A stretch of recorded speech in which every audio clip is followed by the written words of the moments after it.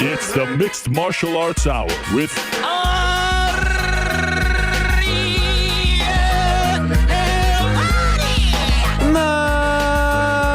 Mixed Martial Arts Hour is back in your life on this Wednesday, October 19th, 2022. Hello again, everyone. I sure hope you're doing well. Welcome back to another edition of the program. As you know, I love Wednesdays. Answer some questions, let our hair down, look ahead to the weekend, make some picks, get back on track. This is a big one, of course. Big pay-per-view fight week over in Abu Dhabi. That's what it's called. Abu Dhabi. That's what it's called. Abu Dhabi, Abu Dhabi. Remember that from Garfield? We spoke about this.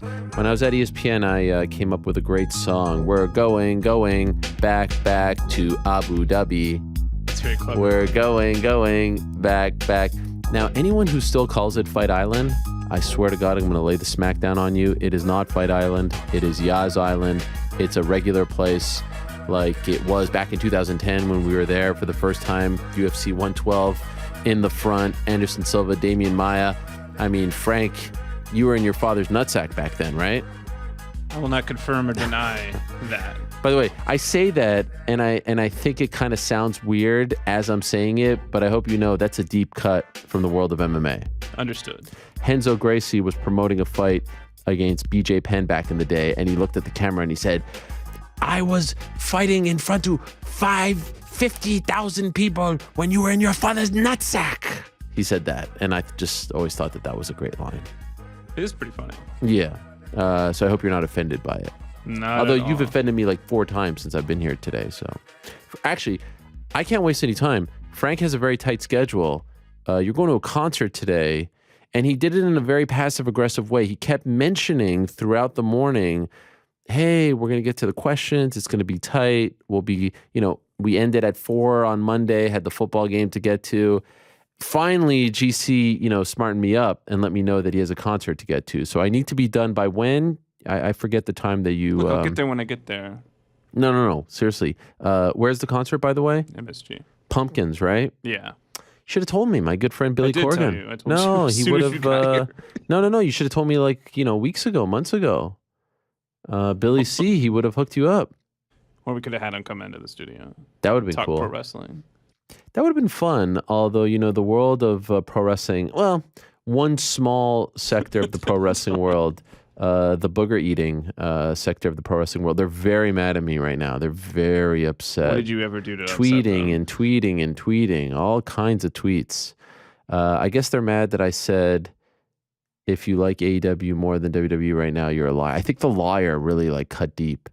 Some people were mad that I used the word marks, freakazoids. I mean... I'll take it back. If people are offended by it, I'll take it back. I think you're, I don't want to get down all this, go down this path. If they're that offended, I'll take it back. I'll apologize for absolutely nothing. My favorite is when they say, you just did it for the clicks. Meanwhile, we're not the ones who clipped it off. I didn't even think anyone would care. It's not on the YouTube channel. Like, what clicks? What are you talking about? People just like to say that. You just did it for the clicks. Anyway, I hope you'll get to your concert on time. If you get there around 8:39, do you think that would be okay? What time are they scheduled to hit the stage? So the show starts at 6:30. Who's the opening act? Tori Amos? No, her name is Poppy. Poppy? She does the music for the WWE NXT. Wow, and really? And they're followed up by Jane's Addiction. This isn't the character who didn't wash his hands on Seinfeld, right? Poppy getting a little sloppy. No. You remember that episode? I actually don't remember that episode. Jerry's dating a girl whose father owns a pizza restaurant, but he goes to the bathroom and realizes that the father didn't wash his hands. And then he looks over to the kitchen and the father is personally working on his pie and he didn't want to eat it, which is, by the way, 1,000% something that I would do. Anyway, not the same person. Poppy from Trolls? Say it again, I'm sorry. Poppy from Trolls. No, not the... Okay. Don't we have a question to get to? Wait, is that true? Really? The music from NXT? I love NXT. She's one of the... Yeah, they put an EP out a couple years ago. Yeah, it's fun. That's amazing. NXT, by far the second best wrestling brand in the world. All right, and who are we going with? GC and the team? No. Team outing? Just my wife. Missed the invite. Wow, me too. It's funny you say that. I invited you earlier, but To go to the Pumpkins? yeah. Smashing Pumpkins. What's the song? Today is the greatest. That was in our wedding video. Oh, that was really nice. Yeah. It's great. You think he'll play it? Yeah, You think he'll talk wrestling? probably not. Today's a big day, by the way. Thanks for wishing me a happy anniversary. 15 years ago today, I launched jerrypark.com, my first foray into the world of MMA journalism. That's October exciting. 19th, 2007. GC, how old were you in 2007? 6. Serious? No. Oh, Jesus. 14. 14. All right, that's fine. I could live with that. 2000. Who's the youngest on the squad right now? Is it you? I think it's Connor. It is me, yeah. All right. Well, 2007, October 19th, what a day it was. And it's great to be here. 15 years later, I'm still standing, as the great Elton John once said, right? And we're here to answer some questions. We're here to talk to some people. Happy anniversary to jerrypark.com, which is still up, by the way. I checked yesterday. It's still going strong. It hasn't been updated in quite some time. And of course, I've talked about its origins quite a bit. But yeah, 15 years ago today. How about that? From my cubicle at Spike TV, came up with the whole thing. Now, on to today's program. Back into the show, we'll make our picks for UFC 280. You may have heard there's a big pay-per-view event going down this weekend in Abu Dhabi, UFC 280.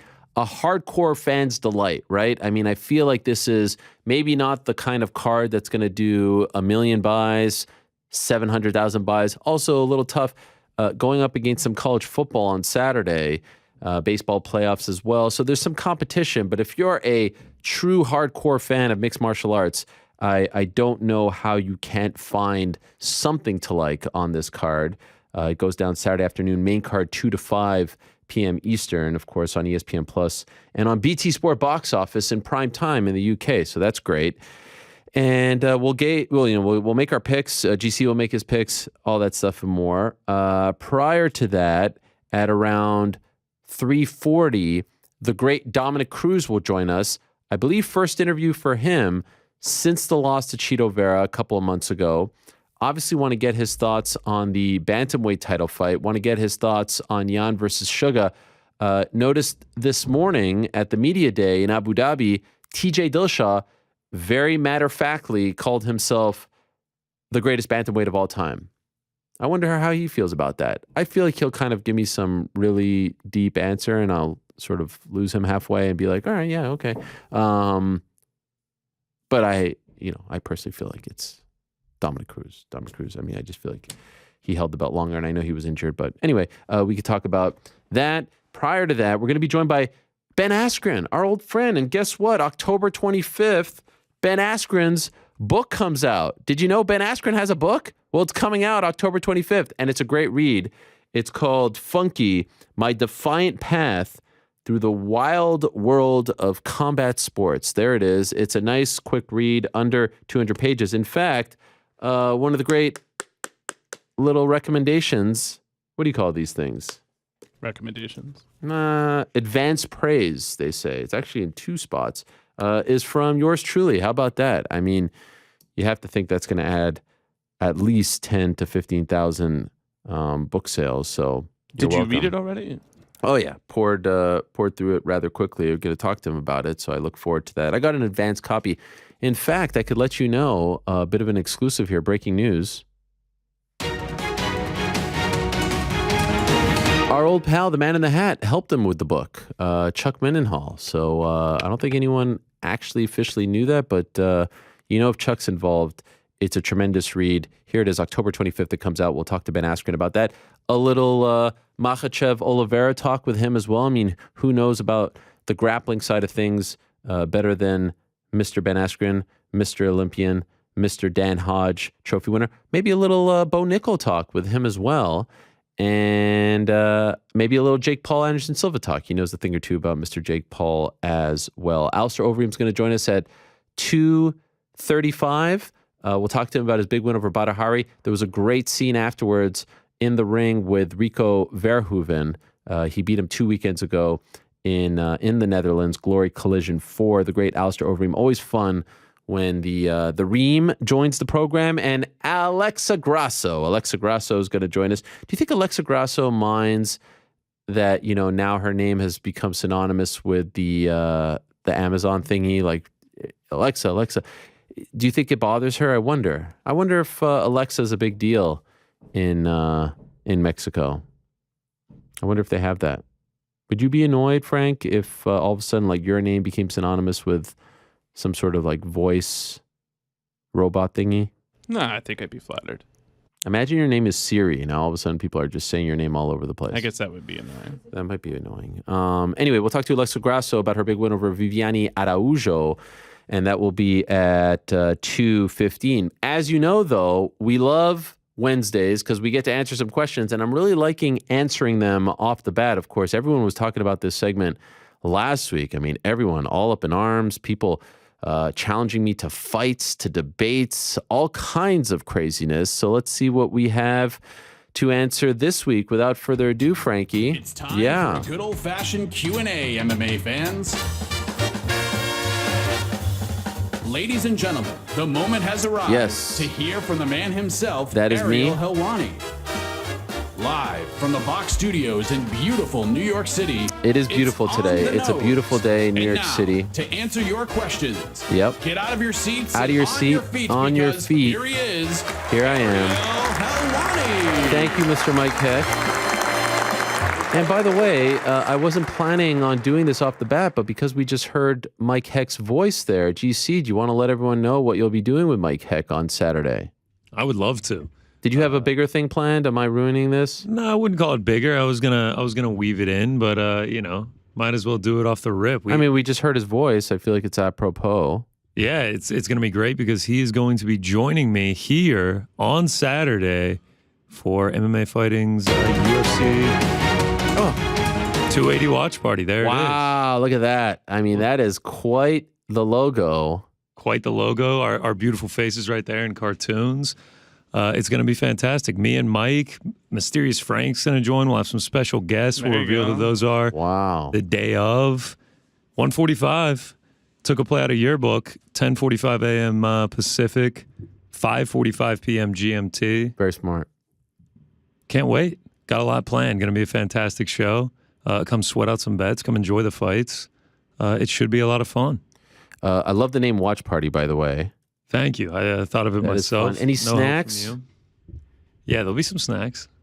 I hate to inform you, though, that 1:45 is actually 6:45 GMT. They're 5 hours ahead. There's nothing going on different right now? No, there is a period coming up very soon where it will be 4 hours, but we haven't hit that period. It's once we change the clocks in a couple of weeks, then there's a couple of weeks where they're just 4 hours, and then they go to 5. I mean, this is from many years of having to book people overseas. I know. So Google argues with you. It says 5:45. Current time in the UK. Google current time in the UK. 1:45 EST to GMT, 5:45 GMT. Yeah, okay, but you're doing GMT for the UK audience. I'm just going by GMT. I'm going to trust you. Who uses Okay, what's BST? Do BST. Okay. Let's do BST. British summertime. I guess I understand what you're trying. 6:45 BST. Yeah, I guess Should it's I go GMT. BST or GMT? Well, I don't even know who uses GMT. Should I say UTC? What's UTC? That's the universal time thing. And what is the time currently? That's the same as GMT. Interesting. Who uses UTC?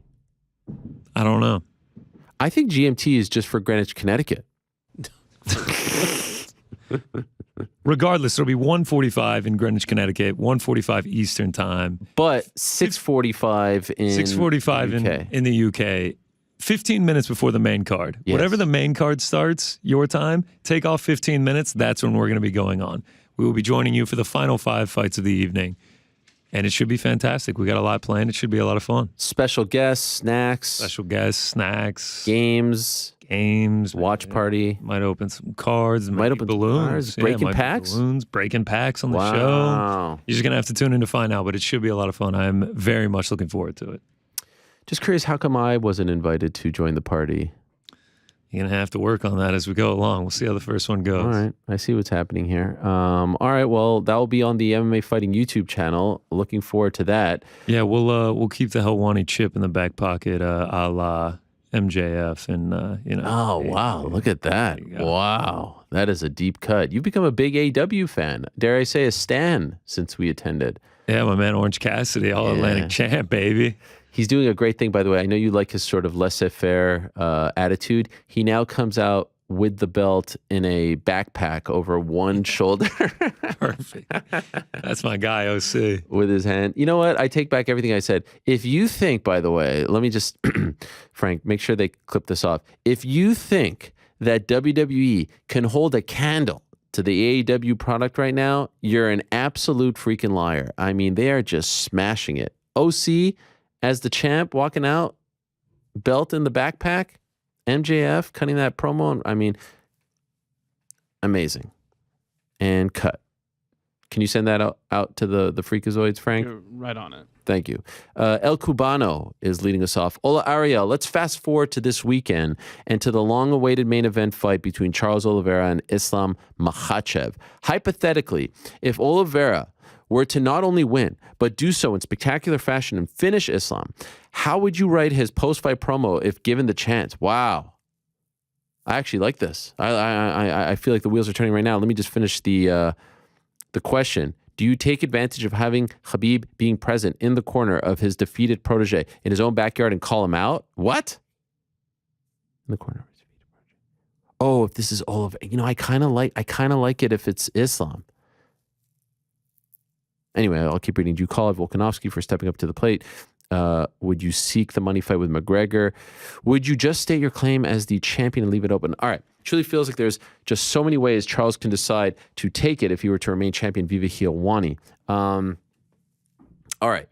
I will say this. If I'm Charles Oliveira and I win the belt and I'm super hyped on Saturday, there's actually a lot of different routes to take if you're both Charles and Islam. But if I'm Charles, I say, and let's just pretend he's, speaking English here. Oh, Charles, you won the fight. Let me tell you something, Joe. They tried to screw me in May. The Arizona Commission, they were crooked as can be. They tried to rob me of something that I earned with my blood, my sweat, my tears. But as you know, the belt don't lie. And in this moment, the belt has come back home like a magnet. Like a magnet on a refrigerator, the belt has come back to its rightful owner. They all said that Islam Makhachev had the style to beat me. They all said that he had the kryptonite to beat my Superman. Nope. 12 in a row, Joe. 12 in a row. They've tried to take me down. They said that I was the old Charles Oliveira. They said that I was the 500 Charles Oliveira. I am the greatest lightweight champion of all time. No one has faced the murderer's row that I have faced. And so now we turn our attention, Joe. I don't care if you have another question. We turn our attention to what's next. Because I know you're going to ask me that. Well, I got to tell you, there's a date in January in my country. Because for the last 3 years, I couldn't defend this title in my country. I've had to go and defend the title and fight other people in their country. No more. In January, I'm coming home. Yes, tell P. Diddy I'm coming home. I'm coming home. Tell the world I'm coming home. I'm going to defend my title in my country, in Brazil. I'm going to go home and I'm going to shower myself in acai, and the people are going to serenade me and they are going to fed me. And I would say to anyone out there, take a number. Khabib, I just beat your boy. You want some of this? You don't want anything close to this. Stay retired, all right? Conor McGregor, you want some of this? I'm the money fight now. I'll consider you if you beg. Alex Volkanovski, you've been trying to steal my shine all week here in Abu Dhabi. You want some of this? Great. Come to Brazil. I ain't going to Perth. None of this nonsense of me going to Australia. I'm the champ. It's my belt. It's my division. I'll see you in January. Anyone else? Take a number and call my people. For now, I'm going to celebrate on the beaches of Rio de Janeiro. Woo! I mean, that's a good promo, is it not? I feel like that's a pretty damn good promo. Now, if I'm Islam, you say kind of the same thing, but wouldn't it be something if Islam then turns on Khabib, like hits him on the back of the head with the belt and said, you've been trying to steal my shine. You think that I'm walking in your footsteps? No, I know he would never do that. I'm kidding. But it would be something else. If I'm Islam, it's probably going to be a very emotional promo. This is for my team. This is for my family. This is for the late, great Abdul Manap. We are now back on top. The belt would have always stayed with this team if my mentor remained in the division, in the sport. But now it's my turn to take the baton, to take the mantle, and to be the champion that I've always known that I could be. Everyone, whether it's Volkanovski, whether it's Charles rematch, whether it's Dustin, whether it's Chandler, whether it's Gaethje, whether it's Connor, I don't care. Take a number. I'll see you when I see you. Now, I got to tell you this. If Charles wins, the Volkanovski 55 stuff gets super, super interesting. Gets super interesting because you have to have Charles fight in Brazil. If Makhachev wins, I feel like you could do Islam versus Volkanovski in Australia and have Charles fight, in Brazil, just in a regular fight. If Charles wins, then maybe they just do Charles 55 and Volkanovski 45 in Perth. It gets really interesting if Charles wins because, as we talked about on Monday, those two events are back-to-back. James says, what is up, Ariel? It's finally UFC 280 fight week, which feels like we've been looking forward to for a long time now, and it has remained intact pretty amazingly. But today my question is about the UFC's recent press release that prohibits fighters from betting on any UFC fights. Yes, we reported this on Monday after the show. Now, I understand that in the NFL, NBA, and other major sports leagues, the players are not allowed to bet on anything related to their league or organization. Correct. But man, it just feels like more and more the UFC is taking away things from the fighters while the company is benefiting from that same thing that they are taking away. How much longer until the fighters and or managers actually do something about it, if ever? And we really couldn't think of a better name than Dana White's Power Slap League. Oh, two very juicy topics here from James. First of all, GC is our resident betting expert. What did you make of this news that came out on, when was it? Monday afternoon. That, and let me read it for those that may have missed it.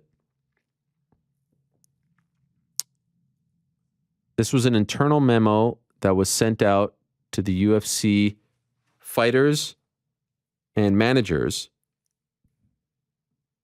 We are writing to advise you of a change to the UFC athlete conduct policy to which each UFC athlete subscribes under our promotional agreement and or ancillary rights agreement. I'm just going to read the bolded parts of this because it's pretty long.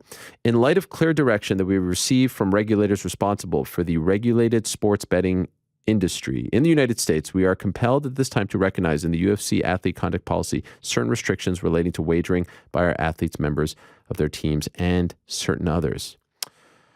In order to assist our athletes in understanding their obligations and the laws of the majority of states in which sports betting is permitted, and in further support of these integrity measures, UFC has incorporated a wagering prohibition into the UFC athlete conduct policy, expressly prohibiting athletes from wagering on any UFC match. Note, this policy doesn't prohibit athletes from entering into sponsorship agreements with sports betting companies. UFC athletes may continue to pursue such sponsorships in accordance with applicable law. So, in essence, fighters can no longer bet on not only fights that they're involved in, which, is super dicey, but any UFC fight ever. Now, you see this all the time. Bet Online, DraftKings, BetMGM, like they're all over the place. And fighters are making a lot of money off of these.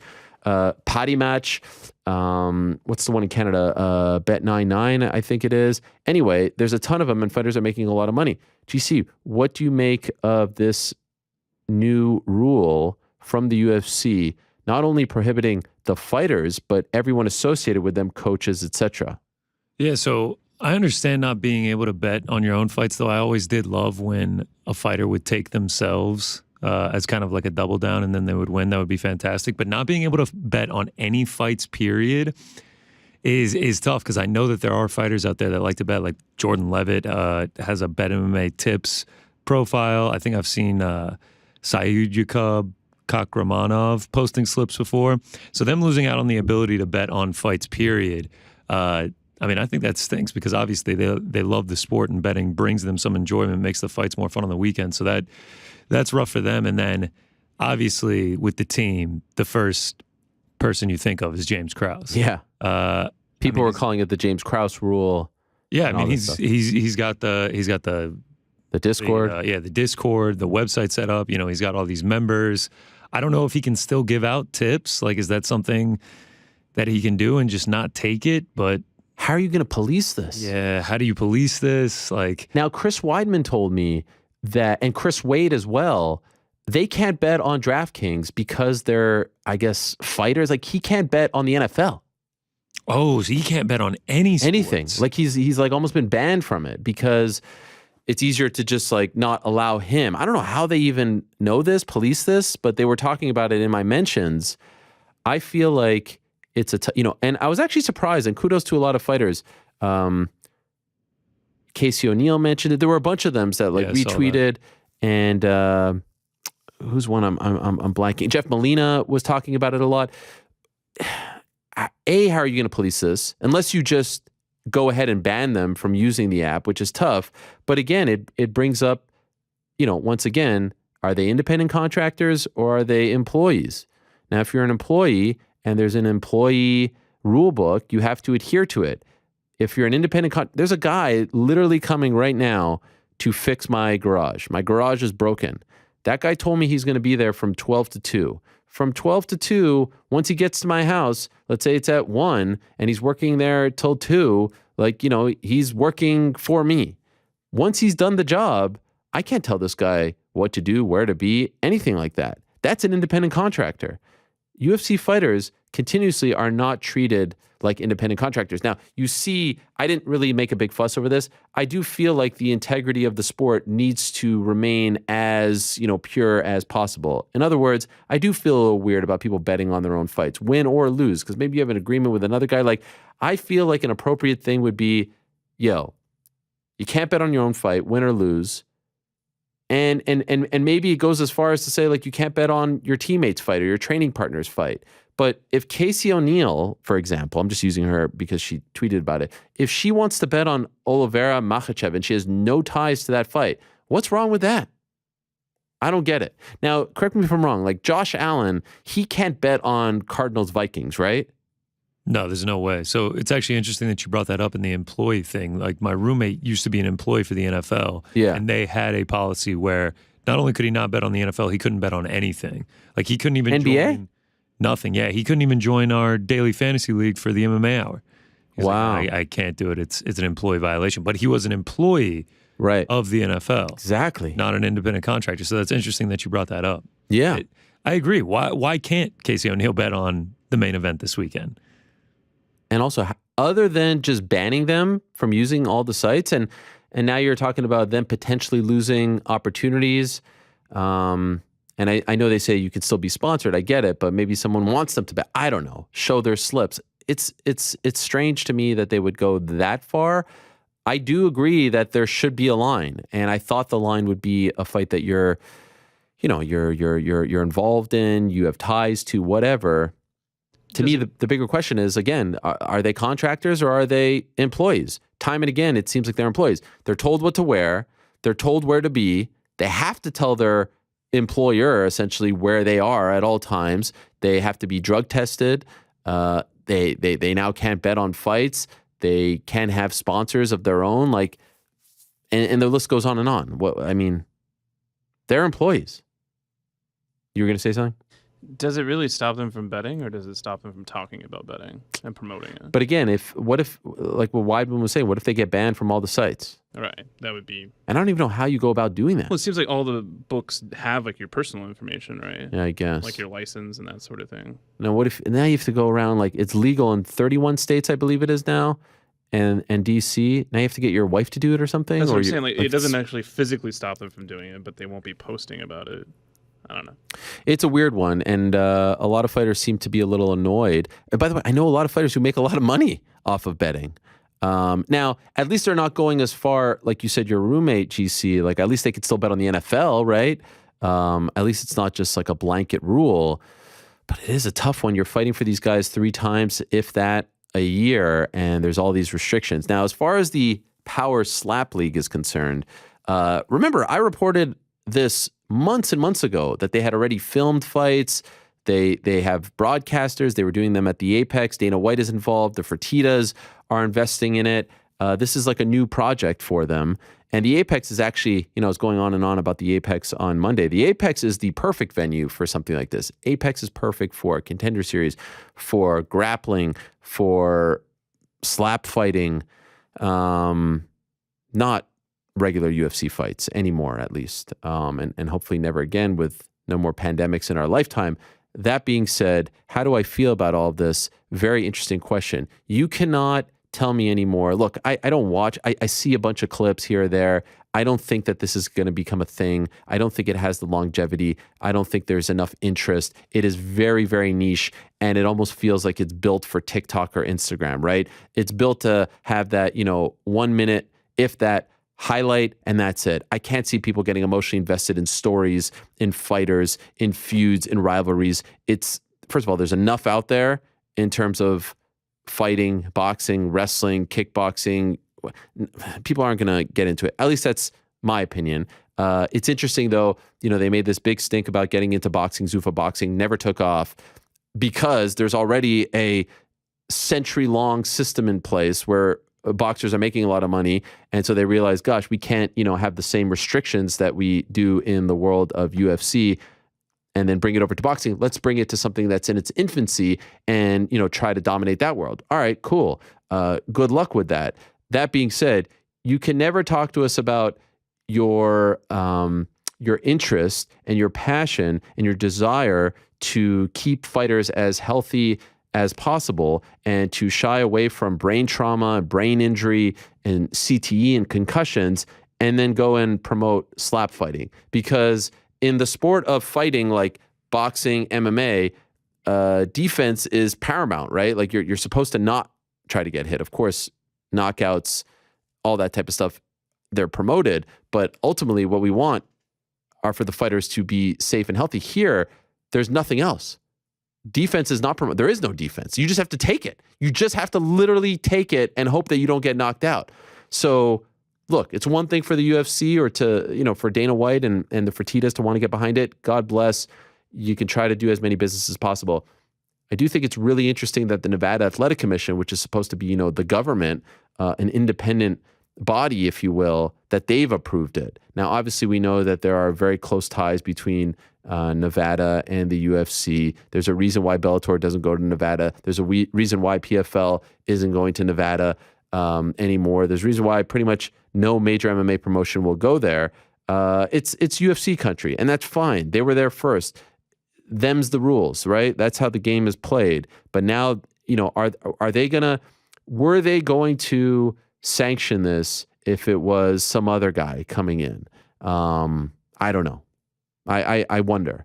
And I wonder how they feel about, when they talk to us about safety, health and safety and all that stuff. Feels a little hypocritical to then say, all right, we're going to take this thing, sanction it, and let people get nailed in the head repeatedly. Let's see how they regulate it. I personally don't think that there's longevity. I don't think there's enough interest. It feels like something that you see on Instagram or TikTok and be like, that's awesome. Let's sink our teeth into this. And then, over time, you're like, it's just a thing where people are slapping each other really, really hard. I don't know. Do you guys like it? Do you guys watch it? GC, you watch this? Nah, I don't know how into it I would get. I kind of agree with you. I'd probably watch one or two, and then how many times you kind of fade off? Yeah, like the beauty of MMA. There's the grappling. There's the Muay Thai. There's in boxing. There's the defense. There's the offense. There's the highs. There's the lows. This is just repeated slaps. And James is asking, is there a better name? Well, they can't call it slap fighting because that's probably trademarked by someone, and they want to trademark their own name. So Dana White's Power Slap League, which again, he's the big star, just like Contender Series. Attach his name to it, his brand. But I'm curious if they have success. They tried to do the boxing reality show, didn't work out.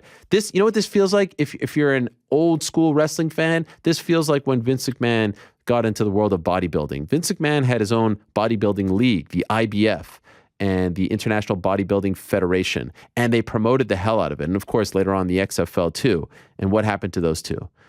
Just because you were successful at one thing doesn't necessarily mean that you're going to be successful at another thing. Sometimes it's best to be, focus on that thing. Stick to your bread and butter. Now, they've already won this race. They're successful. So God bless for trying to do something else. It isn't boxing, it's slap fighting. I don't have the confidence that it's going to be a thing. I'm not that bullish on it, but what the hell do I know? I just think in this day and age where concussions, brain injury, CTE, all that stuff seem to be the hot topics that everyone is quote unquote worried about in positions of power. Now you're going to introduce this. Feels like a bit of a hypocritical stance.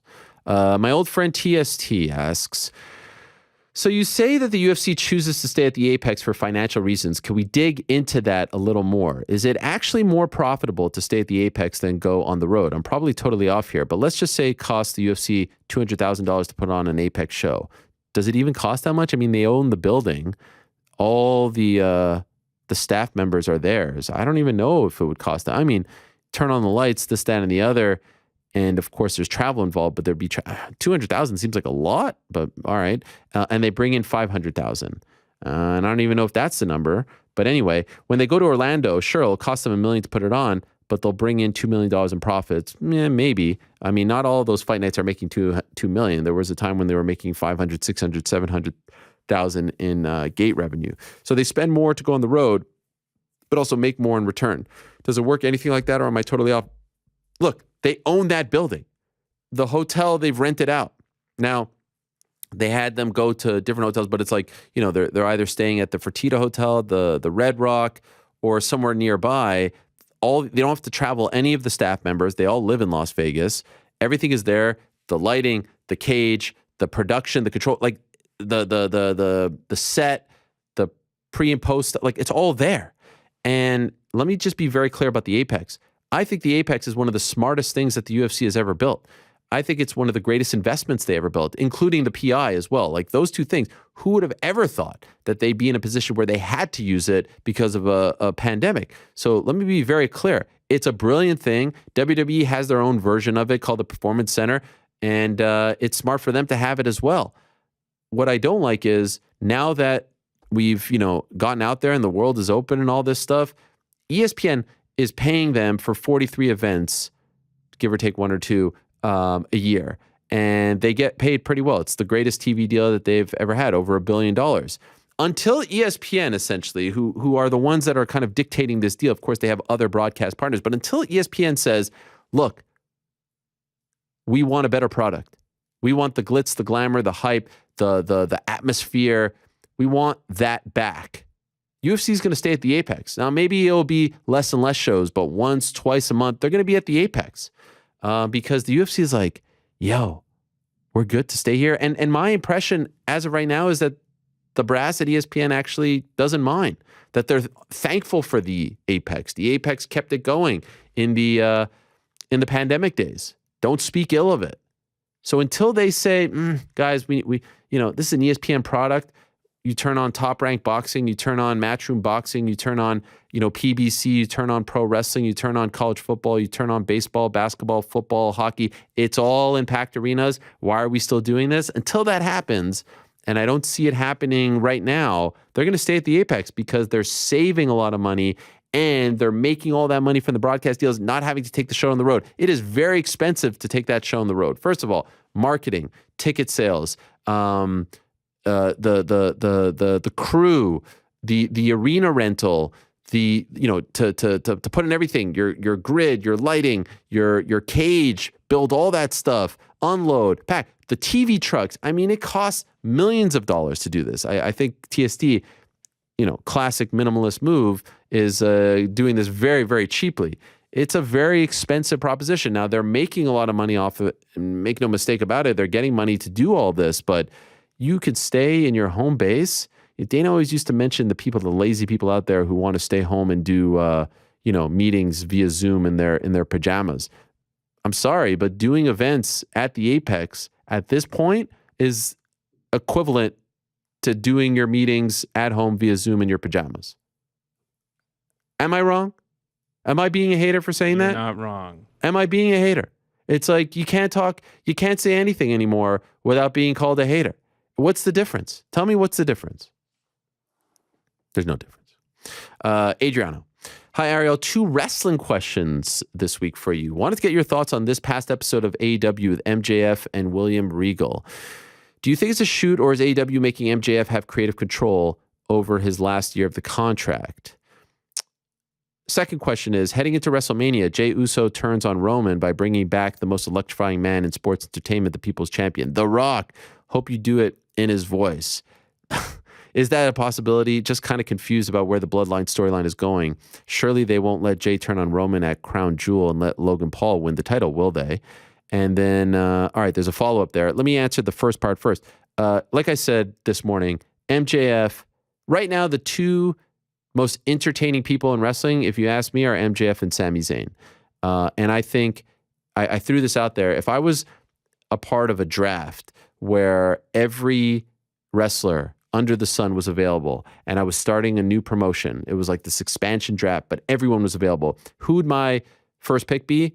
It would be MJF, Maxwell Jacob Friedman. He's 26. He is unbelievable on the mic. He's the one guy, and there are several, but like he is the guy who is taking the sport, I feel like, the industry, the business, to a different place where we haven't seen it go in quite some time. He reminds me of a prime Roddy Piper. He never breaks kayfabe. He always blurs the line. The stuff that he's doing with the contract, which again, why it was so frustrating that Tony wouldn't talk about it, was he's talking about it on their show.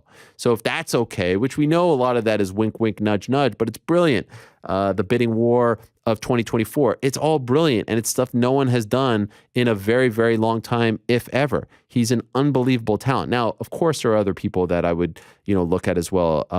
He's amazing. Sami Zayn is amazing. Bray Wyatt is amazing. Bianca Belair, Becky Lynch, Montez Ford, Hook. I mean, there's an incredible amount of young talent right now.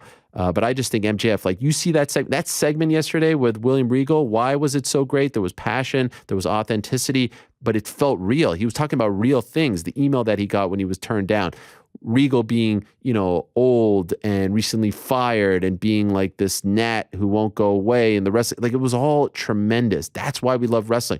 When Bray Wyatt comes out on Friday and starts talking about the past year and how depressed he was, you're not sure, is this real? Is it not? Is it a work or a shoot? And so again, when I spoke last week about the WWE product being better, that can change every week. Right now, they're on a hot streak.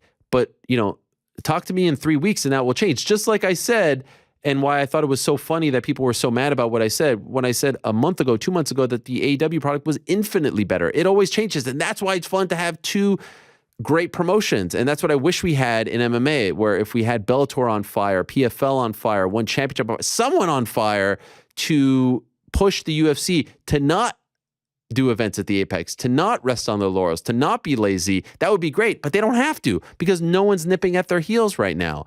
WWE has AEW nipping at their heels. And so you have to push the envelope. You have to come up with interesting, fun, different storylines. You have to bring back guys like Bray Wyatt and other big names that they let go. You have to be on top of your game. So, I know no one listened to that or just chose to not pay attention to that. Just like I know they didn't actually watch the whole Triple H interview, because I did ask him a lot of the things that they said I didn't ask. Just like I know they didn't watch the entire Tony Khan interview. So I don't get too worked up over all that stuff. But it was a little bit like, am I living in some sort of bizarro world here? Anyway, that was amazing theater, and I highly, highly, highly suggest that you check it out if you missed it. As far as the second question is concerned, I don't think there should be any worry regarding the Bloodline. The Bloodline is in a great spot right now because you have the whole Sami Zayn dynamic, and at some point you'd think they are going to turn on him, but I wouldn't do it anytime soon because it's going so well, and it's probably the most interesting thing on WWE. Oh, Seth Rollins is another name, Kevin Owens on WWE. So no, I would have Roman definitely beat Logan, and I would keep this going until WrestleMania. The Rock doesn't need anyone to bring him back. It could be a thing where Roman starts just like abusing the Bloodline and beating up Jey and being mean to, Solo and all this stuff. And then The Rock is like, enough of this crap. You're not the head of the table. I am. I'm the tribal chief. Like, you don't need any reason to bring back The Rock. So I wouldn't worry about all of that. Sami Zayn is incredible in that. story. Perry says, this morning you had a tweet about who you would start a wrestling promotion with and chose MJF. What's your reasoning behind this, and why are you not acknowledging the head of the table, Roman Reigns? He's a hell of a lot younger. I feel like that's the thing that some people miss. You're starting a promotion. You want someone who's going to be around for 10 to 15 years. Is Roman going to be around for 10 to 15 years? Well, maybe in wrestling, but he's in his, mid 30s. So you got to go with the younger star with the massive upside in his favor. And I just think he's incredible on the mic. I think he's absolutely incredible on the mic. I think he is riveting. Anytime I come across anything MJF related, interview, promo, match, I'm watching it. That's my rule. He is just amazing. Danny, my dear friend Ariel. One last thing on that AEW thing. Can I say one more thing, Frank, if I may? Absolutely. I saw a lot of people say, Ariel, didn't you know he couldn't answer any of... And people are going to be like, he's so mad. He's so mad. I'm really not mad. I think this is a fascinating discussion to have. But I have been seeing a lot of people say, didn't you know he couldn't answer any of those questions because it was a legal matter? It was a legal matter. I kept hearing this thing, legal. My follow-up to that is, A, how do you guys know it's a legal matter? Have you been told it's a legal matter? By who? Have you been told by some wrestling websites, or were you told by AEW? Were you told in a statement? Were you told by Tony Khan? Were you told by anyone involved? Were you told by the brass? Were you told by Tony Khan? I have not seen any of that. So how do you know for certain that there's a legal investigation? And by the way, if it's an internal investigation, if it's a third-party investigation, if it's a Warner Brothers Discovery investigation, that's not a legal matter. That's an internal thing that they're dealing with. So there's nothing legal about that until someone comes out and tells me that there's a legal investigation that the police, and I believe actually the police in Chicago has already said, correct me if I'm wrong, that they are not investigating this. What's the sort of legal component to all of this?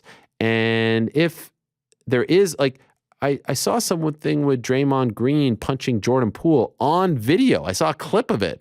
What happened 2 days later? Steve Kerr talks about it. Draymond talks about it. The Warriors put out a statement about it. Everyone spoke about it. What's the difference between that and that? What's the difference between what we think happened in Chicago, the alleged incident that we have no footage of, and the actual incident that we have footage of? That's how you handle those situations. You come out, you say what you want to say, and then you move on and say you're not talking about it anymore. But to just say it's a legal thing when no one has actually told us or confirmed with us that there's an actual legal investigation going on, where's the proof? Is it like wrestlingwebsite.com that reported it? And if so, what's the status of said legal investigation? And even if there is a legal investigation, why can't you talk about it? Why can't you say anything about it? And oh, by the way, as I mentioned multiple times, the only thing that had any sort of legality attached to it was the Punk question, which maybe was 90 seconds of a hour and 15-minute interview. The rest, nothing legal. So I think it's funny how everyone's defending their guy, and I actually appreciate that loyalty. I respect it. But you're all off base. You're a liar if you thought that was a good interview. Danny. My dear friend Ariel, what are your thoughts on Dana's comments comparing this Suga versus Pyotr fight to Conor versus Aldo? Sounds like he's looking to build Suga up for the moment of all moments and almost setting Pyotr up for a catastrophic defeat. Let's say he is right. How do you see the TJ versus Aldo fight panning out? And what chances do you give Suga against either of those guys with the belt on the line? Shout out to GC Frank and Rick as well. Let's get the Parlay Pals back on the straight and narrow. I'm going to go as far as to say I'm guaranteeing victory this weekend. I'm taking a page out of Patrick Ewing's book, and I'm going to guarantee victory. Now, did Dana really say this, GC? Have you seen these comments comparing Suga, Pyotr versus Conor Aldo? Or to Conor versus Aldo? I want to say it was in an interview with Robbie Fox. Now, I can't believe that he would actually...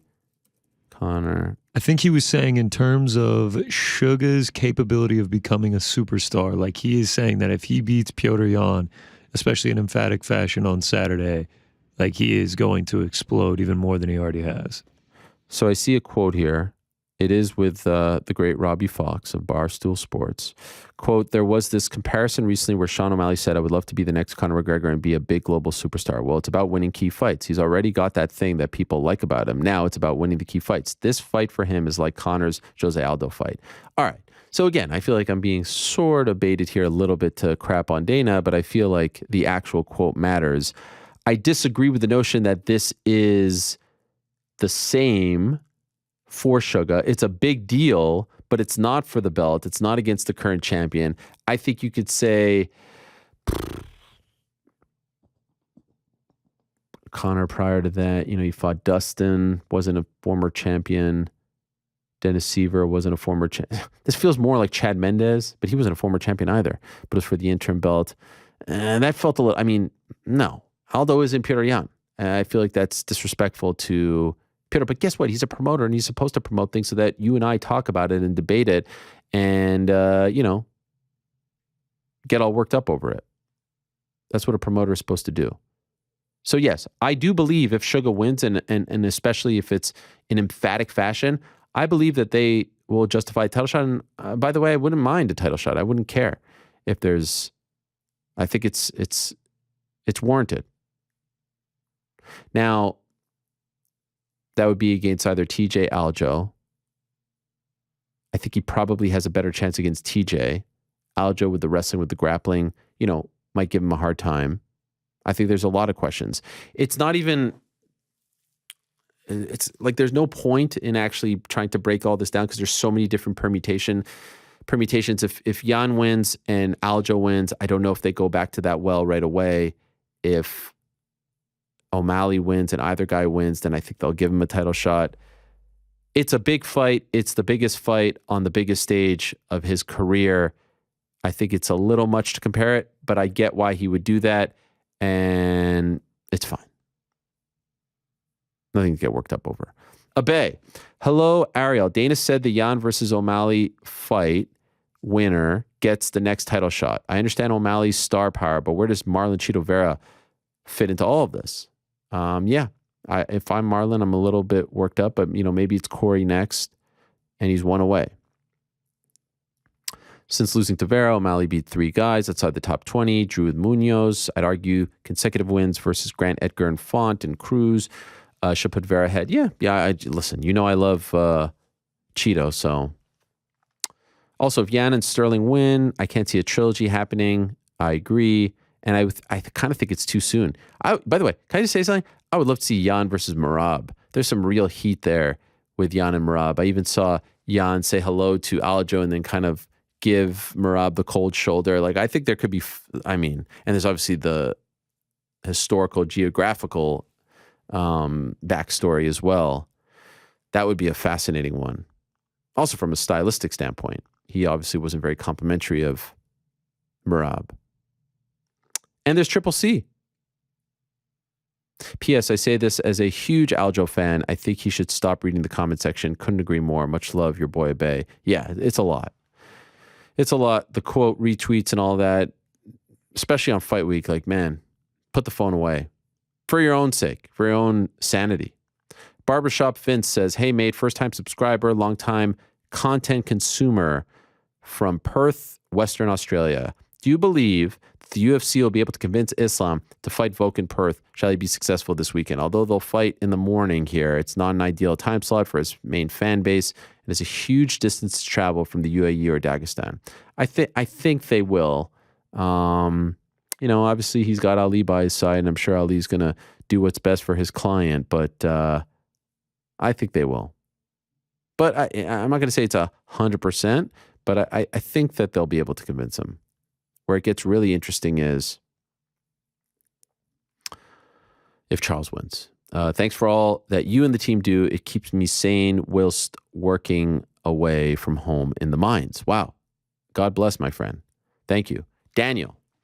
Word up, Ariel. If Charles beats Islam, do you think he is the genuine lightweight GOAT? Consider not only the finishes, the 11 win streak, but also most submissions in UFC history. He's in the discussion.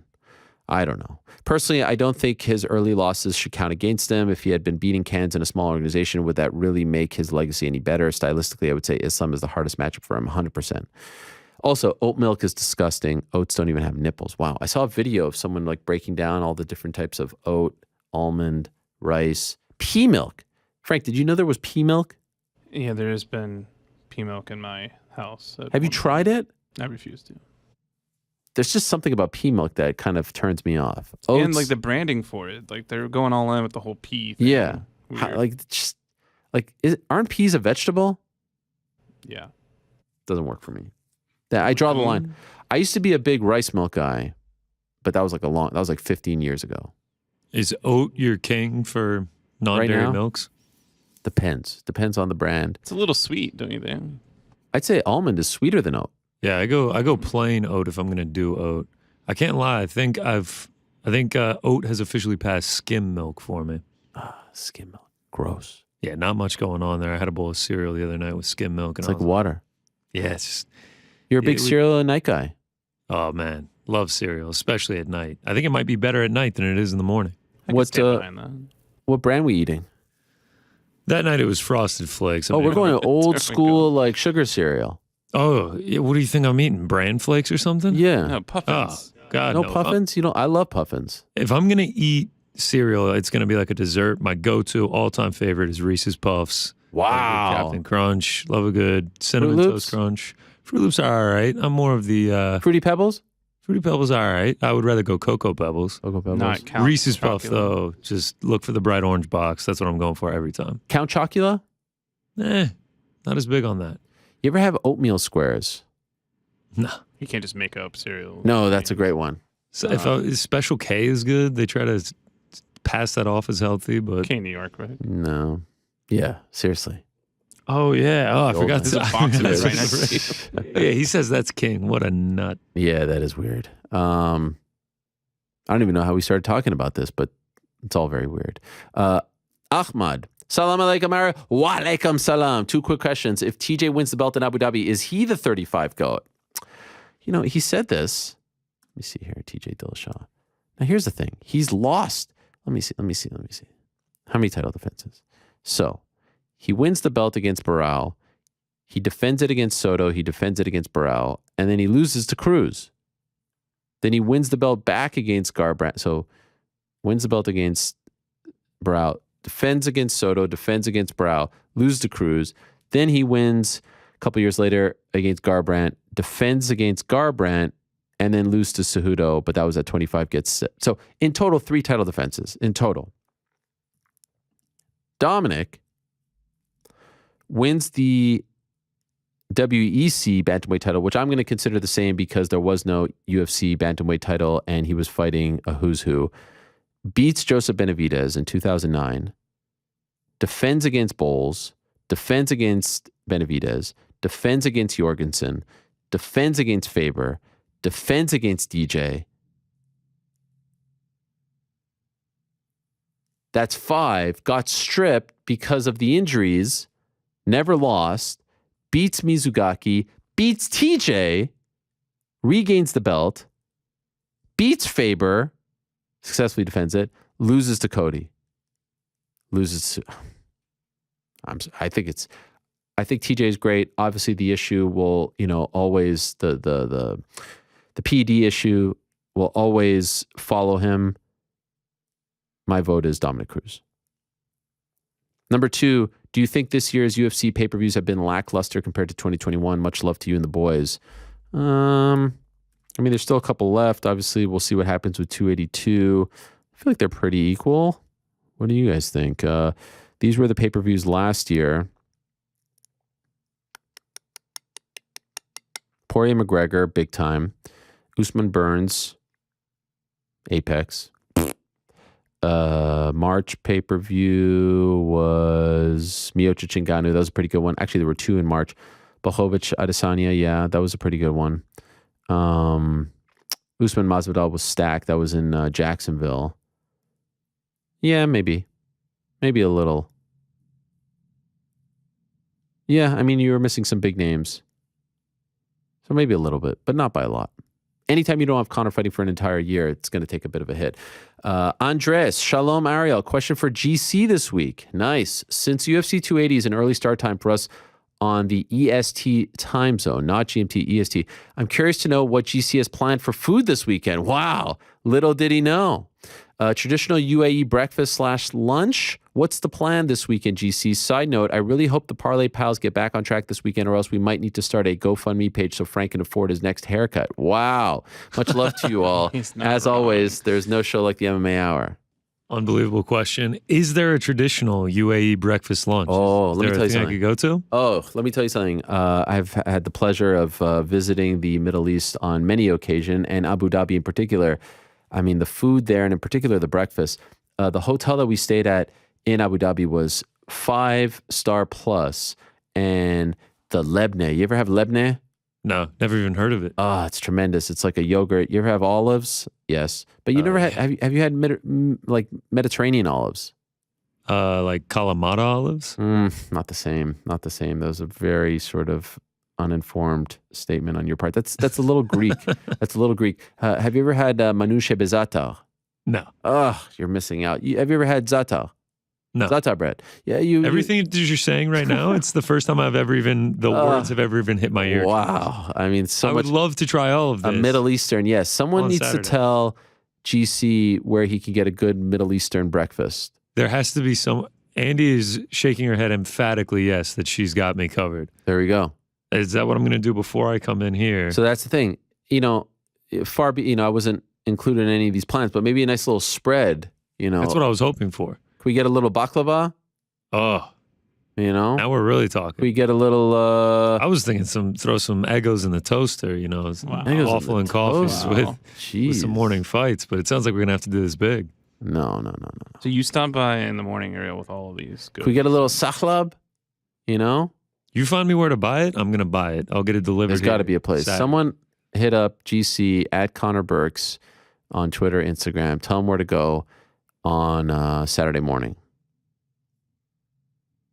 Oh, yeah. Oh, of course. New York Rick with the great call. You got to go to maybe my favorite restaurant outside of the city. As we've already discussed, outside of in the city, it's Sasabune, right? We've talked about this. You went, you had a great time. Cafe Mogador in Williamsburg is that spot. I was literally just describing a Mogador breakfast. I used to live 5 blocks from Cafe Mogador in Brooklyn. I'm assuming neither of you have been. Andy, have you been? Anyone? No. Oh, it's just amazing. By the way, if you can make it over to Mogador on a Saturday morning, Frankie, heaven must be like this. No, Frankie, we meet at Mogador Saturday morning before we come in here. Yes. I'm talking early, bright and early. Get your paper, get your coffee. Yes. Cafe Mogador. Jet over here, 30 minutes before the fight starts. And then 10 o'clock, we're kicking it off. Yes. No. Really? This is actually, what are we cutting close? Yeah, what are you cutting close? You got a late Friday night planned? I do, actually. Wow. This guy with his plans. Smashing peas. Late night Fridays. Yeah, that is weird. Let me tell you something. If you can't do it on Saturday, do it Sunday. It's very busy, and make sure you sit in the back. The back is just divine. I actually celebrated my 30th birthday there way back in the day. Yesterday, I was doing some video thing with a woman. I don't think I could say who it was or what it was for. But anyway, I've never felt older than in that moment. I was talking to her. She's in the world of baseball, and I was talking to her about the Expos in 2004. She had no idea what I was talking about. And I was like, I'm not that old. Am I that old? Am I that guy now who's talking about Vladimir Guerrero's dad? And I was watching his dad play, and I guess I'm that old. And now I just said I celebrated my 30th birthday, and that was 10 years ago. I guess I'm old now. Am I the old guy now? Like, can I not get away with the same stuff that I got away with a few years ago? I feel like for the longest time I was the young guy. You might be past the threshold. No. Wow. See, anyway, the fact that it offends you is a sign that you're past the threshold. I feel great. Going to a trainer twice a week. Never been stronger. Lifting weights, doing burpees, all kinds of things. Can almost do one pull-up. I've almost hit that mark. I hate to keep going back to this. Yeah. Cafe Mogador has a Manhattan location now. Wow. What? See, that right near here, Frank. No way. Where? I talked into that. I mean, it's easier to get to than Williamsburg. Well, it's in the Bowery. It's not right near here, but this is something we could do for sure. That's easier. Wow. So, Ariel, why don't you just load Saturday up morning. the Area Mobile and bring us a whole catering spread? Yeah, I would love to. We got soccer Saturday. Big day of soccer. Actually, 3 games on Sunday. It's a little tournament. I know we're talking Saturday, but listen, I can't vouch for the Manhattan location. Never been. The Williamsburg one is tremendous. Go get a little coffee afterwards, a little cappuccino. Check out the Smorgasburg. Have you been to the Smorgasburg? No. Neither of you? No, been told about it many times by Ariel Helwani, though. I mean, are you even living in Brooklyn if you're not going to the Smorgasburg? Lewis, hi Ariel. The last two UFC Apex events, UFC Apex 61 and Apex 62. I think that's another reason why I hate the Apex is because they call it UFC Vegas, and there's been 100 more events in Vegas. All of a sudden, we're supposed to ignore those events. Like, what's up with that? Had main events between top 10 women in their weight divisions. One is coming up in 10 minutes, by the way, Alexa Grasso.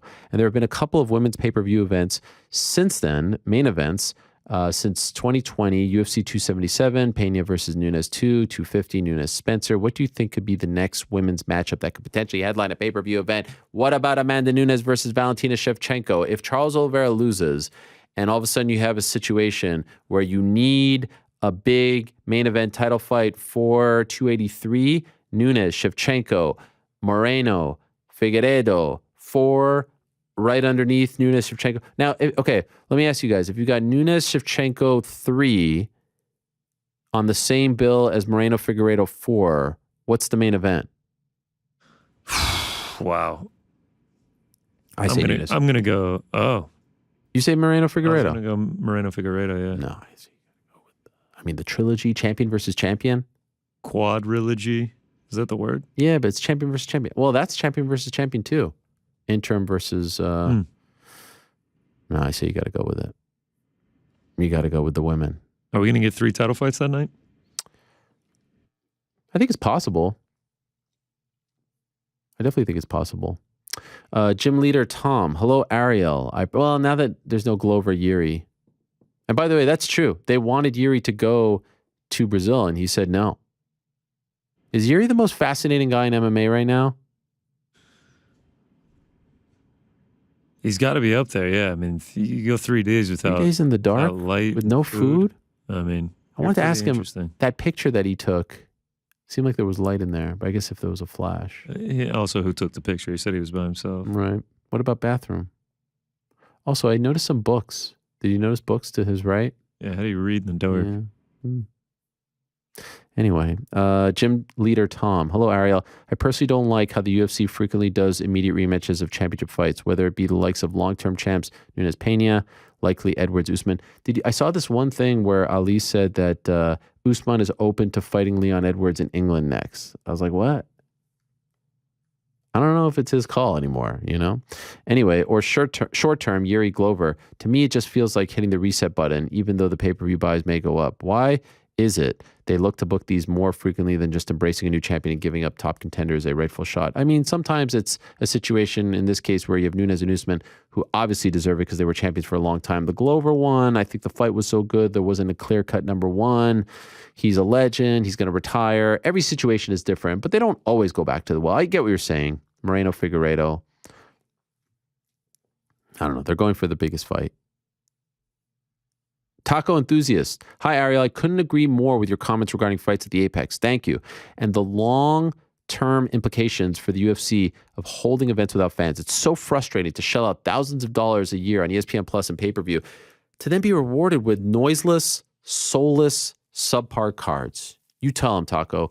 The UFC will be king for quite some time, but I really feel like their mafia-esque business decisions, his words, not mine, all right, are creating a ton of opportunity for the PFL if run correctly. I mean, they got a long ways to go to fill a gap and create an even more fan-driven product. Do you see the PFL becoming a legitimate competitor in the next 10 years? 10, I mean, a lot can happen in 10 years. Thanks, and GC, how about them Falcons? Don't drop your fandom. Are you officially done with the Falcons? Absolutely not. I am with the Bills for 1 year, 1 year only. We're riding the Super Bowl ticket out. How about my Falcons? Not only are they 3-3, exceeding everybody's expectations, they're 6-0 against the spread. Wow. Marcus Mariota, he's back to his Heisman days, 13 for 14 on Sunday. An absurdity to say that I've deserted the Falcons. I'm just hitching my Super Bowl ticket to the Bills. We appreciate that. We appreciate. We need Von all the Miller support. jersey. I'm only here for 1 year. All right, you're not here for a long time. You're here for a good time. By the way, why were they drinking beer after their last win. Everyone was making a big deal about that. Yeah, they made an agreement that if they won and they rushed for over 100 yards, the offensive line and head coach Arthur Smith could go to like the club level bar and drink beers before they go to the locker room. Really? Yeah, and it happened, so they did it. That's pretty amazing. Do you like their owner? Arthur Blank? Yeah. Legend, yeah. Right? Legend. Atlanta United brought us a title with them. Didn't he fly out the entire organization when they made it to the Super Bowl a couple years ago? That was a big thing. Yeah. Like everyone, secretaries, like. Mm-hmm. I mean, he's an Atlanta legend. Home Depot and everything. He owns Home Depot? Yeah, that's how he got all his money. Wow. Good for him. Great mustache, too. Oh, yeah. Great mustache, great suits. Great guy. Yeah. Never met him, though. That is true. I've never met him. It's just like, it's automatic at this point. It's incredible. By the way, did you guys know, I can't believe this. I just read this. Did you guys know that Mr. Rogers used to be in the Navy? Tatted up, just like sniper killed guy. I never knew that. That's crazy. Just like a whole other life that we never knew about. Used to drink before the show. He was completely like wasted. It's crazy. It's all in the movie. It's in the movie. Never saw the movie. You had to read him his lines. Too. Yeah. PFL, still ways to go. I don't think the UFC is too bothered by their presence. Witness the fact that, they just like let Aspen Ladd go and all these people. But look, you got to keep it consistent. You got to keep building, making money, sponsorship, ticket sales. That's the one thing. Like, I don't know if they're making a ton off ticket sales, and they're paying out a lot, especially in the championship fights. So let's see. Still not ready to, bury the likes of Bellator as well. Big money. Ariel, really enjoyed your Bills game recap rant last week, but was shocked to hear of your first blue cheese experience in Buffalo. Even the boys in the back were appalled when we all heard the dreaded ranch over blue cheese interview reply. A classic no-no in Western New York, to say the least. Thankfully, I rescinded and I apologize for my error. So I hope you all saw that. Wings, especially buffalo wings in Buffalo, can only be enjoyed with blue cheese respectfully. The chunkier, the better. I noticed that too. A lot of chunk. Tasted nothing like blue cheese in a salad. Just wondering if you received any backlash about this in the following days. Did the official Bills IG unfollow you? We can forgive, but probably won't forget. Thanks and go Bills. Hashtag Blue Cheese Gate. No, I think this was a great lesson to everyone involved. I got ahead of it. I spoke about it before the video even came out.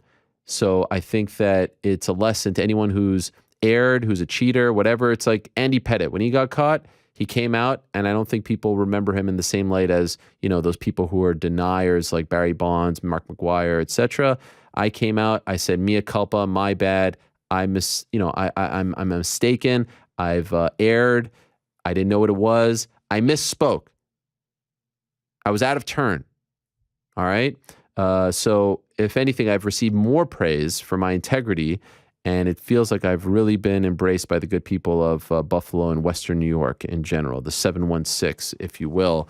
And of course, we all know that there's only one team in the great state of New York who is playing in the NFL right now, and that's the Buffalo Bills. Shout out to Nottingham Forest, by the way.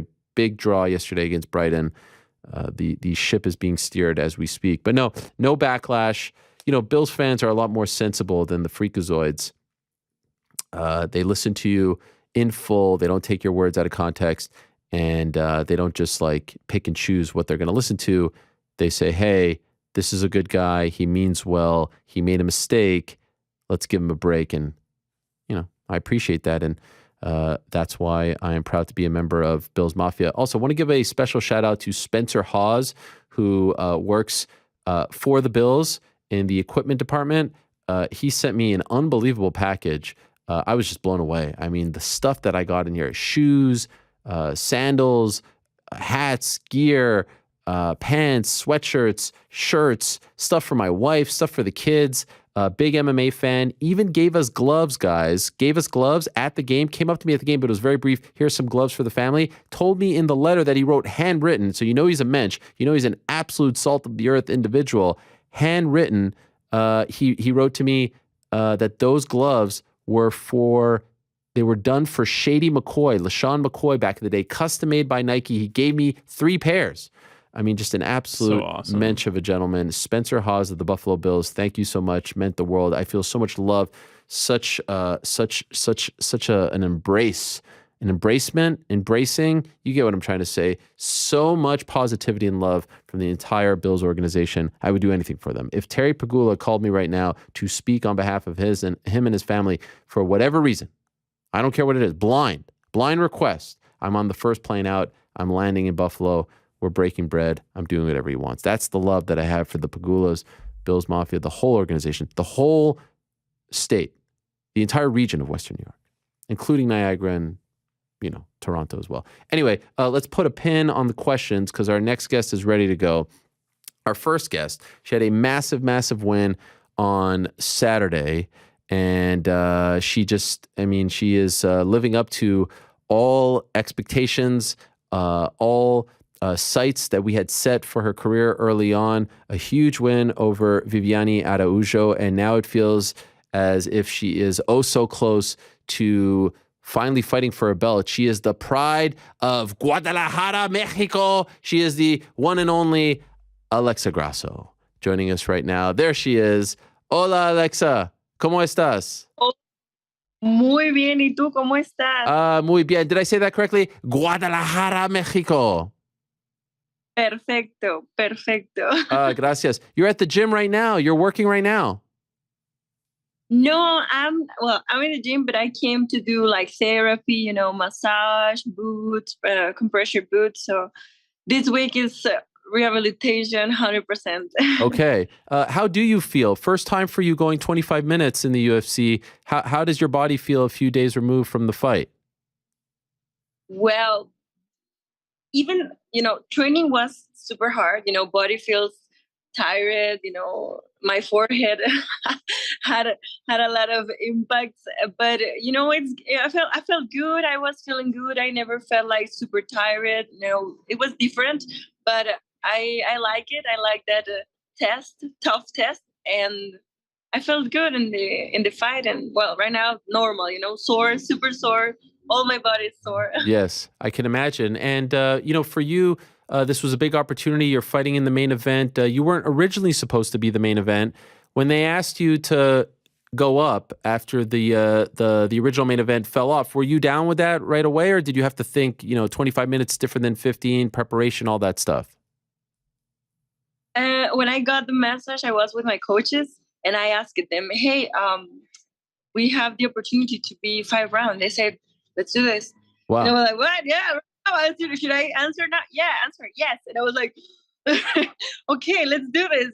So it was challenge yourself like this opportunity, and we did great. Enjoying the center of attention, having your face on the poster, being the main person that everyone wants to talk to.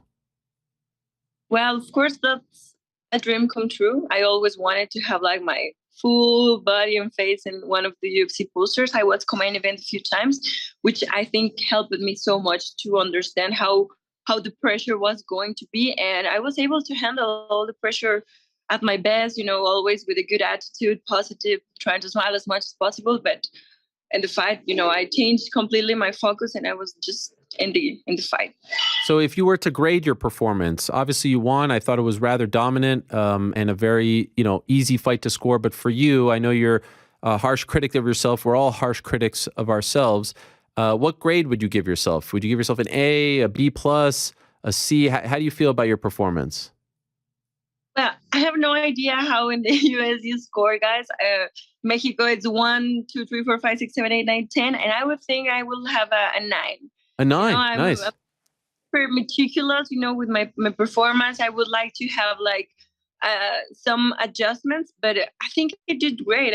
She trained really hard. She's super, super tough. And even though she said that she wanted to take this fight to the ground, she trained her hands. She never used to fight like that. She had her guard up and she was like trying. So it was a tough fight. When I did great. I was able to handle the pressure. My takedown defense was on point. But yeah, just a little few adjustments I would like to do better the next time. Like what? What kind of adjustments are we talking about? Because I thought it was pretty perfect. I thought you were going to say 10 on 10. My forehead. Okay. Even that any of those punches were like doing damage, but my forehead had like a few impacts. So that was my adjustments I would like to do. And by the way, when you're in school in Mexico, like when you get a grade from your teacher, it's 1 through 10. That's how they grade you? Wow. Yes. We don't have A, B, C. Okay. I don't understand That's fair. that mission. Yes, that was a mistake on my part. I should have known that. By the way, how were you in school? Like, were you getting a lot of 10s, or were you more of a, an 8, a 6, dare I say, a 3, a 4? I was always a good student. I always like to do everything as best as I can. Right, and you wouldn't get into trouble, right? I don't feel like you were a troublemaker, someone fighting, things like that. Never, no. It's like that's my personality. I'm always, just quiet, watching, working, and just in my world, doing my best, and try to achieve as best as I can. Did you ever get in trouble in school? No, never. Wow. I always avoid outside the school. Like I said, when I was in school, in the university was the same. I was training there, and I was in Invicta FC. So it was morning, school, back to home, homework, eat and go to the gym, because I used to work with my dad, at the gym. I was the receptionist. I did my homework there, and at night training back home. So it was as soon as the school stopped, I was running to my home. When everyone was there, chatting and going out or something, I was like, no, sorry, I can't. I have to train. Wow. Did you finish university? 1 year. I was 1 year, Oh, no. That's when the UFC came with the opportunity, and I had to go to Mexico City to make our fight camp because of the altitude. So it was a super tough decision. My professors didn't allow me, to stop those 4 or 5 weeks, and they said, no, we can wait you, and you won't be able to pass, the grades and the assistance. And I was like, oh, so I had to take the opportunity. And do you think you'll go back and finish?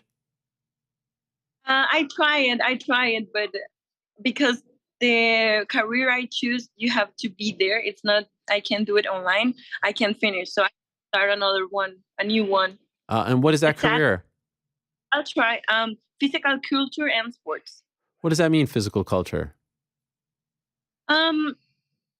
You learn about the body. Like first, you learn about psychology. You learn about how to perform at best if you want to be an athlete, if you want to be a coach, to do training programs, if you want to have like a place, like a commission, how those commissions work, like everything that it's related to sport. If you want to be the athlete, the coach or the organization that has like everything on rule to help athletes and coaches and competition. So like that's kind of the thing. Okay. And it's interesting that you mentioned that it was when the UFC called that you kind of put a pin on that part of your life. That was, off the top of my head, when was that? 2017? 2016? When was it? What year was that? 16 or 17? 16.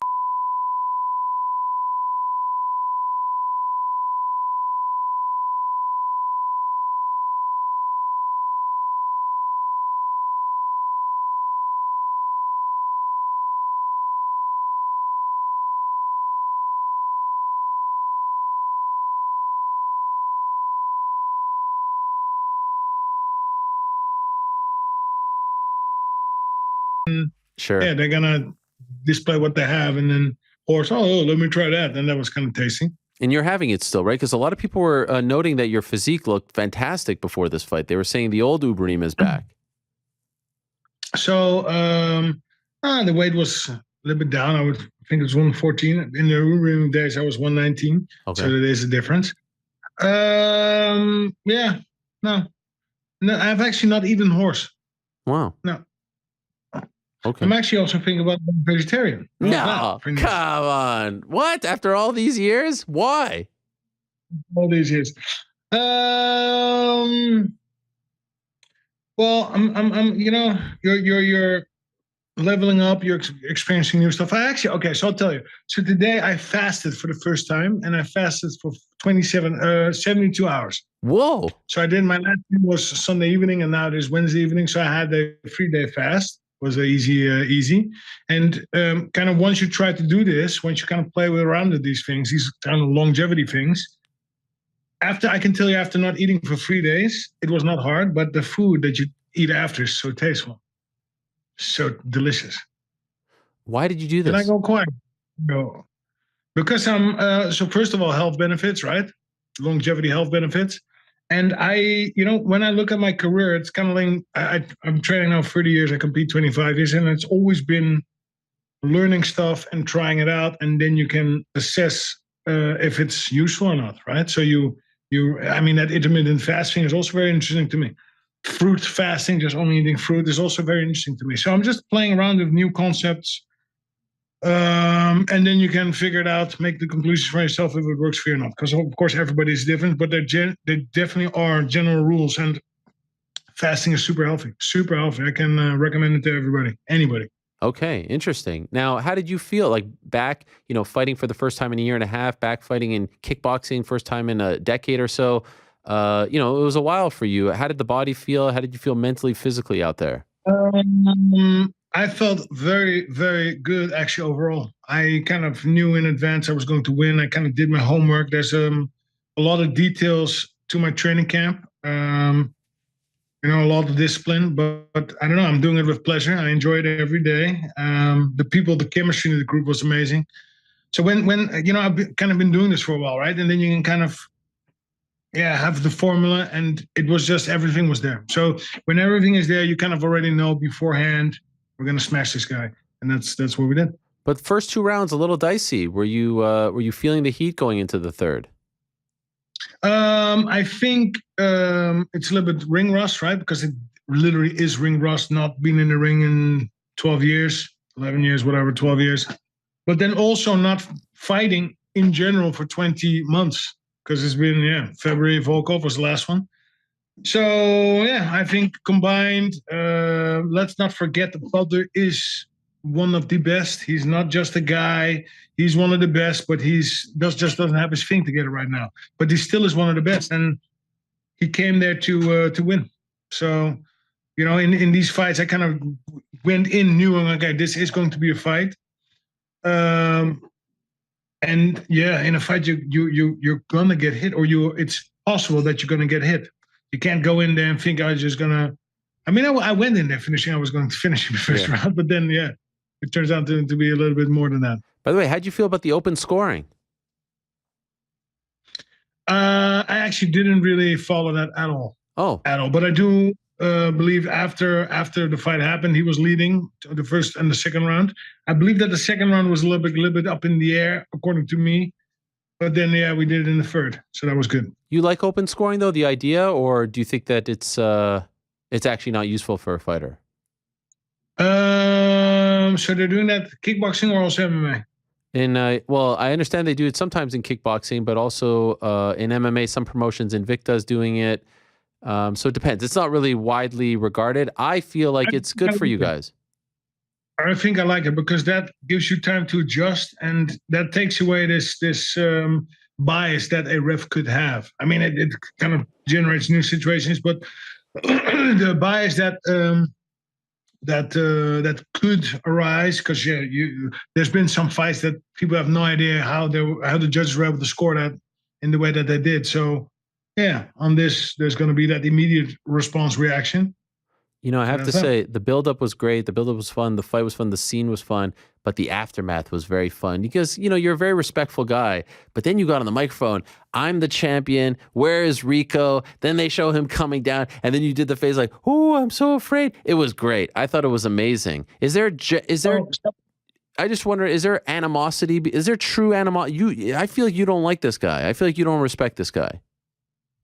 So, I actually don't have any animosity. I think that Rico has done a good job in promoting himself, and kind of his entrance in the kickboxing gym has created ripples.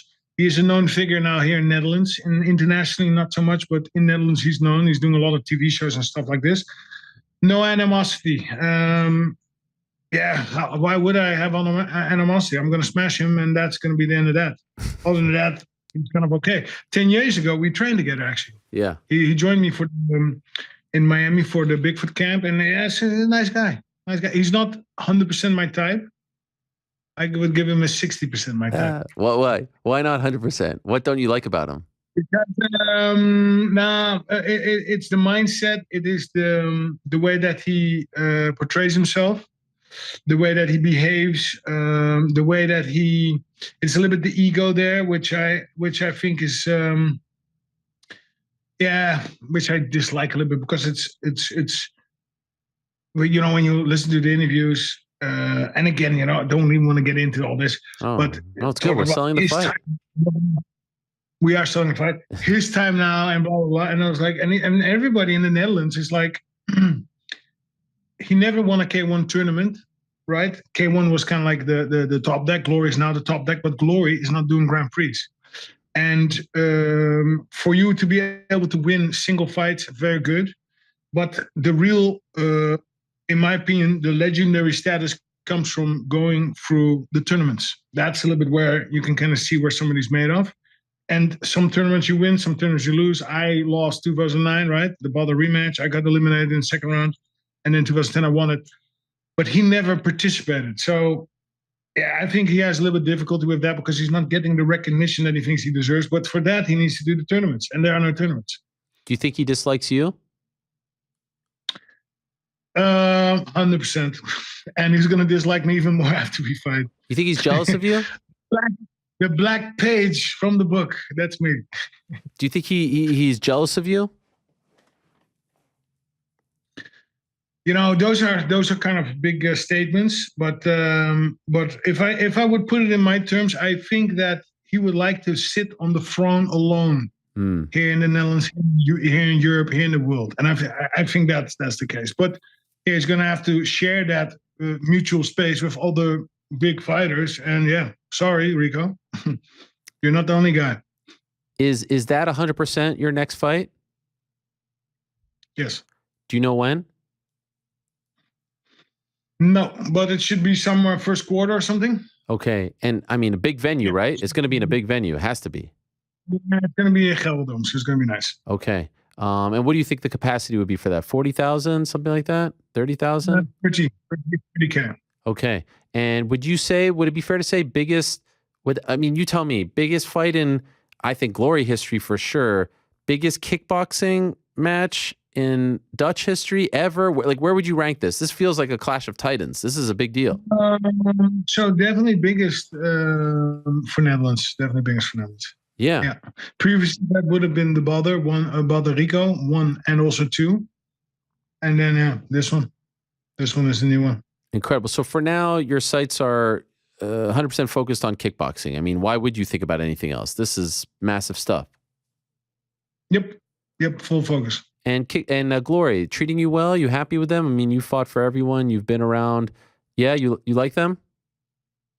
Like him a lot. I know Pierre 9 years ago, met him, the owner, right, and the matchmaker.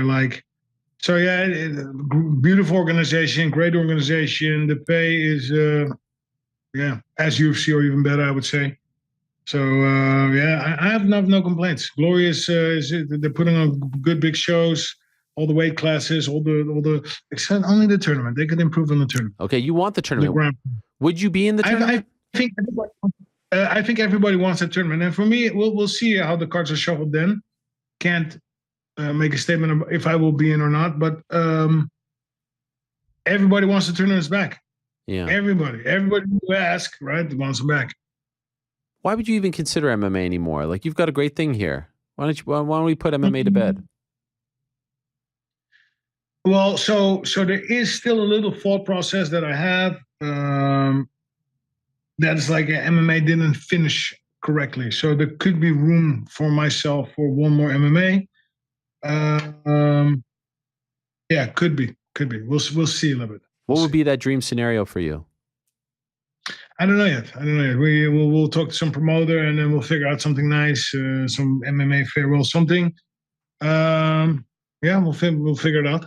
And by the way, it would be nice to also or something. I don't know. We'll figure it out. I sort of brought it up when we did the face-to-face. By the way, the face-to-face was fun. Did you enjoy that?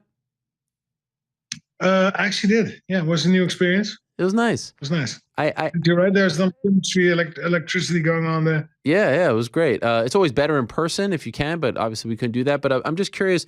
I brought up a little bit. It wasn't the right place for it. The wrestling thing. What happened there? Like it just kind of disappeared. The whole wrestling thing. I have no idea what happened. So, because I kind of did a couple of workouts, and it's kind of fun, right? It's like not 100% my thing, but it is. I was a big fan when I was 10, 12. Yeah. Hulk Hogan, Ultimate Warrior, these guys, and so of course there's some familiarity there. And I actually trained a couple of times, and then I don't know. I think they went bankrupt or something, and something bad happened, anyways. Okay, so that's okay. So is that dead? Like, are you not pursuing that? Are you done with that? Yeah. So I did the workouts couple, and it was fun. But to me personally, I believe I should not pursue anything other than Rico right now, because Rico is kind of like he is the champ, and you need to have full focus for that. Because let's not forget, he is the guy, right? And I feel that I have all the cards to beat him, but I will want to be and need to be 100% focused. Yeah. So there's not going to be any wild goose chases. He didn't like when you said that you could beat him in a street fight. He didn't like that one. I'm just being honest, Ariel. I'm always honest. Yes, I loved it. I love the dynamic between you two.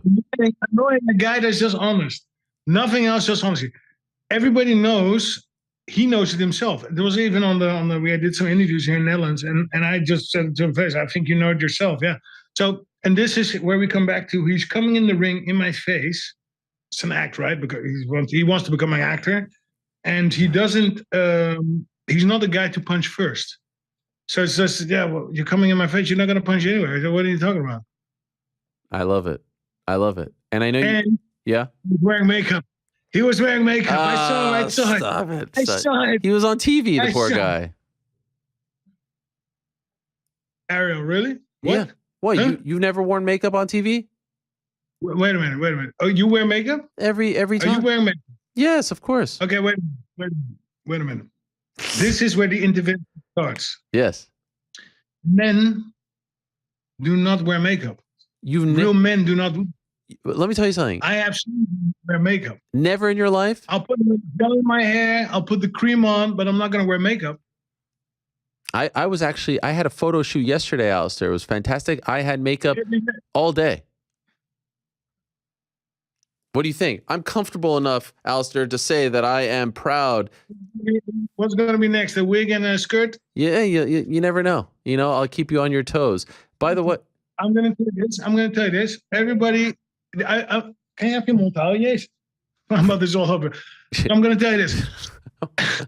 She's upset.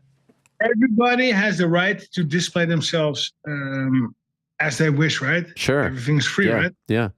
But I'm also free to have my opinion. And my opinion is men do not wear makeup. Well, I'm talking about TV makeup right now. Who are you? Makeup is makeup. Who are you trying to look better for? Who are you trying to fool? You know who? The ladies. You're right. You're right, Alistair. You know what? I'll take the compliment. When you have a face like mine, you're right. Nothing needs to change. It's that damn great. Is it not, Alistair? Is it not? It's a beautiful thing. By the way, Iris, the great Iris, who's been by your side for a long time. Is it pronounced Iris or Iris? Iris. Iris, it's her birthday today, so happy birthday to her. She told me you had to be out of here, but did you not know it's her birthday? You just made a look. Did you not know? I have to laugh because of somebody else here. Everybody's looking like, oh, what? Huh? Well, okay, so we need to make a different another phone call. She's been with you for like 10 years, Alistair. What are you? You're crazy. I knew that. 9 years. Yeah, you knew that. Anyway, she told me you had to be gone by 8:55, and it's 8:57 now. Okay, yeah, so then it's time. So I need to hang up and give Iris a call. Yeah. And then, Alistair, congratulations. Yes, you're the man. Thank you. Talk to you soon, my friend. There he is, Alistair Overeem. What a legend this guy is. Iris has been by his side, working in his management, on his management, building the Alistair brand for years. As long as I've known Alistair, I've known Iris, the great Iris. She's a legend, celebrating her birthday today, and he didn't even know. Now, is our internet connection, has it been fixed or what? Yeah, it looks like it. Okay. Let me just say something to the people. Should I tell the people? Yeah, I think so. Yeah. Network connections have been resolved. Please read.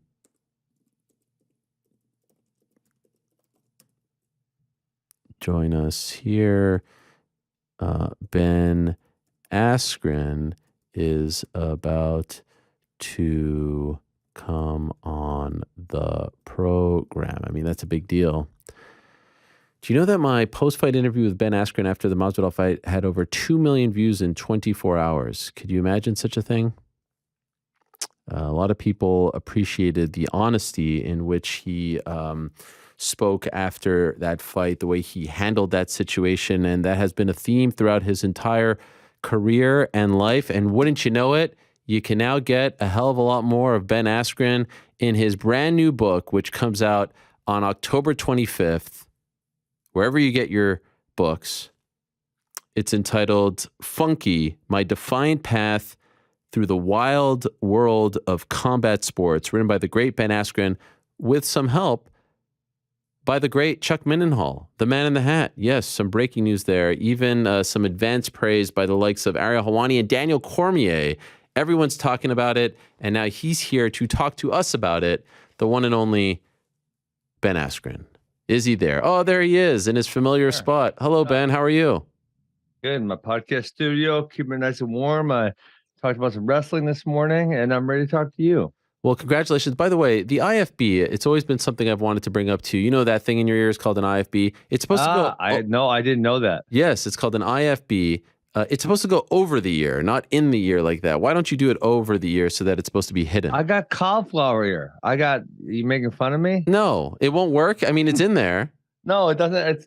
Like if I do this, like because of the way my ear is shaped, it pops off. All right. I appreciate it. So it's subtle enough. It works. It's good. I actually, to the headphones you have, when I first started podcasting, I had those type of things.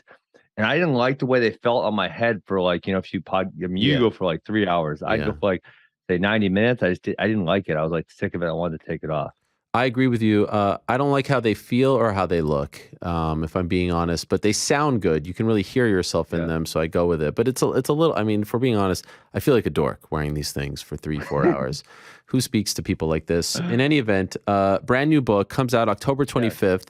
The great Chuck Mindenhall worked with you on this, but these are, how about that? I wanted to put his name on the cover. Well, you're just out here outing him. I wanted to put He told me I could. Because, but then he wouldn't let me put his name on the book. And I felt weird because I don't nearly have the writing capabilities that he does. And so he makes it sound like it's my voice, which, so our process was, it was during coronavirus and I needed something to do. And I love Chuck. And I said, hey, Chuck, let's write a book.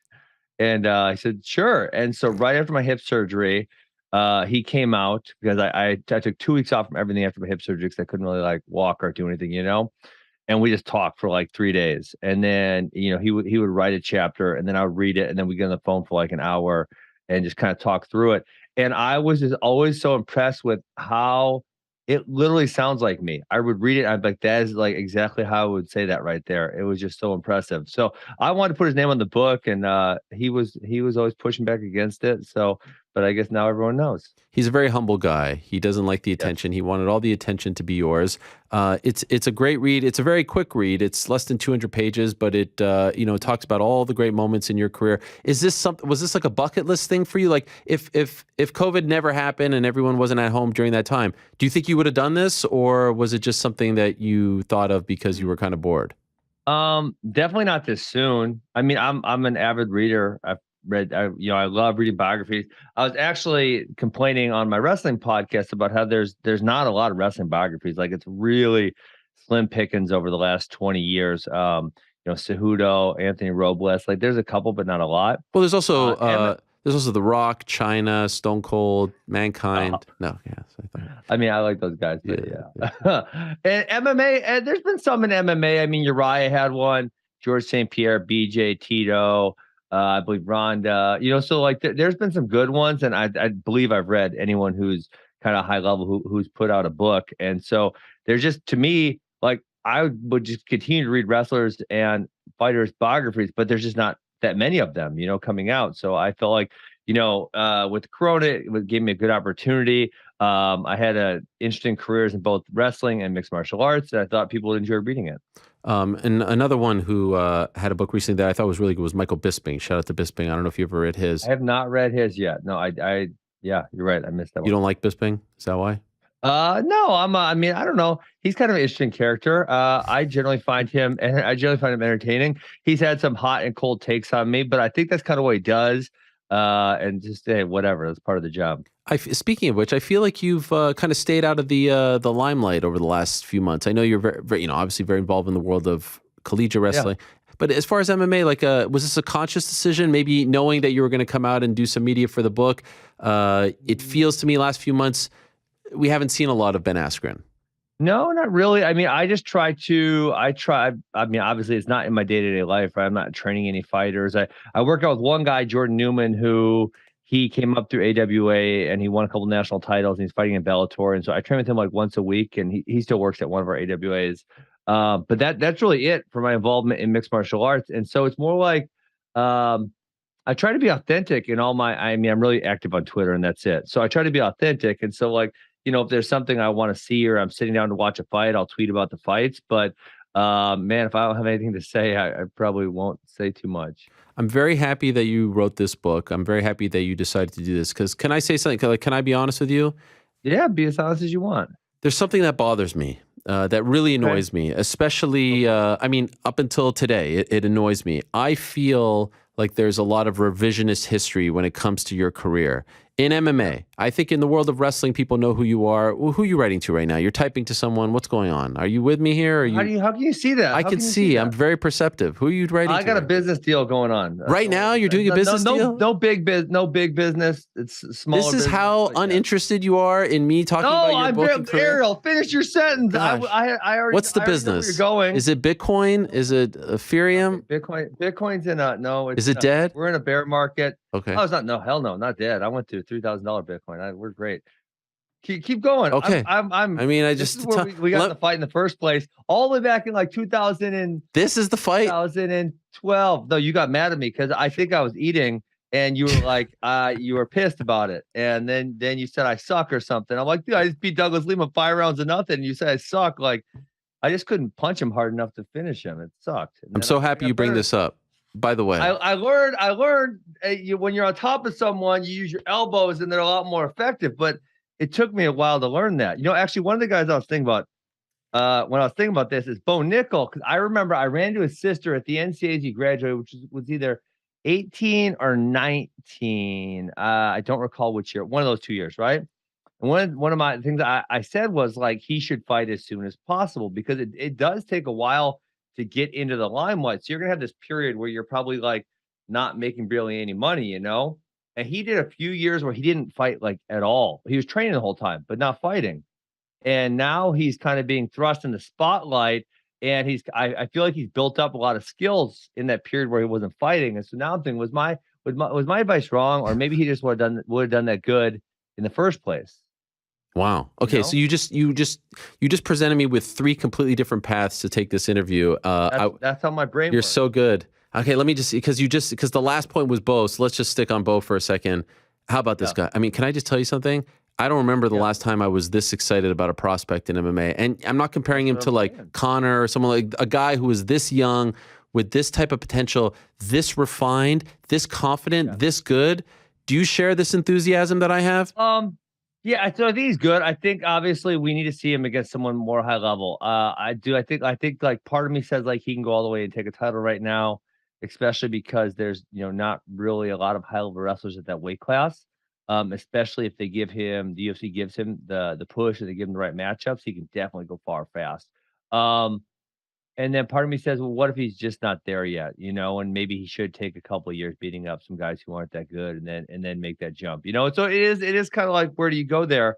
And then, yeah, I mean, the other thing I think about this a lot is there was a period, maybe we'll say somewhere between 4 and 8 years ago, and it lasted a little bit, where almost every single UFC champion was an American, specifically American wrestler, right? And now we're at a period where there's almost none, So it was Cormier and Stipe and Woodley and Demetrius wrestled and Henry wrestled and Dominick Cruz wrestled and Dillashaw wrestled. Yeah, I mean, all these dudes. I know I'm forgetting a few. I'm sorry. Weidman. That's a great point. And now there's almost none. So I think the American wrestling community is so fired up for someone to go represent us again and do really well. Who wins right now if they fight in December? Bo Nickel, Khamzat. Oh man, that's fun. Oh man, I mean, anything I would be giving would be just speculation, right? Because we haven't seen Bo against anyone. But right now, knowing him, you know him very well. I know, but I've never seen it. But yeah, I mean, I haven't seen him fight. Don't sit on the fence. Right now, who wins? Bo Nickel, Khamzat. Oh, that's such a tough choice. It really is tough. I mean, the fact that I'm saying it's a tough choice, I think, is a huge compliment to Bo, right? Yeah. Because Khamzat is a guy that people were saying should be fighting for a title a while ago. And he's probably right there, but he's not doing it quite yet. I'll say Bo, but it's pure. I feel like your point there is 100%. The fact that we can even have this debate speaks volumes on how good he is. I feel like your heart says Bo, your mind says Khamzat. You just don't want to disrespect your wrestling brethren. Yeah, and obviously I'm cheering for my wrestling people. Khamzat's a funny one because when he came out in 2020. It was like, wow, this guy's going to be fighting for a title really fast. And the weird part about it is he hasn't lost. And so it's like, well, how is he still not fighting for a title? Because we thought this was going to happen a while ago now. And he's still like, his next one's probably not a title fight. So is it like 1 away? Is it still 2 more away? Why did he lose steam like this? It's kind of weird, Well, he was out for a year. He got really sick. He retired, remember? So that slowed things down. And I think that had Usman beat Leon, I think that he would have fought Usman next. Now, what's the deal you're doing now? You're typing something else now. You think Usman and Edwards are going to fight again? Yes, of course, in March. Although I did see a comment from his man, April. It was a comment from his manager saying that Usman would be open to fighting Leon in England. And I'm like, well, I don't know if it's your call anymore, whether the fight happens in England or not. I mean, Leon's the champ. He gets to decide. By the way, how crazy was that, huh? Were you shocked? That was wild, dude. You know what? I'm going to be honest. I watched that fight, but like a little before the knockout, I walked away. It was like the fight. I thought it was over, and I don't recall what I went to, whether it's grab a book or grab something to eat or go to the bathroom. I don't recall. And I come back and that happened, and I was like, oh my God, what did I miss? This is crazy, right? And sometimes you forget how insane the sport of mixed martial art was. So Leon is a guy who I gave a lot of shit to. Because it took him so long to get a title shot, and I actually do in my book also.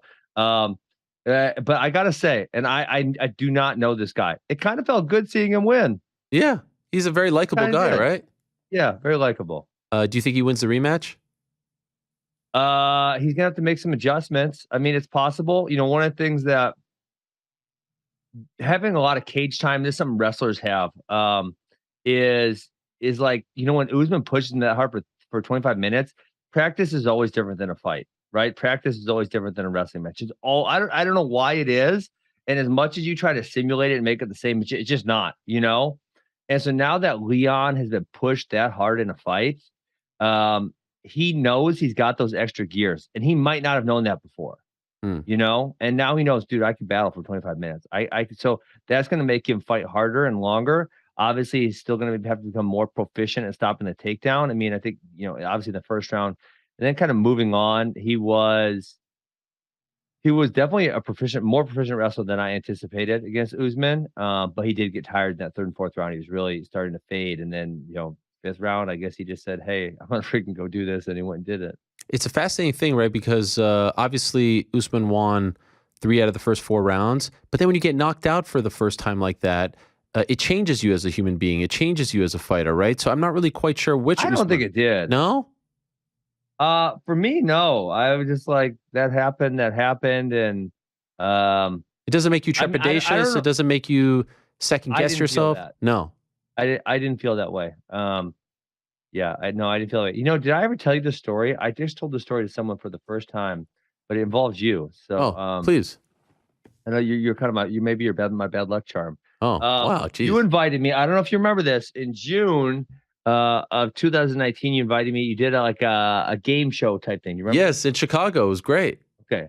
And I'm forgetting who all was there. I remember the majority of them. Okay, Stipe was there. Stephen Thompson was there. Eddie Alvarez. And then Eddie. Oh, that's who I forgot when I was telling the story the last time. Eddie. Okay, I could not remember. I was like, I'm trying to picture us sitting in this room, and I couldn't picture everyone.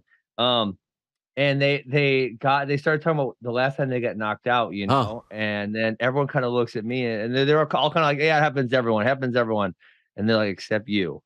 Wow. Like, oh, why you guys got to do that to me? And then effing a month later, freaking that happens, you know, and it was like, but they were all, for a second, they were like, except you, it's never happened to you. That's pretty, you know, like, yeah. And was that something you took pride in?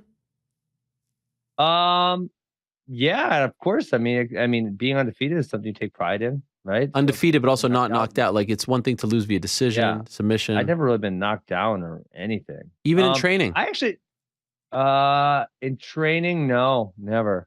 Not once, ever. Wow. There's this one really weird story. I'll tell you a weird story. There's one time when I moved to Phoenix in 2009. So I had not fought in Bellator yet. So I actually had my 2 fights, February and April, my first year. And then my next one was like September. So I moved to Arizona to coach at Arizona State Wrestling. And I'm like, okay, let me go check out all these gyms. Okay. And so I'm kind of going around the gyms, and I go into Arizona Power Sports. That was what it called, right? That was the one with Brothers. Yeah. I don't know if it was Power Sports. Power MMA? No, Power MMA is a new name. I don't. All right. How was it called? Arizona Combat Sports. Combat Sports. Yeah. Combat Sports. Thank you. I was confusing with Power MMA. Yeah. And so this, like, I have a brand new fighter, and they're like, okay, it's sparring day. I'm like, okay, cool, it's sparring day, you know. So I was sparring with this big dude. I don't think he was a good fighter. I mean, I don't think he was a known fighter. I went a couple rounds with him, and I kind of had my way a little bit. And then he said, you know, hey, let's go again. And I said, okay. And he was really like swinging hard at me. And then the next thing I remember, I'm punching the bag, and I look around. I'm like, oh, it's Ryan Bader. I know him. Oh, that's Aaron Simpson. I know him. I'm like, okay, I'm at Arizona Combat Sports, and I'm hitting the bag. I'm like, did I get knocked out? You know? And so then I said, Aaron, hey, did I get knocked out or something? He's like, I don't think so. And I'm like, all right, whatever. You know, I didn't think much of it. So I got clipped a little bit there. Obviously, I didn't go down or anything because, you know, Aaron would have really known if I had fallen down or something, you know? So, yeah, I guess I just got clipped, and then I just kept fighting, and then, you know, but I kind of wasn't clicking for a couple minutes, and, you know, because it was the last round, and then we were hitting the bags afterwards. So you just kind of like forget everything. Yeah, for at least a couple minutes. Wow. So yeah, that leads me to ask, do you remember the whole night against Masvidal? Like, do you remember everything? Not the fight. You have no. I talk about this in the book. Yeah, well, you know. No, I don't know. No, my first recollection. My first recollection there was this is hilarious. I sit up and I see Luke Rockhold. I'm like, fuck, that's Luke Rockhold. That means I'm in the hospital. Oh. That's what I thought. Because I knew he got knocked out by Jan Blachowicz. And I sit up and I'm like, what's Luke Rockhold doing here? Wow. Fuck, I'm in the hospital. And then I looked, and I said, my wife was over here, and I was telling my wife, I'm like, what happened? And she's like, it wasn't good. I said, I'm not sweaty. Like, I can feel like I'm not sweaty at all, you know. I'm not sore. I didn't hurt at all, you know. So it was like I must not have been in like a hard fight or nothing. Like, I kind of knew that. When does the memory end that day? I was staring at George getting ready to fight. Okay, and you remember everything up until that point. Like that's okay. I'm getting ready to fight, and then boom. Amazing. And I'll never forget that night we were texting, and I don't usually like to ask people to come on my show on the Monday after a loss, but you were like totally fine, even kind of self-deprecating about it. And I was like, all right, I'm going to shoot my shot. And you're like, yeah, I'll do it. And I couldn't believe that you didn't hide, you didn't run away, you didn't, go dark for 2 months. Why is that? things happen in life, right? What are you gonna do about them? Like, oh, is hiding gonna make it any better? Is it gonna make it go away? It's not gonna make it go away. And that's kind of, I mean, I think that's a big part of my book. And one of my friends who I sent it to, he said he was reading with, I think like his 10, 11, 12-year-old son. So there are a few F words in their parents. So my wife thinks that's a big deal. I don't think it's a huge deal, just FYI. He said he was reading with his son. He said, one of the big things, and this is kind of earlier, especially early in my wrestling career, is like, you just got to go try, right? And there's so many people who are paranoid with this. What if I fail? What if I fail? And there's so many things they don't even start. They don't even start them because they're worried about what if I fail. And to me, it was just like, I'm going to go try and I'm going to try and I'm going to try. And I'm just going to keep, every time I do something, I'm going to learn a little bit. I'm going to get a little better. I'm going to get a little better. And that was kind of in wrestling. I started out as someone who wasn't very good. And really the entirety of my wrestling career. So I, retired at the Olympics 24. Like I got significantly better every single year from say like age 11, age 11. Every year was like a big jump, and that was why So I never saw like protecting a record or trying not to be embarrassed. I never saw that as a virtue. The virtue was like, let's go compete in battle and see what happens.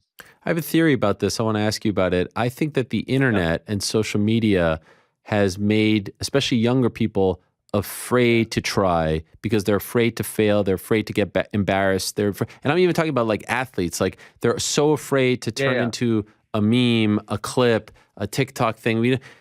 When you were coming up, when I was like, we didn't have to worry about that. Is that a real thing?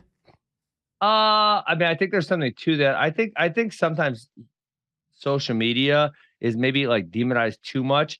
And I think sometimes it exacerbates original human nature. And, you were a 5th or 6th grader once, and I was too, and everyone was. And really, I think honestly, middle school kids, they're the biggest dicks of everyone. Like kids are the worst to each other in middle school, for sure. I coached all the ages, and middle school is the worst one.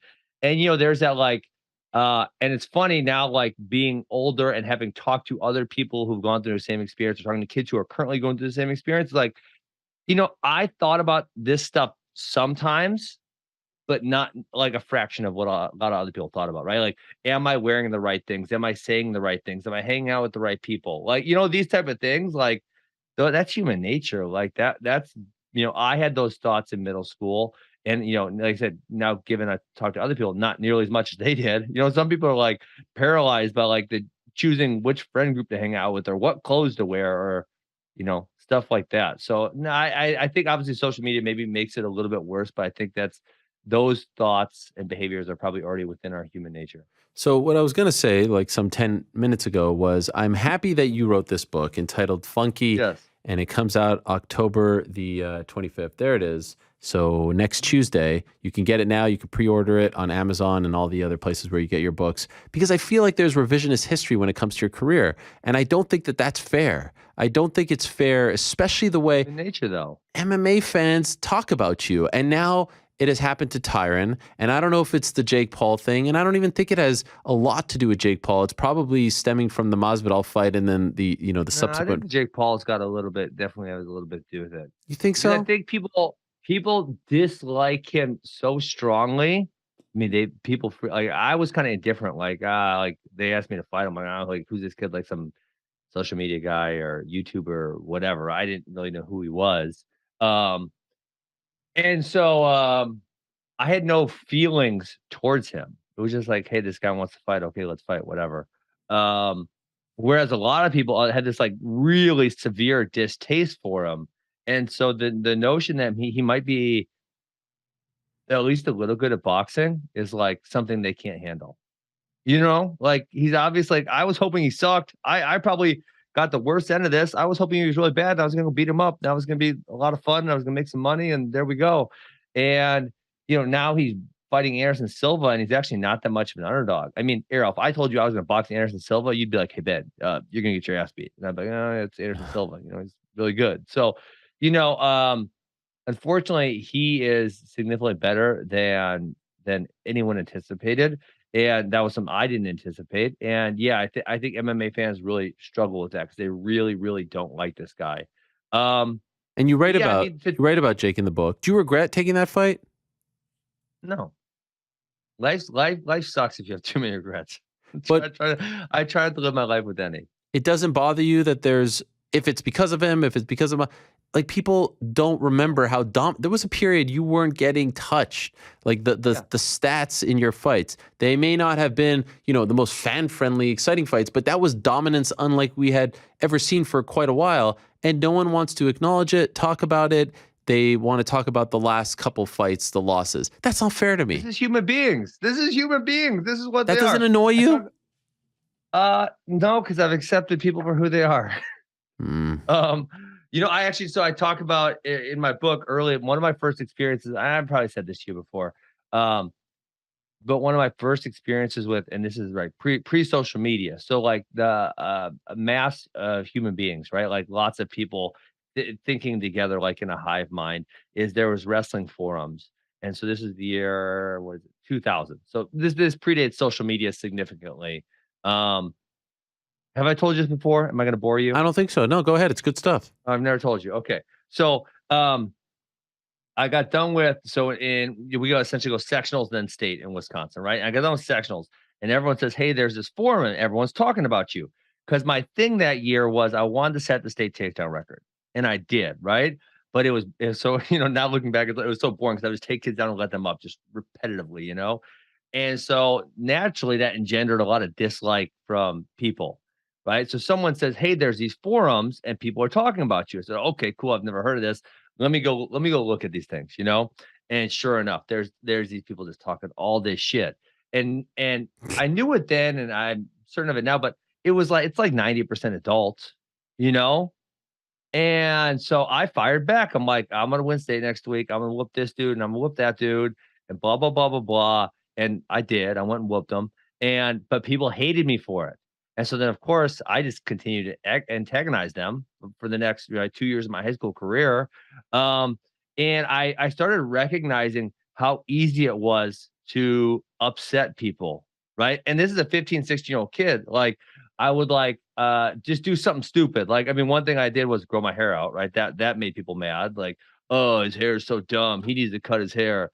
Or I would take this we called it a ghetto blaster. It was like a boom box back before. This is pre iPad. They are not iPad. What were the first things called? iPods. Yeah. Pre iPod days. Yeah. I would take a boom box and play it, and it just makes everyone so mad. And so I saw very early on how group psychology worked, and obviously how I could use it to continue to antagonize people, and get people to talk about me, right? Which I would use later in MMA. But I also realized it was fully irrational, and that people really want to have someone to hate. Like that is a big part. I don't know if you realize this is a big part of sports. It's like everyone wants someone to cheer against. Everyone wants someone to hate.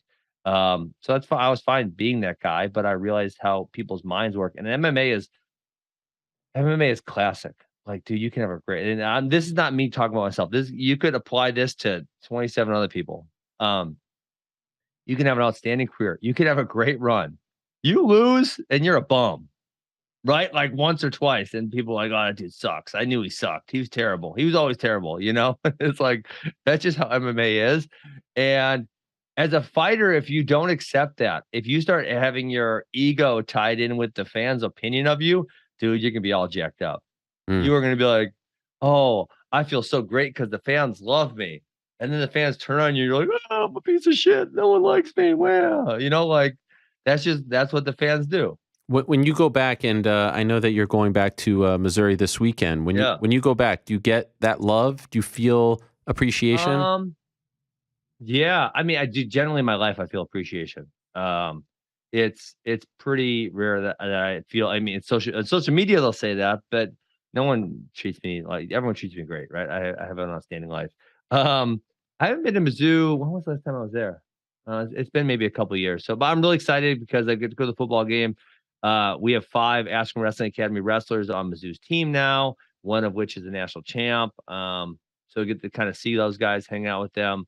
So I'm really excited for it. Even the trade, people look back on the trade. And I know you write about the trade as well, and it's fascinating stuff. Like even the trade, I feel like is looked at with a bit of revisionist history goggles. Like, oh, what a horrible deal that was. By the way, when you came over to the UFC, I don't know if I've ever seen someone garner that much heat in that quick amount of time. Like I remember your social media game. You were like spraying everyone with an Uzi. It was like there were you showed up at MSG. Remember that? Like it was like the NWO showing up back in the wrestling days, if that means anything to you. You were on fire.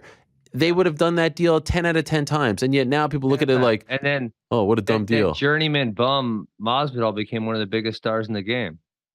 You're welcome, George. You think he appreciates you for that? If he doesn't, he's an ungrateful son of a bitch. How about that? He needs to send me a Christmas card every year for the next 20 years. But legit, if he doesn't, he's ungrateful. But he probably doesn't want to give me credit for anything. So suck it, George.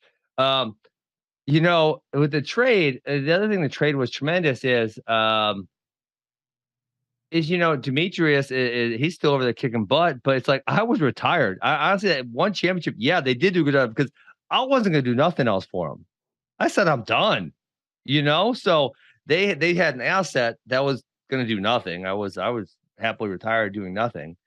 And then they were able to get Demetrius Johnson, who's now had, I don't know, 10 fights, or he's had a lot of fights for them. And then UFC, I think it was just like they were just obviously if they really, really wanted to keep Demetrius, they would have. And I think it was just one of those things where for whatever reason, and I guess I would have guesses, but I'm not going to put it out there because I don't know. Like their relationship wasn't that great. They just didn't really like each other. There was a lot of bitterness there, and it was he wanted out, and they let him out, and it worked out great. Honestly, there should be more trades in MMA. I was just going to ask you that. Are you surprised? There really should be. I don't know what they're doing. Like the only one that ever happened was awesome. Yes. Like why has no one said, "Hey, that was really cool"? Like why don't we go do that again? I'm shocked. Maybe I'm not shocked. Shocking. No, there's so many egos. There's so many egos. But like a Bellator and PFL, make a freaking trade, guys. Spice things up.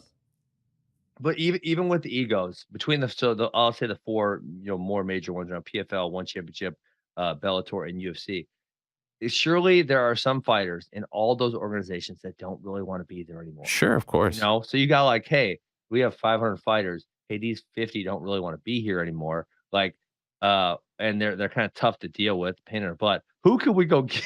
Who can we go get in exchange for them? How can we get rid of them? They don't even want to be here. Like, let's go. Let's get rid of them.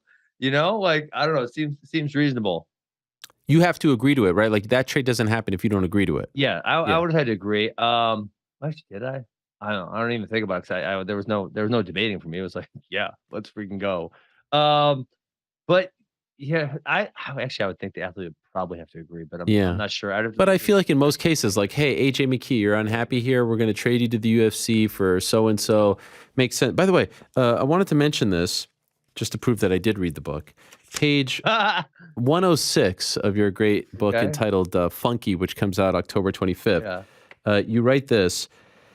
I didn't want any of that to happen. Neither did Bellator or the UFC. You're talking about your foray before trying to go to the, when you tried to go to the UFC initially, which hated when information on fighter pay became public. The matching clause was a problem that I needed to figure out before doing anything. This is when you left Bellator. In truth, I genuinely believed I was headed to the UFC. Yeah. At this point, I was undefeated, a perfect 12-0, vocal, polarizing, dismissive of certain media, smug, confident, cocky, and all kinds of other adjectives that got thrown around in the media. Now, certain media has a little footnote, number 58, and if you go down, it says, namely Ariel Helwani, with whom I had beef for talking shit about my fight with Douglas Lima. He quote-unquote banned me from his show. I tweeted to him that I didn't want to discuss the merits of my style with a non-fighter while inviting him to quote go in a cage with me. When you do that, I'll do your show. Otherwise, kiss my ass, end quote. We later reconciled. I mean, here's the thing about that. That all happened. I feel like we later reconciled is unfair to the relationship that we developed afterwards. Like, I feel like you said, we not only did we reconcile, he became one of my favorites in the game, and we had some great moments and interviews afterward. I mean, I feel like for someone that may not know, you might think to yourself like, "Oh, they're still kind of frosty." Is that a fair? Is that a fair criticism? I guess that's fair. Yeah, I mean, I think it's. I think we later reconciled is also it's truthful. It is truthful. Sure. You regret that, don't you? Right. One thing, right in the book, you say you asked earlier about regrets. I think specifically in reference to the Jake Paul fight. and living life with regrets is bad. Like if you regret saying something to someone or doing something to someone, like call them up, tell them like, hey man, I'm sorry, I was an asshole, whatever, right? But like the one thing, writing the book and then I read through it obviously a couple of times to make sure everything was factually correct, and then I did the audio book, which that was really hard. Wow. Is like, how did I not end up in the UFC? I mean, I remember at the time in 2013, like having those thoughts, like, how did that not work out? I'm like 12-0, ranked like 7 in the world or something. Like, how did this not work out? And you still don't have the answer, right? I still don't have the answer. And I said, so this book was written, like I said, during Corona. And then the one and only times Dana and I had phone conversations was actually during the Jake Paul fight, because he hated Jake Paul. And so a couple of times he just called me just to kind of chat about boxing and whatnot. But those were a little my own. I never had a really? Even when you got traded? No. Wow. No, I like conversations. I wish I would have asked him. Yeah, because it was just like, why did that not work out? And I have my guesses, obviously, and I put them in the book. But yeah, the notion that I was 12-0 and number 6, 7, 8 in the world, with the wrestling pedigree that I had, and there was a lot of excuses he gave, and unfortunately, I don't think you did, but a lot of the media ate it up. But like, he doesn't want the challenges. He's not experienced enough. Yeah. Like all these things, he's not going to sell any fights. All those are now obviously false. And so, like, what was the real reason? And I would guess it was something about me being in Bellator. You challenged him a little bit with the USADA stuff, and I think you might have challenged him with the USADA stuff, and that probably had a little bit to do with it. But that can't be the whole thing. No way. I mean, he holds a grudge, let me tell you. He's a grudge. And so he would call you up to check in on how the training was going, to talk boxing. Like, why was he calling you up? Yeah, a couple times. Yeah, he called me up, and yeah. He set you up with Freddie Roach too, right? He did, yeah. He really wanted you to beat Jake Paul. Yeah, of course. And I don't think I was like an asset that, again, kind of like when I retired from one, I was an asset that was no longer of any value to them because I wasn't going to fight again. You know? So it's like, okay, well, if Jake Paul calls out someone on my active roster, then I might lose them for a said period of time, or if they lose, maybe they lose value, and I'm an asset who has no value because I'm not fighting anymore. So it's like he's probably like happy for me to be a distraction, and he probably thought the same thing I did, that hey, this dude like legit sucks, and it's going to be, he might outbox me for a couple rounds. He's gonna get tired, then I'm gonna rough him up. By the way, who do you think wins, Jake or Anderson? This isn't like the Hazmat. No, this one's actually happening in a week and a half. Well, I don't understand, but I know about like the Bo Nichols. Like for me, it's a guess. Like I don't know. Like it feels like, I mean, honestly, I genuinely thought Tyron was gonna beat him up. I thought I was gonna beat him up. So obviously I've underestimated him multiple times now. So obviously part of me says, well, if he beats up Anderson, I feel a little bit better about myself, because surely Anderson's like 10 times better of a boxer than I am. And if he loses, I get to see him beat up, which I think everyone wants to see him get beat up. So I think, who doesn't want to see him get beat up? Everyone wants to see that. I feel like there's some 13-year-olds. I'm sure he fully understands that. He fully understands it, and he's good with it, I bet. You going to watch? Nah, probably not. October. There's a big wrestling event that a bunch of my wrestlers are taking part in called Who's the Big Cheese? It's going to be like to determine who the number one wrestler is in Wisconsin. And that's at night. So you don't feel like any kind of emotional investment in this story? No. MMA guy? No, nothing. You've completely rid yourself of it. Yeah. All right. That's fair. By the way, you talked about the hair. Talk about the hair in the book as well. I wanted to ask you a question. We have this, guys. I want to ask you who wore it better? Me or you? Oh, I've seen this picture before. I mean, definitely me. Look how big that afro is. Are you kidding? I feel like mine is a lot thicker. I think you do like is it a black power symbol in your right hand? What are you doing over there? Well, no, I'm just saying, power to the people. Power to the people, I'm fighting for the little man. You should grow your hair out again, because you got a nice hairline. It's not like you're getting old and you're losing all your hair, Errol. That was me in college back in the day. How old are you in this picture? 17. 2013, probably. Wow. You know who that is in the background right there, right? Kurt Angle? No. Guess again. Mm, Come on. You can't get this? My eyesight is really bad. Mark Kerr. No. How would I wrestle with those guys? Those guys are way older than me. That's freaking Johnny Hendricks. Come on. Wow. I freaking lost to Johnny Hendricks that year at Junior Nationals. By the way, it looks nothing like Johnny Hendricks. I always wanted to get that back. Yes, it does. It looks exactly like him right behind me. Wow. Like zoom in, producer. Who's producing the show? Yeah, they zoom can't in do on that. They can't zoom in. We don't have that kind of capability. I don't think so. But yeah, okay, I'll take your word for it. I just think mine looked a lot thicker. By the way, did the ladies like yours? They didn't like mine. Yeah, sure. I mean, I don't think this would be my advice to all the young men out there. Sure. Because for a while, in my very younger years, I thought, I ain't a very good looking dude, so girls aren't gonna like me. And then I realized if you just go start talking to them and say the right things, like they're totally into it. And that's it. And that's then all you gotta do. Now you got. And you get a lot of reps. To take it back to the beginning of the conversation. Sure.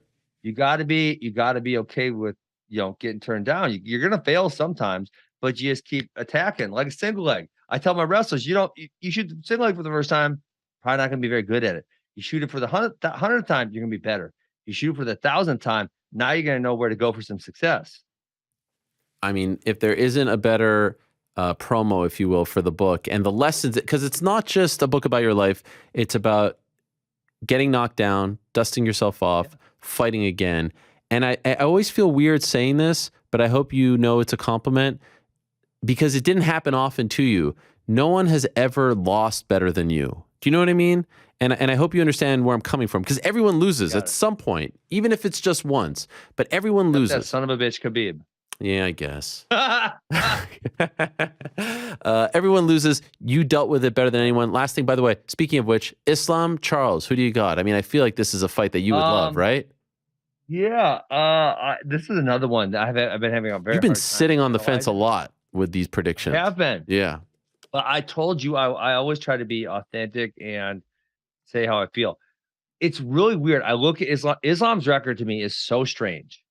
Because he's won so many damn fights in a row, but yet he's never fought anyone that's like in the top 5. Like, how have they not bumped him up? And maybe the answer is a lot of people say no to him, right? That's definitely a possibility.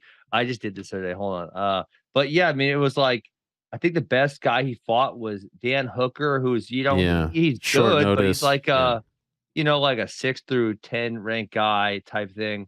Yeah, probably Dan. I mean, Bobby Green's a tough guy.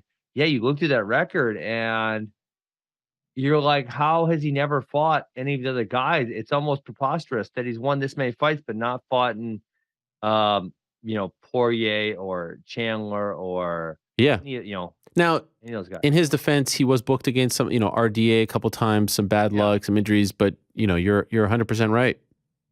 Yeah, so it's tough. So I'm gonna go Charles just because he's been so good for so long. If you look at his last, I think 8 fights, it's like a who's who. He's just taking out the best dudes. You take them out in different ways on the ground. He took Tony down and controlled him. He strikes well. So I'm going to go with him. All right. Again, the book is called Funky, October 25th. Congratulations. It's a great read. Really, and you're right. There haven't been a lot of great MMA books, so I'm happy. And I know your career is not just MMA, but I'm happy that you did this, and you got the great Chuck Mindenhall by your side, so that alone is all you need to know. There's the picture, pre-order now. It's available wherever you get your books, October 25th. Fun to do this, Ben. Thank you very much. Good luck with the book. All right, have a great day. All right, there he is, the one and only Ben Askren joining us, one of the best to talk to in this game. Always enjoy our conversations. Very fun. They flow. And I could say the exact same thing about our next guest, who is always kind to join us, who's one of the best minds in the game, and of course with a lot of focus on the bantamweight division this weekend. I thought it would be a great time to check in with Dominick Cruz. Truth be told, I bothered him a couple times over the last couple months and probably was a little too annoying about it all. But he finally said yes. So I guess there's a lesson there for all of us. Dominick Cruz, the greatest bantamweight champion of all time, joins us. Hello, Dom. How are you? What's up, Ariel? Good. I'm good, man. How are you? I hear your conversation about me not getting back to you a couple times. What's that about? I just said, I knew you were listening. I said I was annoying, so I said it was my bad. Yeah. No, I mean, how do you interpret that you were annoying me? I probably asked too many times. Twice? Or maybe I just wasn't ready for an interview. I know. That's right. And that's it. Isn't there a part of you that's like, you know what, bud? Leave me the F alone, all right? I've given you enough interviews. Just give me some time. Well, I mean, I think the fact that you know that that's a conversation for all us fighters and you do it anyway is something for you to think about. Stop. By the way, I usually have a personal rule where I never ask someone right after a loss. Like, unless I could tell that they want to speak, that's a personal rule. But you did, so. Well, I think I waited a little bit. Okay. All right. How are you? I'm great. I'm outstanding, man. I mean, come on. Life is good. Life is too good. Let's be honest. Why is life so good? Man. I mean, I come from a trailer park. I'm out of the trailer park. Let's be honest. Life is good, man. I got a job. My family loves me. I've got a home over my head. I've got a car in the garage. I've got a job in a time where a lot of people don't have one. Yeah. There's a lot of things to be grateful for, don't you think? Honestly, absolutely. I'm very appreciative, very grateful. That's great perspective because you've had these things for a while, but it seems like you're very appreciative of them right now. Is there a reason for that? Well, it's always been that way, but you're asking me how I'm doing, and so I'm telling you right now. That's where I'm at. Yeah, gratitude is. It's impossible to be in any kind of sadness when you're in gratitude, and it's not that. I am sad. It's just that it's impossible. It's physically impossible. So I focus on the things I can be grateful for as much as possible, especially times like this where everything's up in the air. Sure. Can I ask, back in August after the fight, were you sad initially? Sad isn't the word. You know, it's disappointment in, you know, that obviously the whole goal when you put in a 12-week camp is to win. And when you don't win, there's disappointment. But sadness isn't really the term, I don't think, for me. It's more just like you got to reset everything. You know, you have to look at everything and rewrite it. So it's just okay, reassessment. And have you watched it? Yeah. Because you're such a critical eye. You're such a great analyst. I know you do a ton of research, ton of homework. I think the idea of you watching yourself, especially after a moment like that, is fascinating. How do you watch it? Like, do you just sit and watch? Do you take notes? Are you with people? Are you with coaches? Are you by yourself? What is that experience like? You do all of it. At first, you watch it alone. Then you watch it with coaches so that they can make the assessment. That's still going to come. I've just been watching it on my own. And, you know, Tarantula MMA, Randy Brown, I actually heard, because I get the benefit of doing these fighter interviews. And I learned so much from these fighter interviews, so much from the fighters. That's one of the reasons why it's nice to be able to be on them, because there's so many different minds you get to pick. And something he said is he goes back and he watches his wins and his losses over and over and over and over and over and over. And like he worded it like that.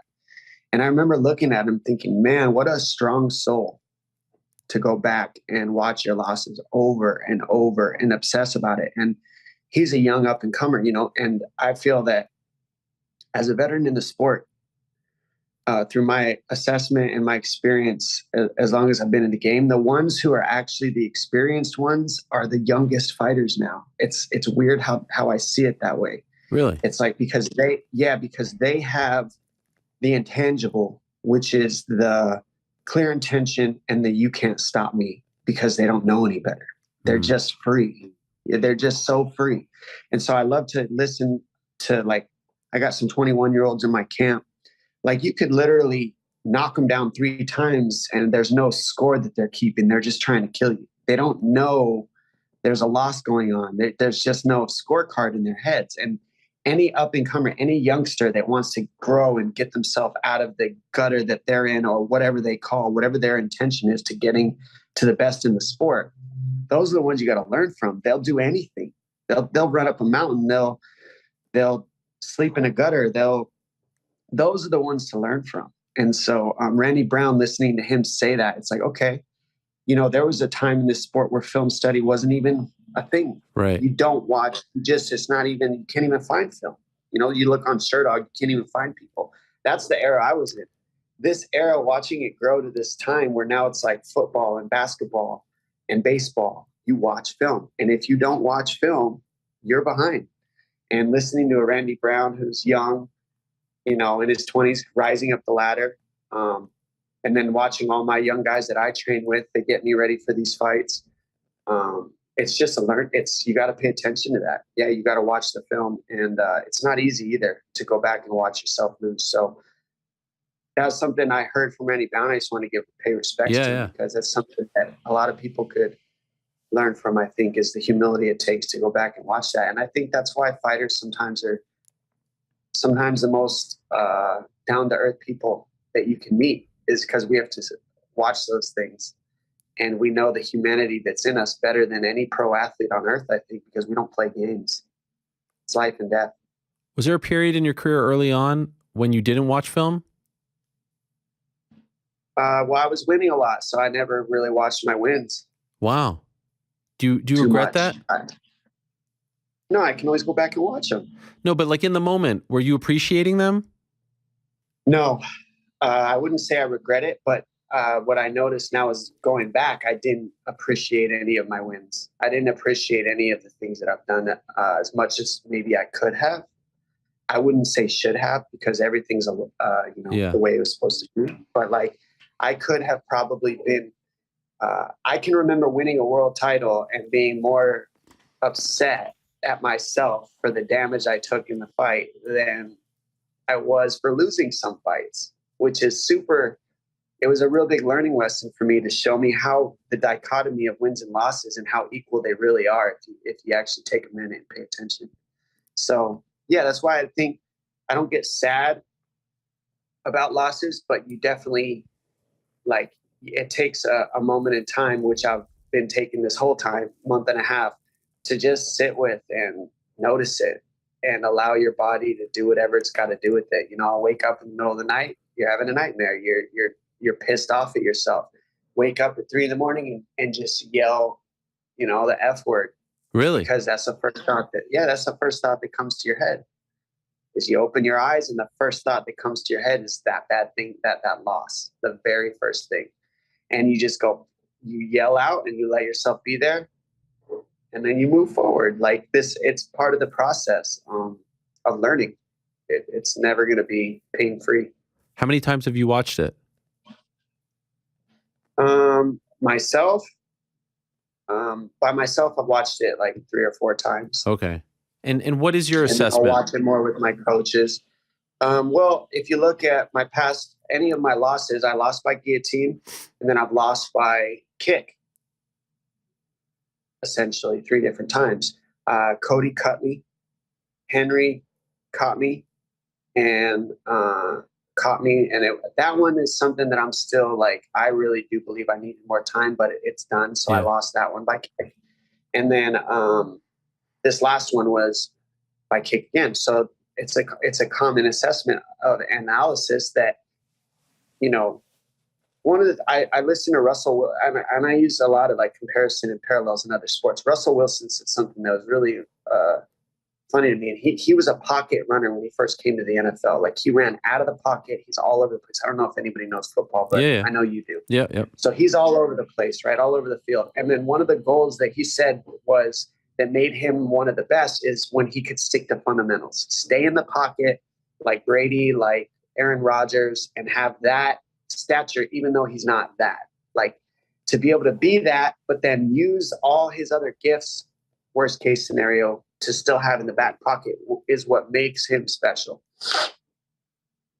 I see that similar with me, when I'm raising in the ranks and I'm staying in the top 10 of the world at this level, with all the film study on me, with all the years of tape that you have to watch me. It's a lot of time people have to adjust and make adjustments while the sport's evolving well. Also, everybody has all the tools. Everybody has all the coaching. Everybody has all the gym now. You got personal trainers that are teaching people how to recover well. Like, everything's there for all of us now. So all that mixed together is like, you got to look at this and and analyze it from a place of how do I stick to fundamentals? If I stick to fundamentals and stay with those fundamentals and then have my gifts that I use, then I'm good. And that's the game, is I can't take away what I am because it's winning. Like, I've won many world titles and I was still winning that fight. It's just that you've got to find these margins where you can go fundamentally sharp back to your gifts, fundamentally sharp back to your gifts that make you different. And if we change what makes me different, if Eric Del Fierro changes what makes me different, me slipping and moving, then you kind of take away what I am and what's helped me win.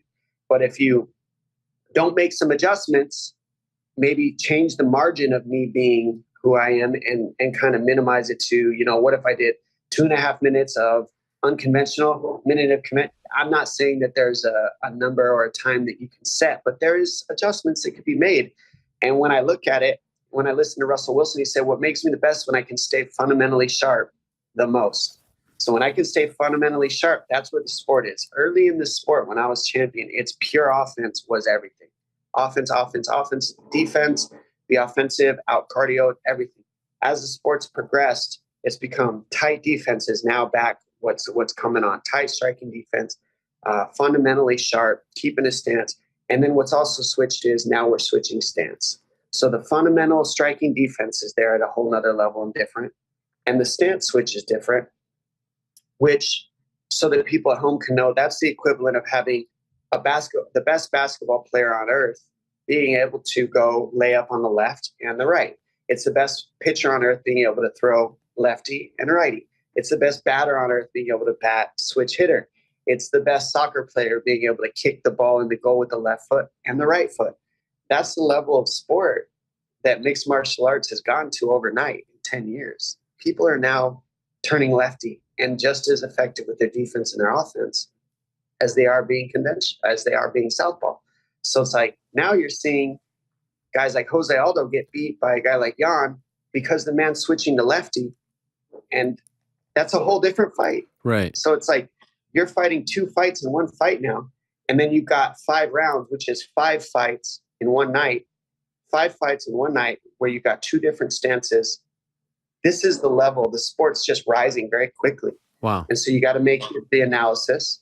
And the analysis is fundamentals are going to be key when guys are switching stance like this, which wasn't the case early on when I was winning titles. So it's just different. And I appreciate it. I appreciate watching the sport evolve. I appreciate being part of it. I was one of the first guys, me and Demetrius Johnson, I was in the pound for pound list. Me and DJ were at the top of the pound for pound list and 2 of the only guys that ever switched stance early on. And now you're seeing it as not just switching stance for a moment. These guys are switching stance and staying there defensively and offensively, sharp and sound. It's so fun to watch. And it's fun to be part of. It's fun to be, it's honorable to still be at the highest level and still competing with these guys. Your style was revolutionary when you were champion. Do you feel now like you have to be revolutionary again? Because as you say, people are now doing a lot of the things that you were doing. You were one of the only ones to do back in the day.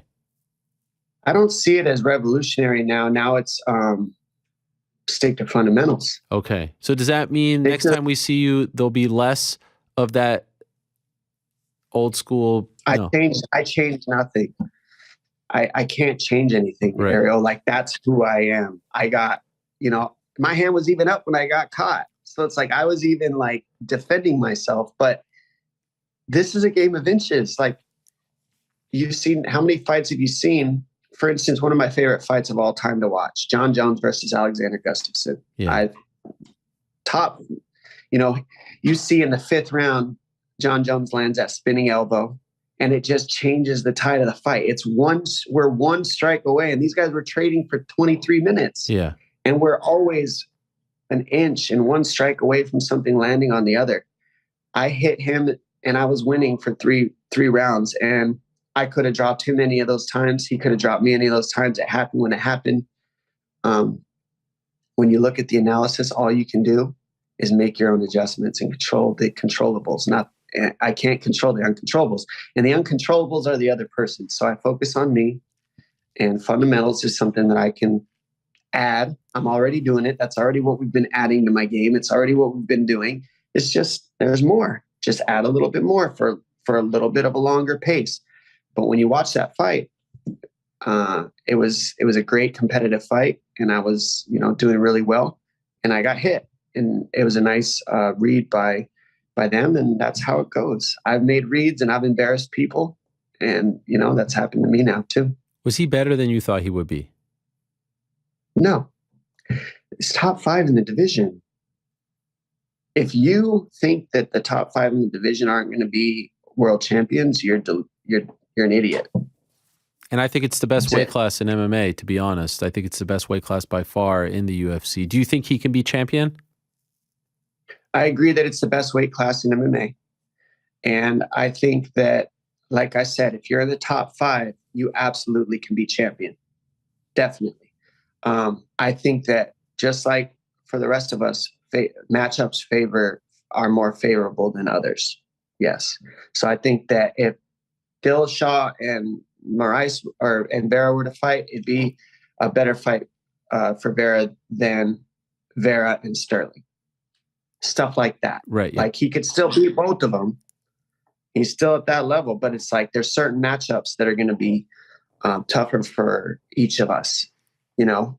I think that for Sterling, he called out the toughest fight for him in the division. I think he, in his head, wanted to get that out of the way personally. That's because Dillashaw? For his style.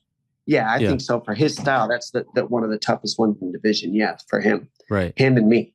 I think Dillashaw and me are the two toughest because we scramble and we wrestle. And when you watch Jan, what made him win that fight was the non-scramble ability and the grappling of Jan in those positions. Whereas Dillashaw's really hard to get a hold of after he's been taken down. I'm really hard to get a hold of after we've been taken down. Certain guys scramble and wrestle.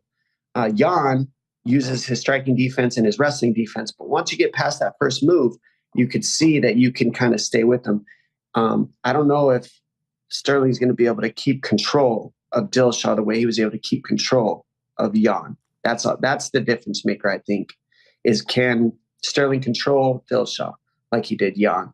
And I think that Dillashaw has enough wrestling ability that he's able to make it just a pure stand-up fight for 5 rounds, which is, I think, a tougher matchup for Sterling. Do you think Dillashaw wins? I don't know. Okay. I'm picking Aljo because I think Aljo's big and strong, and the style that he fights, he keeps you on the outside with kicks, and then when you try to get in the boxing range, he wrestles. Right. So as long as he's got 5 rounds wrestling cardio, he can win. That's the question. Do you have 25 minutes of wrestling and grappling cardio? And I don't mean necessarily grappling, because remember, part of grappling cardio is control. He's going to have wrestling cardio, which is scramble ability, takedowns, nonstop, clinch work, and then just nonstop scramble, wrestle, scramble, wrestle, scramble, wrestle. I don't see a lot of moments where you're going to get Dillashaw and just keep that static hold. If he can, he wins quick. That's best case scenario for Sterling. But if you look at the results, TJ's takedown defense is up there. It's hard to hold him. Even if you take him down, it's hard to keep him there. Whereas Jan's hard to take down, but once you do get him there, you've seen he can be held there by certain people. In the results of the matchups that you watch of Jan's film, he can be held there if he does get taken down. That's what Sterling did, and that's what Magomedov did in another show that I saw when I watched Jan too. So we've seen that, whereas we haven't really seen that with Dillashaw, where somebody's just held him down and grappled him and controlled him. He's been outstruck, he's been outmaneuvered, taken down, outpointed, but not just, you're done. And I think Aljo kind of needs that each round in order to keep that pace that he likes to keep. Earlier today, speaking of those two, there was a media day in Abu Dhabi, and TJ said very matter-of-factly that he's the greatest bantamweight of all time, bantamweight champion of all time. I went through your resume, his resume. I think that's the debate. And I don't, obviously you're going to be confident, you're going to believe in yourself. I don't know how you can argue, and that's not a knock on him, but considering the amount of title defenses you had versus his, considering your matchup head-to-head, can I ask for your response to that? How do you feel about that statement, and do you think it's a no-brainer that you are the greatest of all time? I think on it, and I mean this, like, the people decide that, not the person. Like, if I'm over here saying I'm the greatest of all time, anybody can say that about themselves. History is made by the people, not by the person who does it. Like, we're going to be remembered by what we've done and how we carried ourselves during that time, who we made a difference for, who we made better around us. So to me, that's what matters more than you're the greatest of all time. Like, that's going to be said by the people. I can't decide that for myself. I believe that my results speak for themselves, and I'm still here competing at the highest level. Like I said, I've been on the pound for pound list. I have all these things. You can go find all these things. But when it comes down to it, I've never been in trouble with USADA. And that if there's anything that you can look at that makes a difference, that makes a difference for other people. That doesn't necessarily make a difference for me, because I come up in the sport that you never know. So you can't hold on to it. You just got to fight whoever's there. But it's like, what else you got to say? That's a difference maker. Are you going to keep fighting? I'm here. Yeah. What do you mean? You want to resume? I think there was a question, obviously, after the fight. If I didn't think so, but obviously wanted to ask if that would be it for you. If you would say, "All right, I'm done." Is there anything to that, or you're going to continue your career? I'm here. Like, I'm just right now. It's been a month and a half. I'm just running again. I'm lifting. I'm getting the body strong. I'm still at the highest, still top 10 level. I don't look at myself after that loss and go, oh, I'm not there anymore. I do the opposite. I go, all right, speed's still there. Power's still there. All the stuff's still there. We just got, tighten up some defense. You either retire or you lose. And those are your choices. You know what I'm saying? Like, I think a lot of people who retire, they didn't lose because they retired. Right.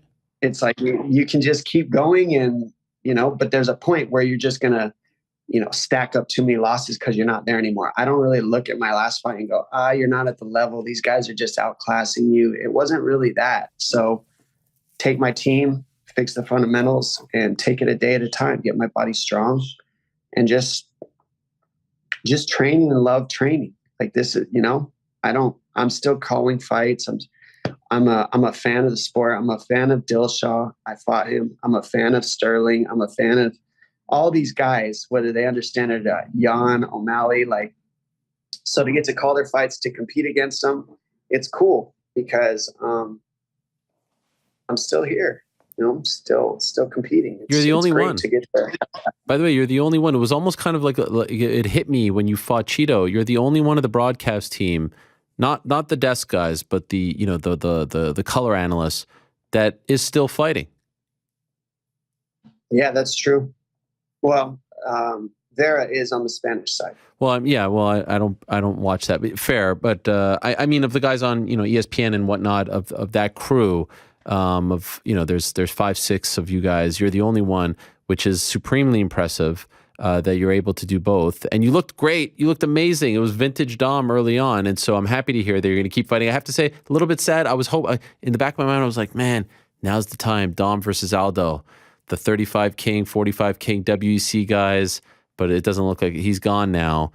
Did you ever have those thoughts, before he left, where you're like, oh, maybe this is the one? That's kind of like a dream fight for a lot of us who kind of came up in that era. Back. I was calling for it before this Vera fight. I thought that should have happened. Yeah. It's not like those both. He beat Vera, so it was like, all right. I'm always trying to.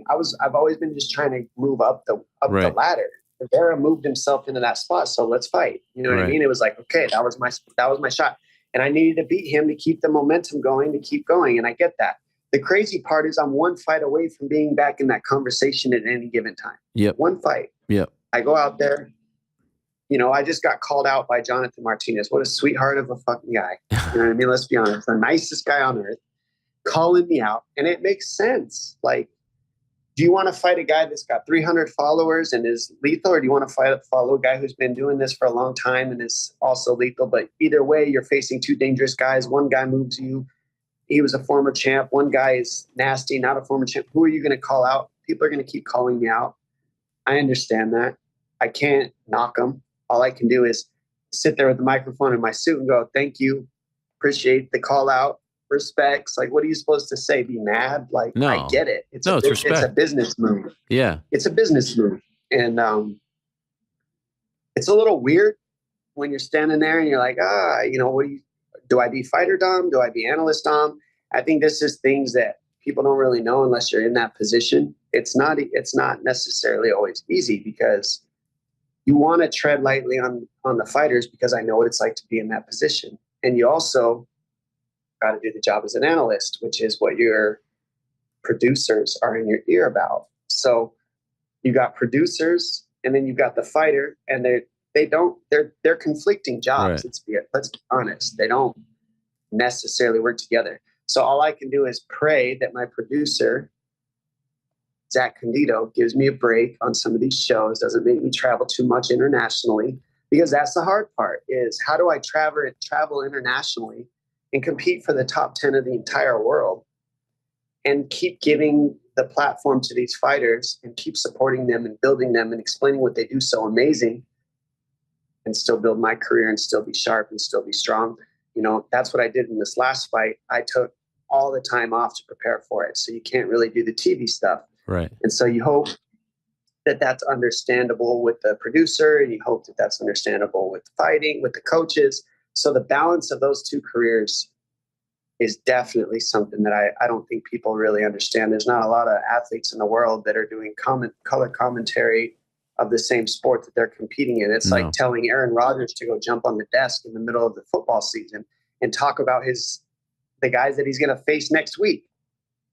Like, how do you, on Monday Night Football, Aaron Rodgers is going to face that team, and then he's got to commentate about him so that he can pay for the camp for the next game. That's my life. Yeah. I'm blessed to have it. I'm grateful to have it, but it is a lot of work. I work a lot. I work very hard to be where I'm at. It's not just given.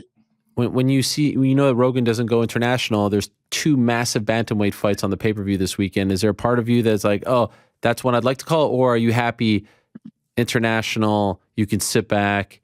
Like, how do you... Well, I can train. I can train. Like, if I'm international, I can train, but I got to bring somebody with me, train every day while I'm there, you get what I'm saying? Like, you have to bring a partner with you everywhere you go. You have to be drilling. You have to be getting hit. You have to be running. You have to be boxing. You have to be hitting pads. You have to be grappling. So if you don't have a body with you, nobody cares if you're calling TV. Like, your body has to be ready to fight, whether you're calling TV or not. So you got to mix it all together. So to not have to travel internationally is quite a gift when you're a professional athlete.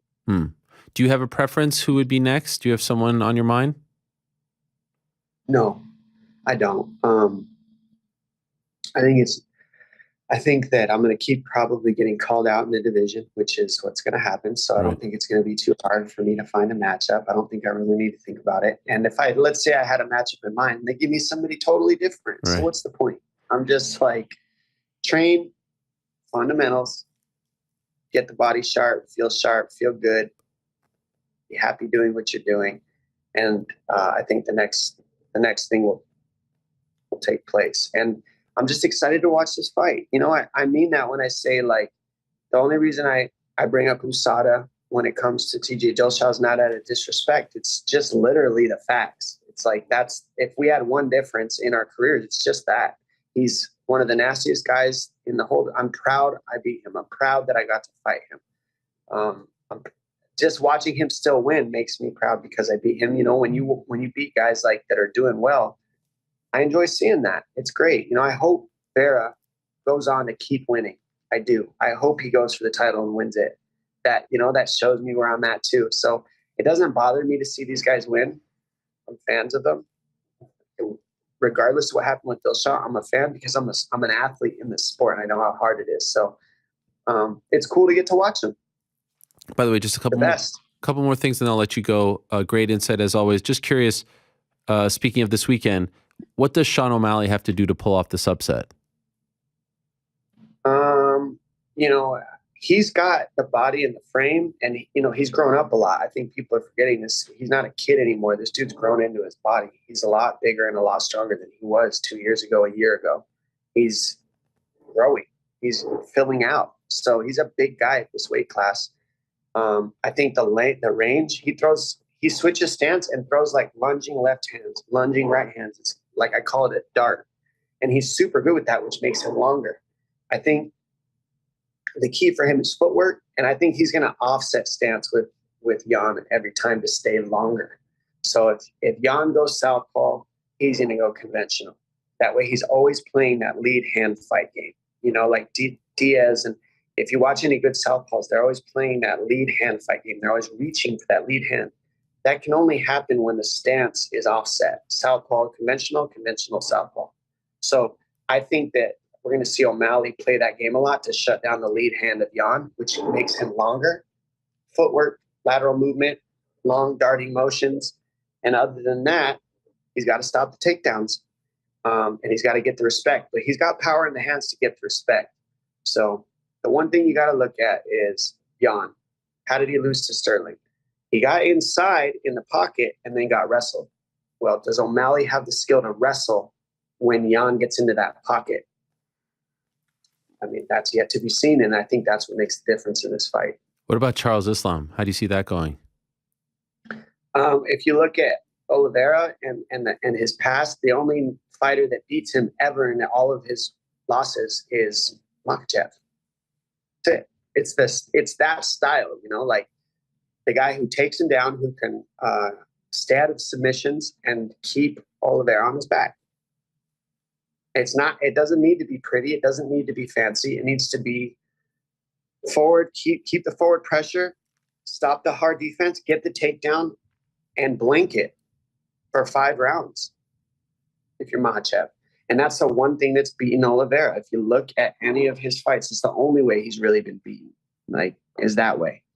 So that's how I see it. If you're Makhachev, that's what you got to do. You make it a boring fight, you blanket him, you get a takedown around, and you keep him there, and you don't let him up. That's it. And if you're Oliveira, march forward, throw your knees up the middle, throw your elbows in the pocket, throw your long strikes to get him go into that pocket and connect with the knees and the elbows. You throw the long strikes to force them inside, into your knees, into your elbows. Forward pressure pulls out the timing of the takedown, and you try to knee him, you try to elbow him, and you try to submit him. And every moment of the fight, he's going to be having to try to submit or get to his feet. If he doesn't get the submission, he's got to use that submission attempt to get back up. Your Oliveira, that's the one thing that could change for him, is does he use the submission attempts to stay in full guard and keep attacking with his black belt? Or does he attack a couple times and then use his guard to get back up and create a stand-up fight? I think in the past, Oliveira's kind of stayed on his back a little longer and then lost the decision. If he can make the adjustment of spending a little less time on his back, even if he's taken down, and using his guard to get back up to his feet a little bit more, he can mix in the guard and the striking and really create a lot of problems for Makhachev. Man, incredible stuff. That's why you're one of, if not the best when it comes to this. By the way, time frame for you, when do you think, we just lost him? I was just about to ask him my last question. He was like, you know what? I've had enough of you, Helwani.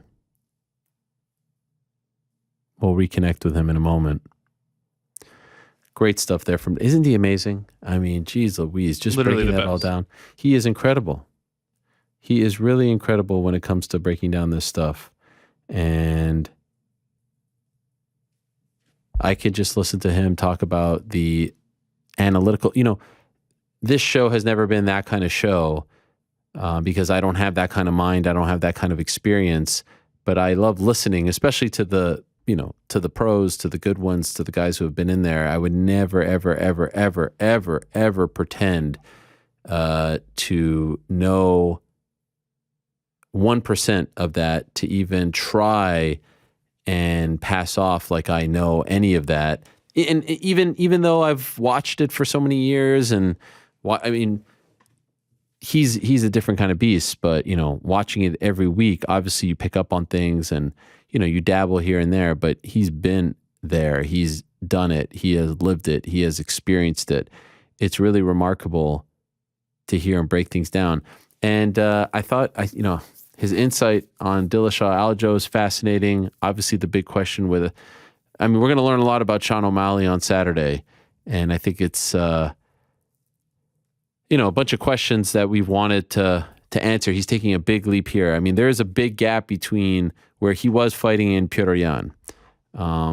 because I still think that people feel like Petr Yan is the best bantamweight in the world, despite the fact that he just lost to Aljo. Even though Aljo won fair and square, that's how much respect people have for Petr. And, they're 1-1, right? So that's why it's always interesting to see how these things play out when it's 1-1, and why eventually I would love to see a trilogy between them. Maybe next. Maybe after one more. The Aljo Dillashaw fight is super hard. I really, of the 3 fights, I feel like that's the toughest one to call of the 3. And yes, we have him coming back. You're right. New York Rick reminded me that, yes, Aljo is 2-0, but I guess I just view the first one as a loss. And I think Aljo does too. But yes, technically it's 2-0. Thank you for that. Does anyone view the first one as a win? I feel like that's why the trilogy is acceptable, because it's not 2-0. But yes, technically, my apologies.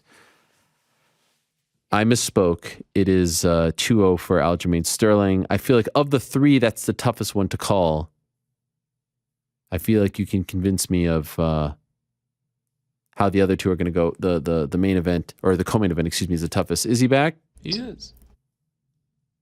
Sorry about that. My phone died. Oh, man. I just had 2 more questions, so I'm sorry to make you go through all of this. My bad. No problem.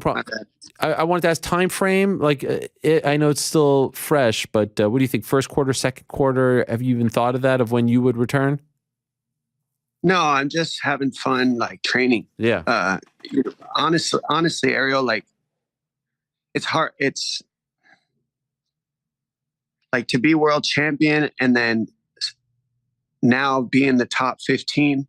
I'm just glad to be competing at the highest level in the sport still, what a blessing I've been to be able to have the career I've had. And now I still get to compete against the best. Like, so I'm just trying to enjoy the moment. This doesn't last forever for any of us. I'm healthy. I'm strong.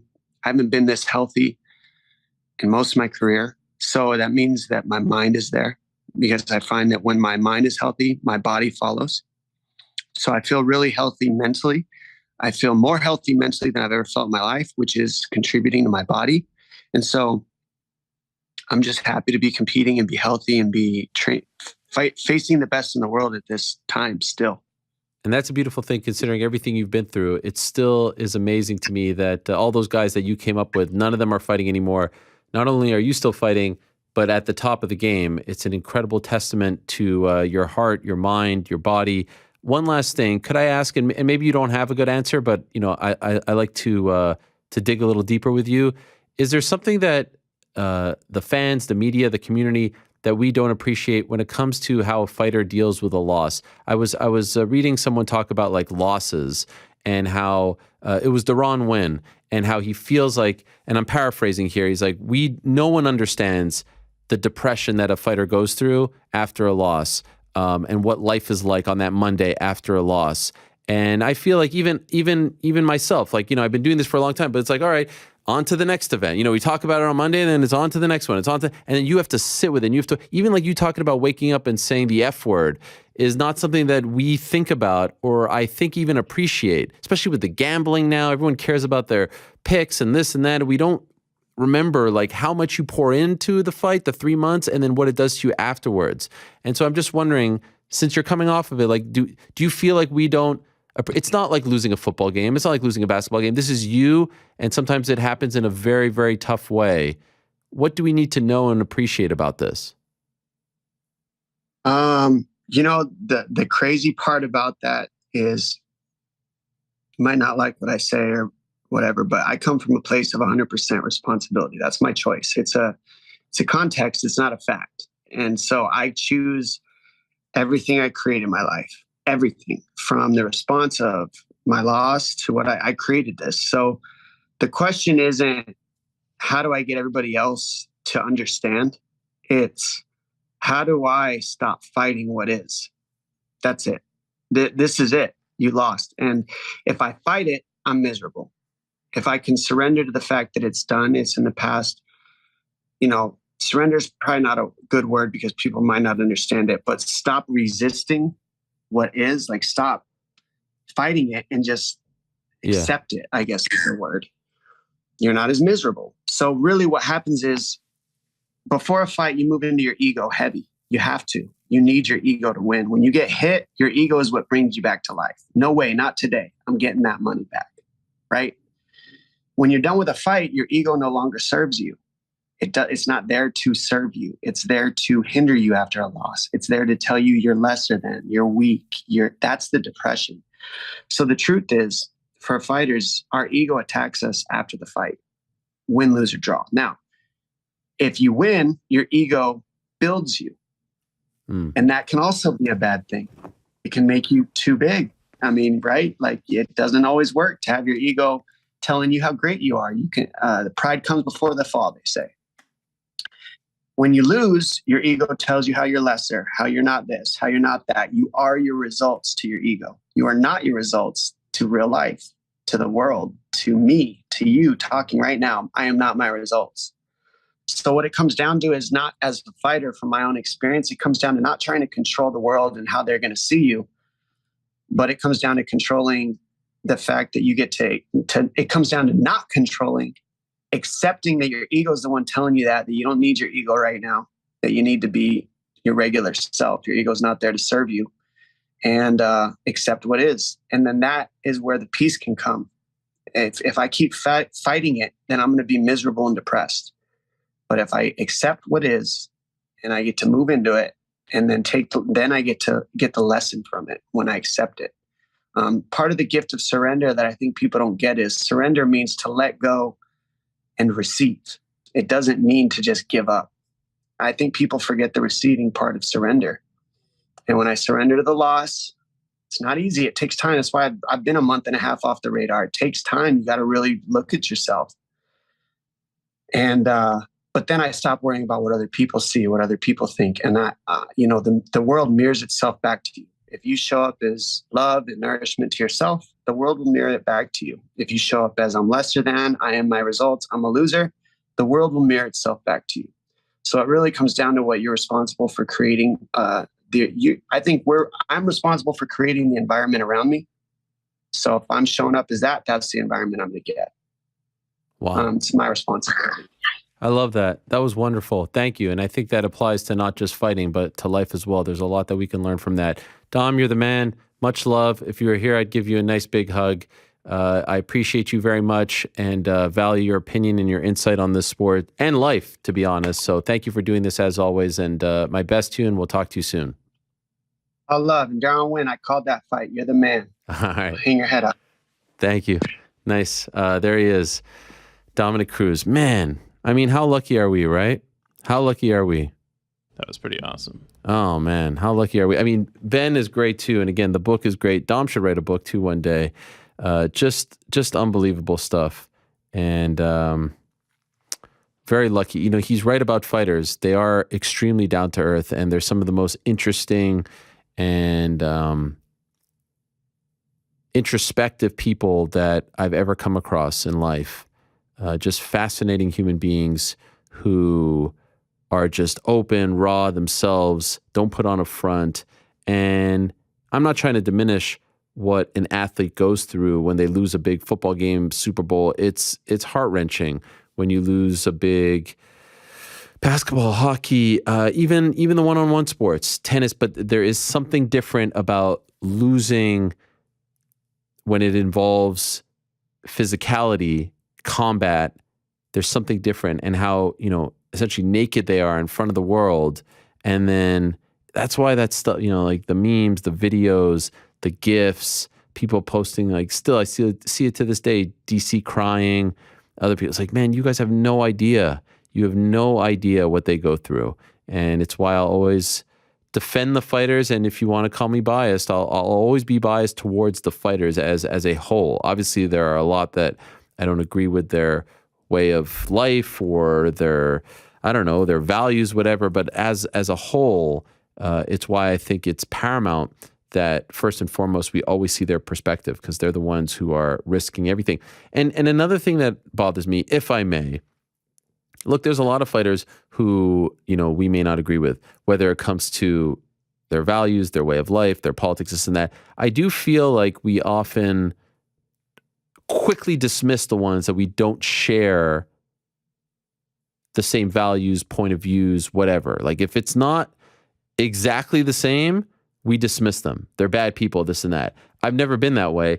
And it has nothing to do with who I try to get on the show. Not, like there's a ton of people who I don't agree with who, you know, are on the show. And that's that because that's part of the job. But I also feel like a lot of the people who I actually don't agree with are some of my favorite people in MMA because just because they don't mirror my thoughts, values, perspectives on certain things doesn't mean that they're bad people. And I feel like there's too much of that, especially in this day and age. There's too much of that. There's too much of that dismissed. Like name a person in MMA who may be polarizing this and that. And more often than not, they've either been on or I'd have no problem with them being on the show because I think it's very important to, there's too much of like, let me just pick my, you know, my lane with my thoughts, with my perspectives, and let me just stick to that and everything else is wrong. And that's why I hate political reporting because it's crazy to me that you can literally go on the network, the channel, the podcast, the show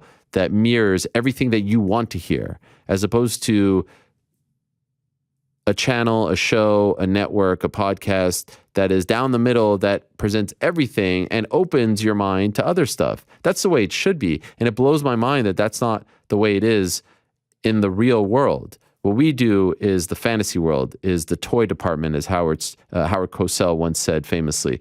Sports are the toy department of the newsroom. And yet in our world, we have to be unbiased, down the middle,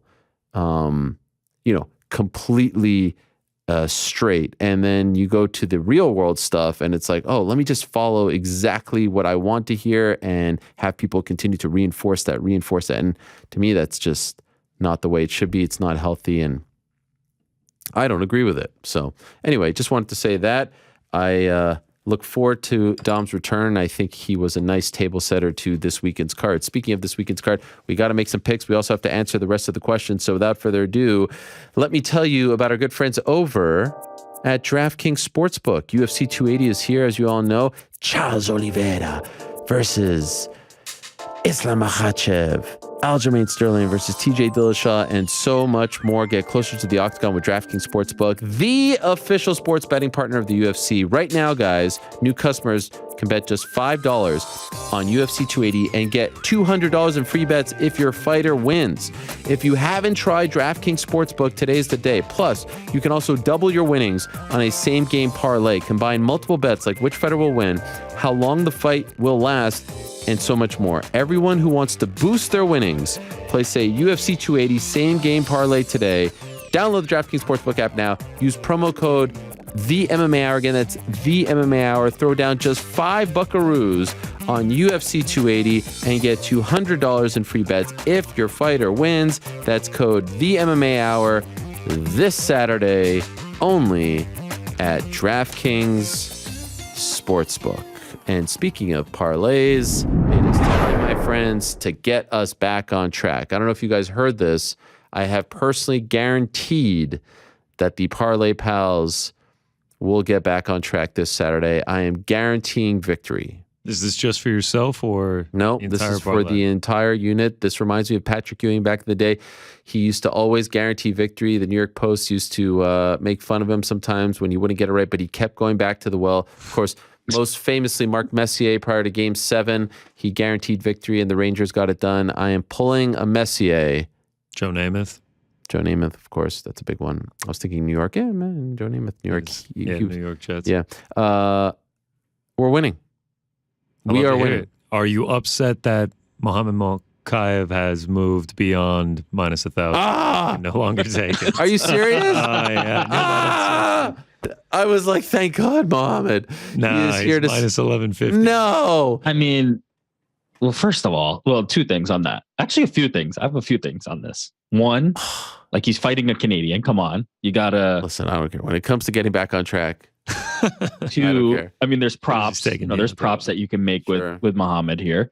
And three, I love how we just gloss over like, the Post used to make fun of him when he would get them wrong. You're like guaranteeing, but then pointing to the fact that that's fine. Get him wrong. Like sometimes we're not getting this wrong. We're not getting it wrong. We're not getting it wrong. This, I like this the will confidence. happen. But by the way, on Monday, he was under minus 1,000. He was, yeah. Mother effer. Yeah. According to who? DraftKings? Every book. Yeah, DraftKings was actually like the last book to have him under 1,000. And as of this morning, he was still under 1,000. Oh, man, I wonder if he's going to hang on. He did not hang on. He is currently minus 1,150. This is such a disappointment. I was so excited. Yeah, I said at lunch, I was like, all right, so we can already chalk in Mokaev for Rawani. You took him at UFC London. I had a feeling you were high. Oh, 1,000%. And by the way, the rest of the card is pretty much a bunch of, minus 175s plus 150s. Yeah. In that range. There's some close ones on this Not easy. Got to get fancy with it with some props. This is a bummer. All right. We ready to do the order? We'll throw it in the old parlay randomizer, and here we go. Watch me get first. There we go. Frankie. Frank, what was that, Rick, Ariel? Connor, Aaron. I didn't want to because I was just thrown off here. I mean, I was going to pick. Do you want me to trade with you? Or? No, I'm good. I'm totally good. By the way, where can I see these props, by the way? If you go on sportsbook.draftkings.com. Yeah. At the top, total rounds. Ariel, you use best fight odds, right? Yeah, but you don't see the That's props where you there. usually look. You can. On the right side, there's little arrows that you can expand and see the props. Oh. Also, while Ariel tries to find that, Frank, we actually have some breaking news here. Oh. Big stuff from DraftKings Sportsbook. So instead of just being essentially forced to ride the parlay with us, you can make your own if you want to. It's a stepped up parlay. So the way it works is you add your picks, and with each pick that you add, you get a bigger boost. So if you start at a 3-leg parlay, you get a 20% boost. 4 legs, 25%. All the way up to 10 or more legs, you can get up to a 100% boost. So whatever kind of parlay you want to build out, it's on you. Or you can, choose to ride with us. Either way, we're getting you the boost. Wow, that's fun. Also, this arrow thing that you just told me about is really fun. I had no idea this was there this whole time. Oh my God, you've been looking at best fight odds for the last year. This thing is incredible. You can see the props across all the. I never would have gotten any of them wrong had I been. Oh my God. That's the ticket. So it's my pick, right? It is your pick, Frank's Frank. pick, Kick right? us off, man. There are a lot of people to pick from. A lot of money lines, but I'm going to go with a prop. I'm going to take Aljo over 2.5. Oh, wow. That's interesting. Aljamain Sterling, TJ Dillashaw over 2.5. Wait, is this just Aljo or both? That fight Thank you over. for correcting. The fight goes over 2.5. So that's interesting because I'm looking here. Wow, there's a whole new world that I've just been exposed to. Whole new world, bro. There's a over 1.5 and a 2.5. Why are you going 2.5, not 1.5? Because I know it'll go over 2.5. Wow, he's that confident. You could have Jeez. taken the 1.5. Better odds. Yeah. You could take over 1.5 in Chukagian Figueroa, Ariel. Yeah. Okay. All right. Well, how do you feel about that pick, GC? Wait. I mean, all right. I'm just asking. I just wanted to know. Okay. Fine. That's how I feel. It's gonna be sweaty. I mean, TJ Dillashaw, he's got the most knockouts as a champion in bantamweight history. I mean, he's got the power in the hands. Full disclosure, by the way, I was looking at 1.5. That's why I was asking. Mm. All right. 1.5 is safer for sure. Yeah. I'm just curious, like, why, Well, we gotta, put a you get a skin in the game. So Yeah, I also just personally can't always just guaranteed. go hide so, under the. just trying to get a safe route here, Frank. What do you got in your Rick? Oh wait, is it who's next? It is Rick. Oh, yeah, yeah. Rick I think it is me, right? Yup. Okay. I'm deciding between two. Doing this on the fly. Wait, what? I really want to take one, but no, it's because 10 minutes it's this to get it one I right. really have wanted to take for a long time, but then it's bitten me over and over. Uh-oh. Think about the parlay. Think about the guarantee. Most confident pick on the card. Yeah, you know what? I'm just gonna do it. Wow. I'm just gonna do it. I'm going with money line Islam Makhachev. Wow. He did it. He did. Sorry. He did Sorry, do it. I Wow, haven't that beat throws that. a wrench in the party. Why? I was gonna go fight doesn't go. Wow. Wait, are you not allowed? Not allowed to No. do the same fight. I think we're not allowed because of the same fight. Yeah. Yeah. I mean, we could technically do Islam inside the distance. I guess that would be a little combo. If we're starting to get dicey at the end, I had another pick, but you know what? Like, and the reason I say it's bitten me is like I've been predicting the demise of Charles for a long time. I've been picking everybody against him, and he's been making me eat crow.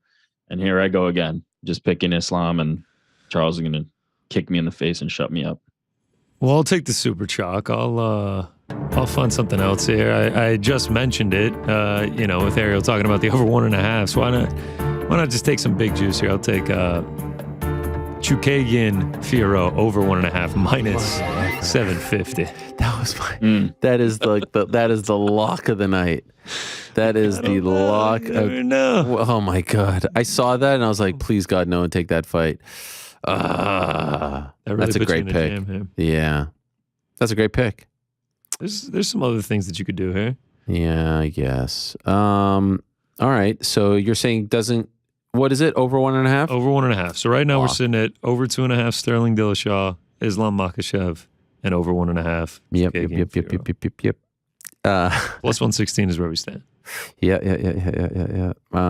Scramble mode. You wanted to be last. I mean, there's some Mokaev props, like, No, listen. Look around here. I'm looking around. Chill out. Jeez. I mean, you got to give me a second. I was going to pick that one. It was on the tip of my tongue. Can I tell you something that I'm leaning towards? Yeah. I'd like to hear it. Leaning towards Brady Bilal over 1.5. Okay, just got to shrug. I don't hate that. 2 wrestlers. I mean, I parlayed that up. I'm looking at Carl Hossa. Just money line. Yeah. Money line. Yeah. Mm-hmm. Lena Landsberg's 40. Hasn't won a fight in 3 years. Yeah. You do get that pressure, though, that Frank mentioned last week of the first fight of the night. Yeah, it doesn't feel good. Or if it wins, then you're like, all right, mine's out of the way. Yeah, I mean, I also have to look into the future, and I know if Ariel hits his pick and one of us doesn't hit, he's gonna be like, I made the guarantee. You know what? I feel like I'm being branded as not a team player. I'm not that guy. I'm just trying to boost morale here a little bit. All right. All right. You know what's interesting? Can I just ask on the best fight odds when you go on the drop down? There's actually no over 1.5 for Hossa Landsberg. Every fight's not going to have it. I can tell you, it's minus 550. On DraftKings? On DraftKings Sportsbook right now, yeah, it's minus 550. Wow.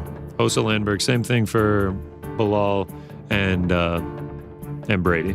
They're both minus 550 over 1.5. There is something nice about not having to root for a winner, but just like rooting for the fight to go a certain length. Because I don't want to root for anyone to lose. I'm not that kind of guy. There's pros and cons. Yeah. There's pros and cons. Okay. 2 people can bust your parlay in each fight. That's true. I'm going to go... Oh, God. Hossa winner or distance? Over 1.5 is what you're saying? Or distance? Over 1.5. I'll let Rick make the choice. What? I get to make 2 picks in the parlay? I like the pressure. I want you to pick what you I want Ariel to choose. Okay, fine. Let me just ask the YouTube chat just 1 second. No. This last time that was a disaster. Go with your gut, man. What you go with your gut. Last time you went against your gut. What's deep down in your Carol Hossa. Carol Hossa is my money pick. line. Money line. Oh. That brings us to plus 184.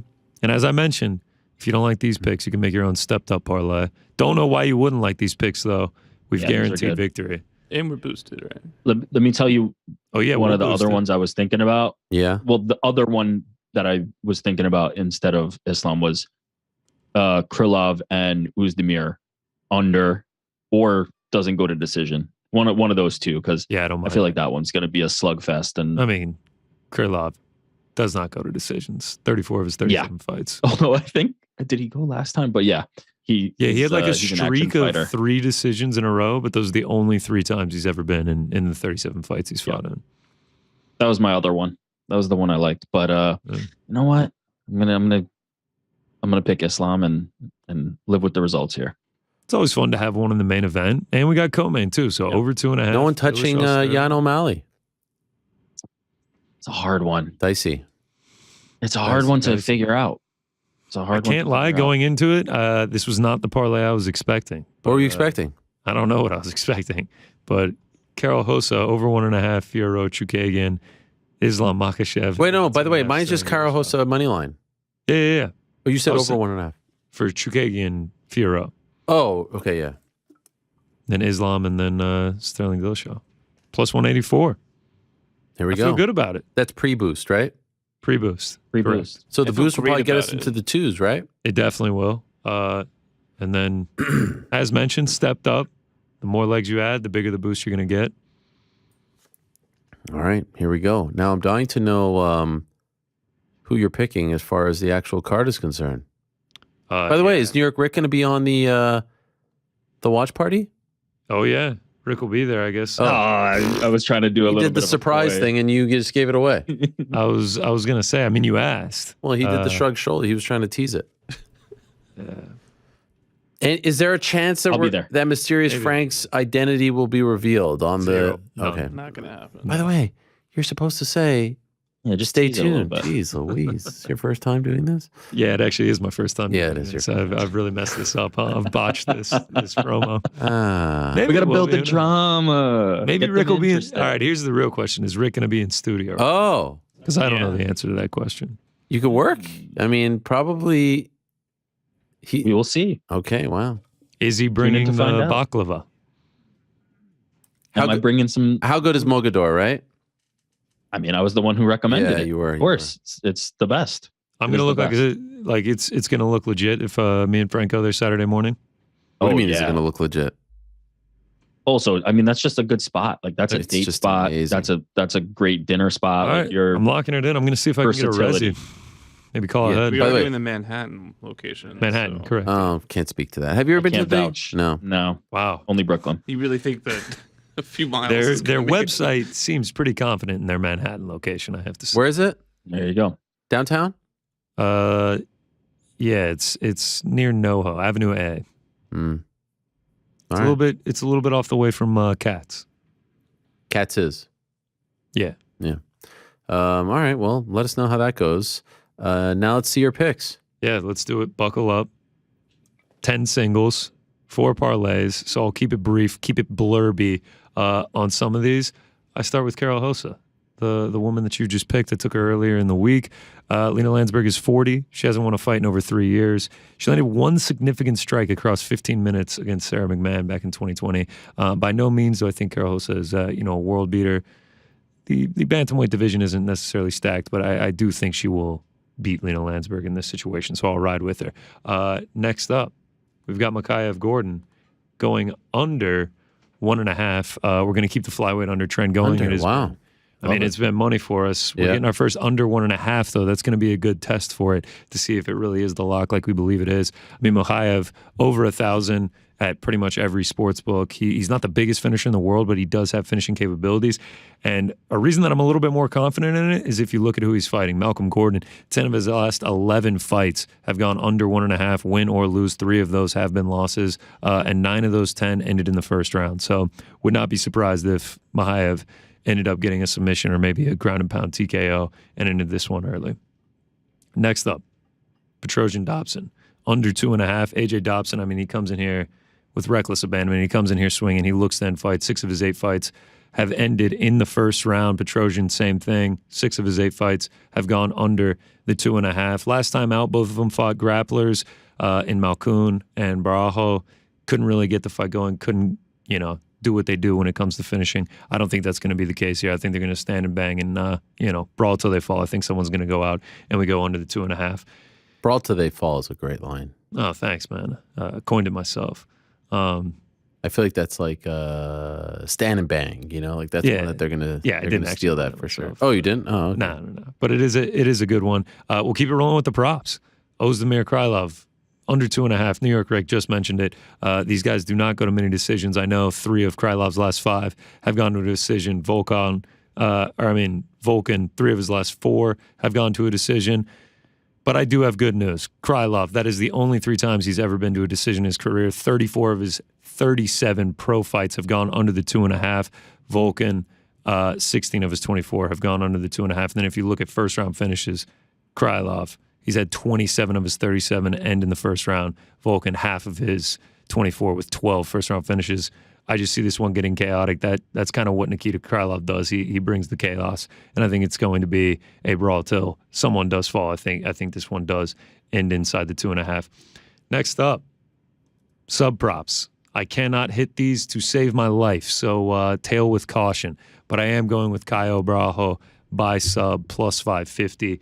Muradov swings for the fences, man. He can get wild in there. 17 of his 25 wins are by KO, so he does have that knockout power, but sometimes he can get a little reckless. And if you look at his record, 4 losses by submission last time out. GM3 gets the back in round 1, isn't able to finish it. Round 2, gets the back again, gets the hook in, and able to tap him out.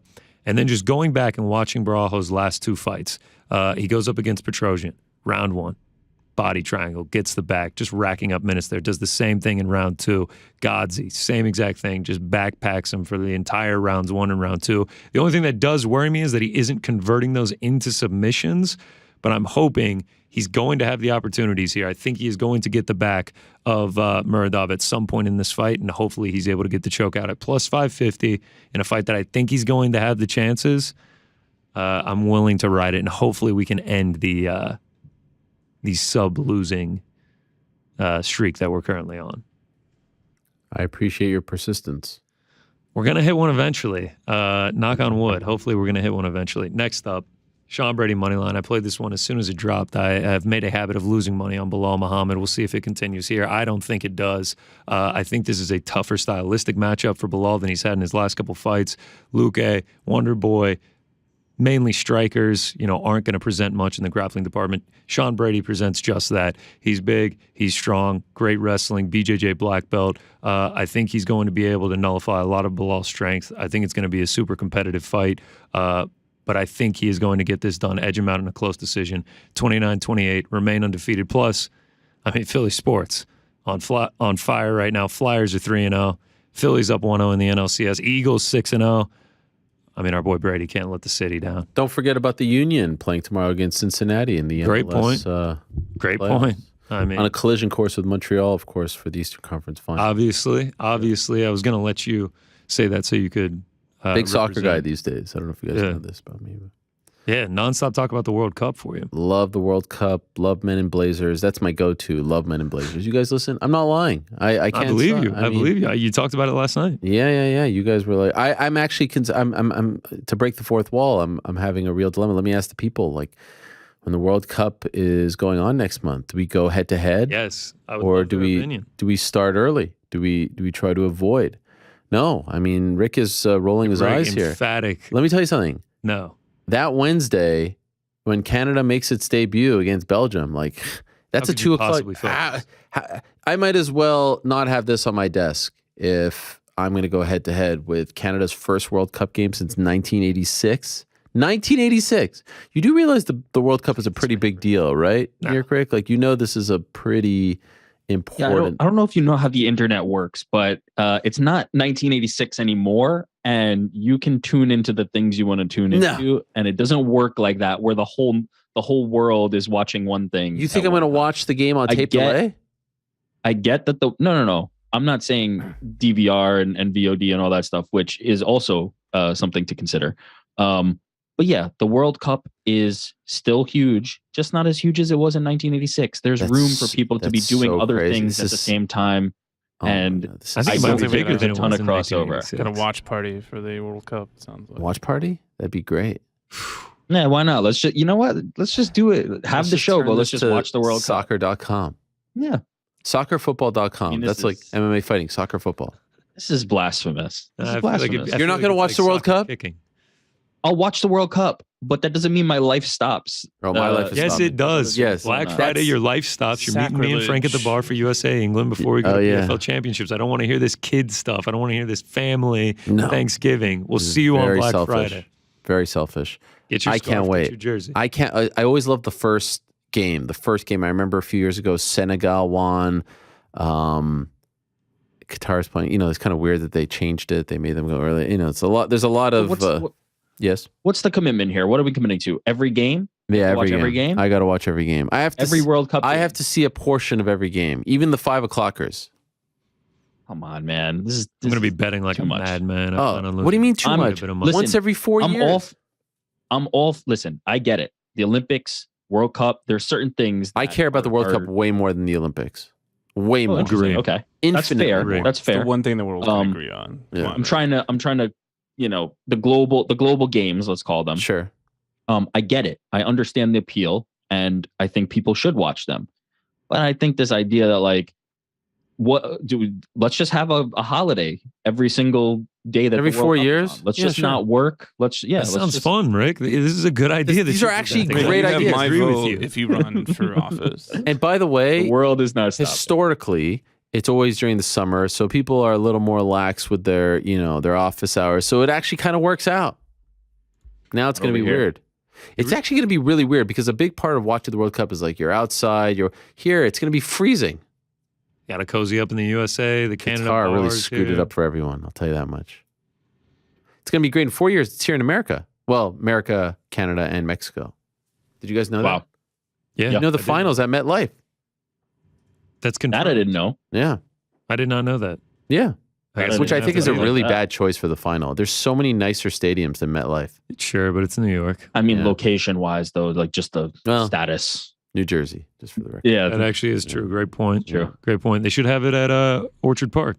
That'd be tremendous. No. If you want to come to New York, come to Orchard Park. I agree. New York's only team. All right. Did I interrupt you? No, but I like this break. Let me get my steam back as we get into the main card. You know that I'm going with the beast. I mean, come on. I've been supporting her last few fights. What's not to like? 4-0 in the UFC. 4.08 striking differential for the numbers people out there, which is just an insane statistic.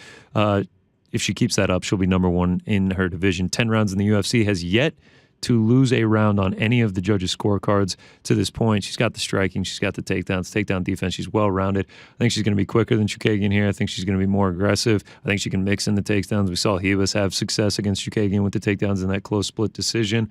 And I just think she outpoints her on the way to a unanimous decision. That's why I'll be riding with the beast, Manon Fiorot. Like that one? Next up, Petr Yan, money line. Took this one as soon as it dropped. Thought I was Mr. Smarty Pants. Got it at minus 275. I said, all right, I beat the lines. Love when I do that. It dropped down to like minus 400. Money is coming in heavy on Sean O'Malley. I now have a bad line. You can get Petr Yan for as good as minus 250 out there. I think he's minus 260 right now on DraftKings Sportsbook.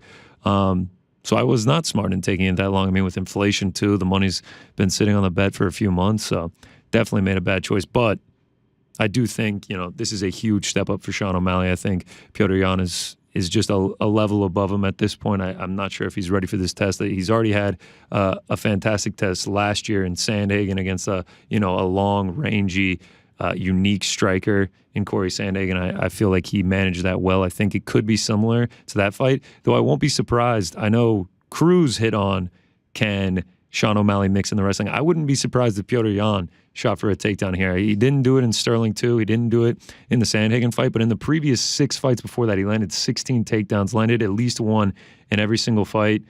We don't really know how Sean O'Malley is going to react if he was taken to the ground and top controlled on. So I wouldn't be surprised if that's an option for Petr Yan.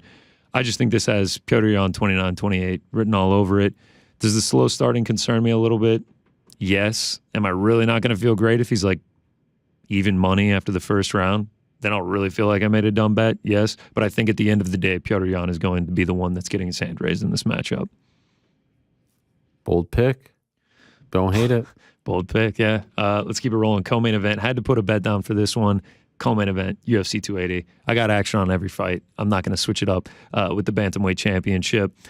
Surprised that the line is continuing to move in the favor of Aljamain. I really think that this is a razor-close fight. Everything that Cruz alluded to, the questions that are unanswered. I mean, Dillashaw is the better striker. Aljo is the better grappler. Who is going to be able to have the success?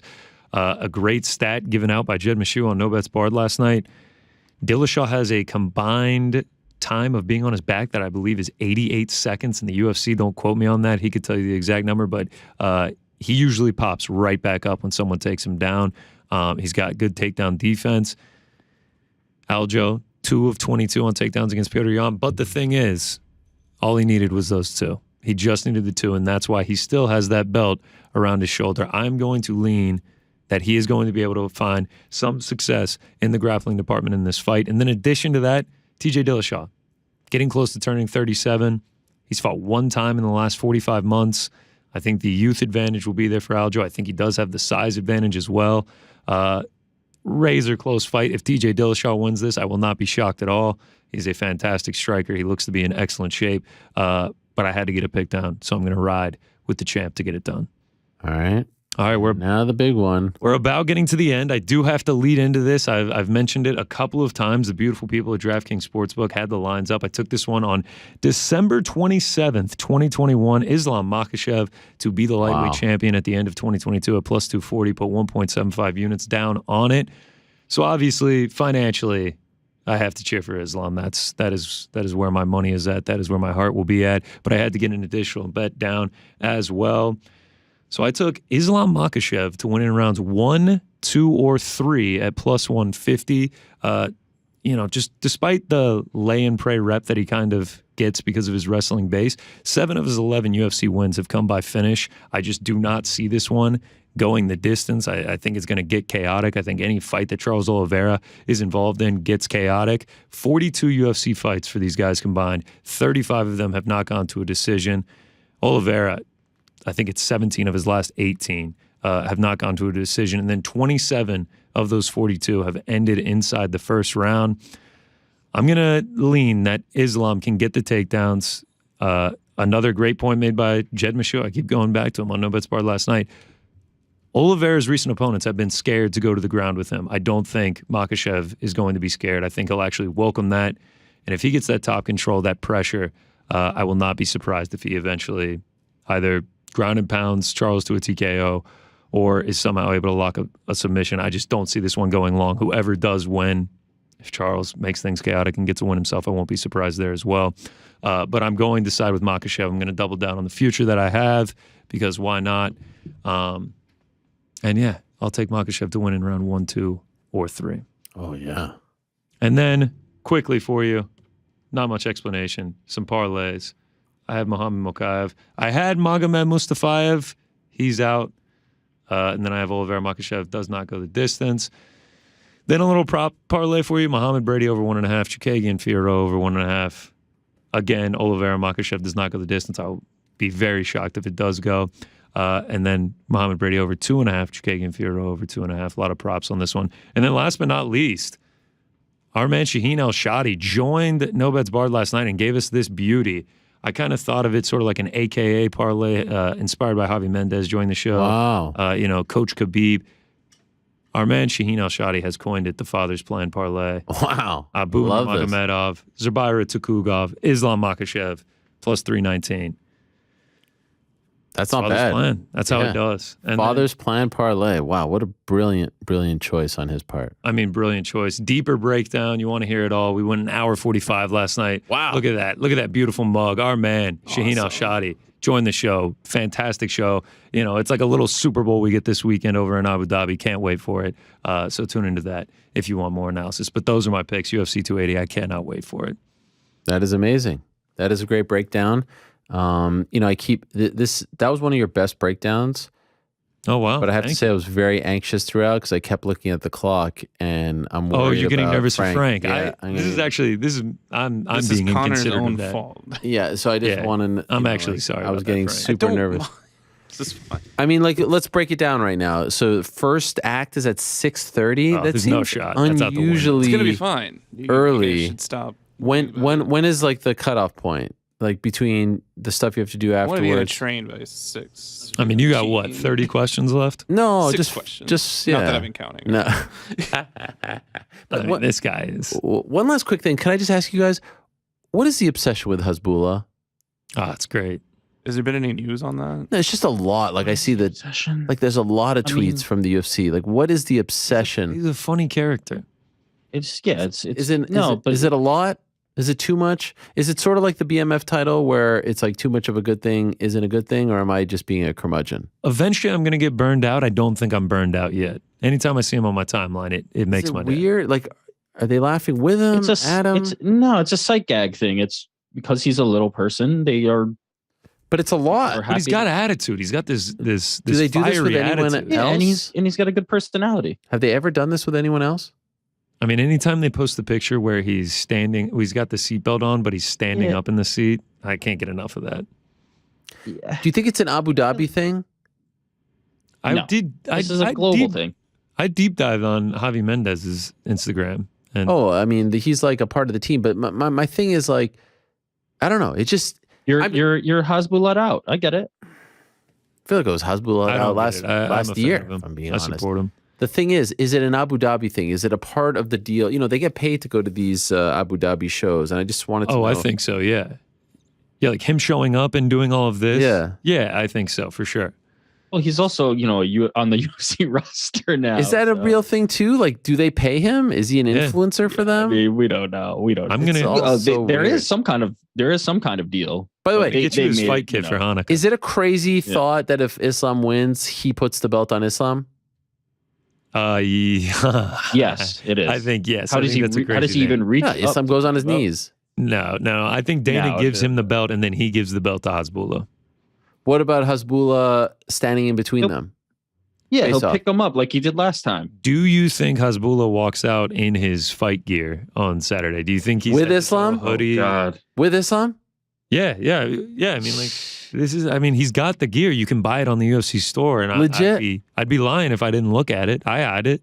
I mean, gold hoodies. Even just this conversation is making me realize that yes, this has way jumped the shark. It's ridiculous. Like, it's over. By the way, over. Can I just say something? If Bellator used Hasbulla as much as UFC does, they would get killed for it. Am I wrong? A different world, though. It's a whole different world. I get it. There's still appeal. I 100% get it. But yeah, it's once the machine takes it on, it's co-opted, and now it's less not, cool. The organicness of it is gone. Like the BMF title. Yeah, I agree. I'm with you. All right. I will, to Connor's point though, he's got a great personality. Yeah. I mean, I have no knock. An interesting character. I have nothing against him. No knock on the guy. Yeah. I'm not trying to be a hater. God bless him for making money and becoming this worldwide phenomenon. Yeah. I'm just wondering if they're using him too much, and what is the real reason why they're using him? Is it just because he draws attention? I don't know. I don't know. I mean, that's pretty much any social media celebrity. It's just to get more eyes on it. Yeah, I guess. No. If you've had too much of it, remember when 2 weeks ago Liver King was in an eating contest with Apollo Costa? I mean, this is the world we live in now. Is Liver King going to become Bellator's Hasbulla? I mean, I'll say this. I don't know if he has the same sort of charm that Hasbulla has, right? I can promise you. Yeah. He doesn't.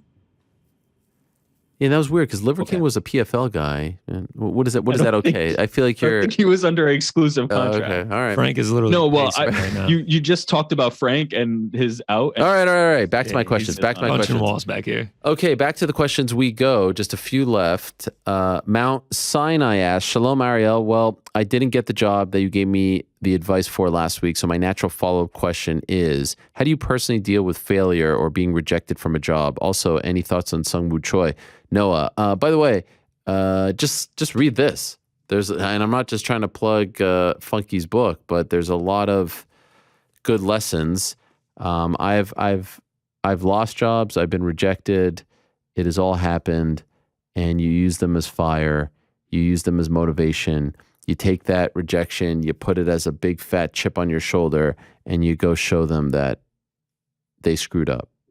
You don't lick your wounds. You don't feel sorry for yourself.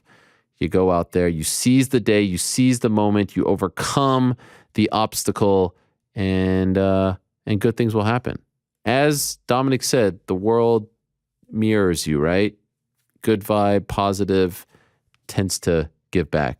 George, don't rush. St. Pierre says, Lord Ariel, I was asked this question in my friend group and it generated a lively debate and hoped you and the team at MMA Hour could give your thoughts on this hot topic. If you are having a pizza with only one topping, what would you choose?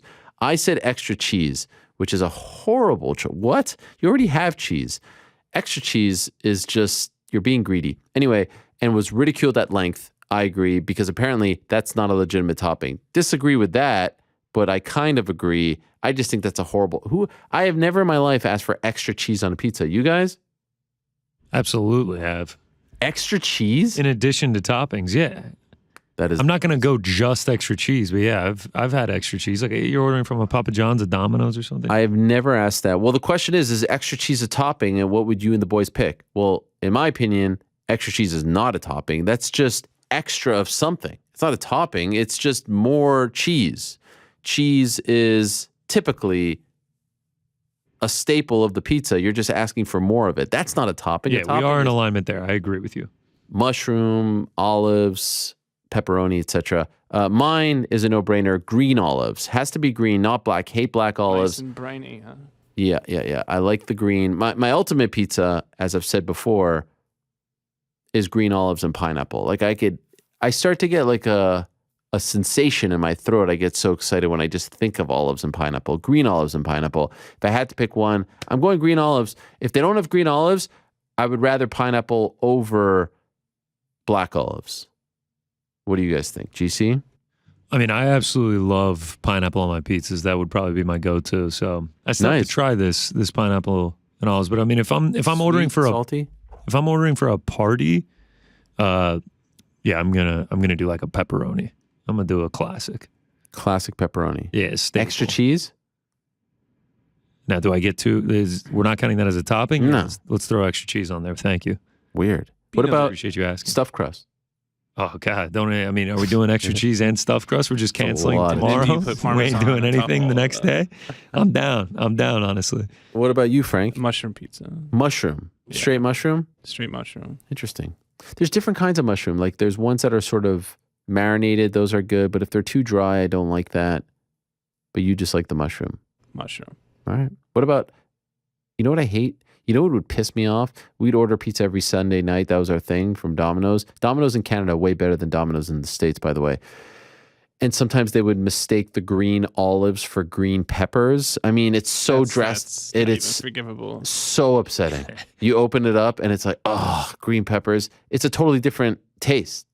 There's almost no taste associated with the peppers. I mean, if you're getting a supreme pizza, like the peppers are just... That's not true. The peppers have a flavor. Hot peppers I like. No, just like a bell pepper. Bell pepper, it's crunch. There's nothing. It's like a water crunch. Yeah. Yeah, exactly.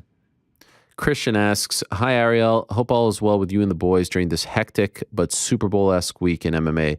Been rather quiet, but Saturday morning can't come soon enough. Question for you. A recent story came out highlighting Philadelphia Eagles quarterback Jalen Hurts and his all-female management team. Yes, he explained how influential they've been to his success so far in the NFL, both on and off the field. This got me wondering, are there any leading females in the MMA management space that we don't know of or hear of? If not, who do you see that could be some of the first to change the current landscape of management in MMA? Go Pats.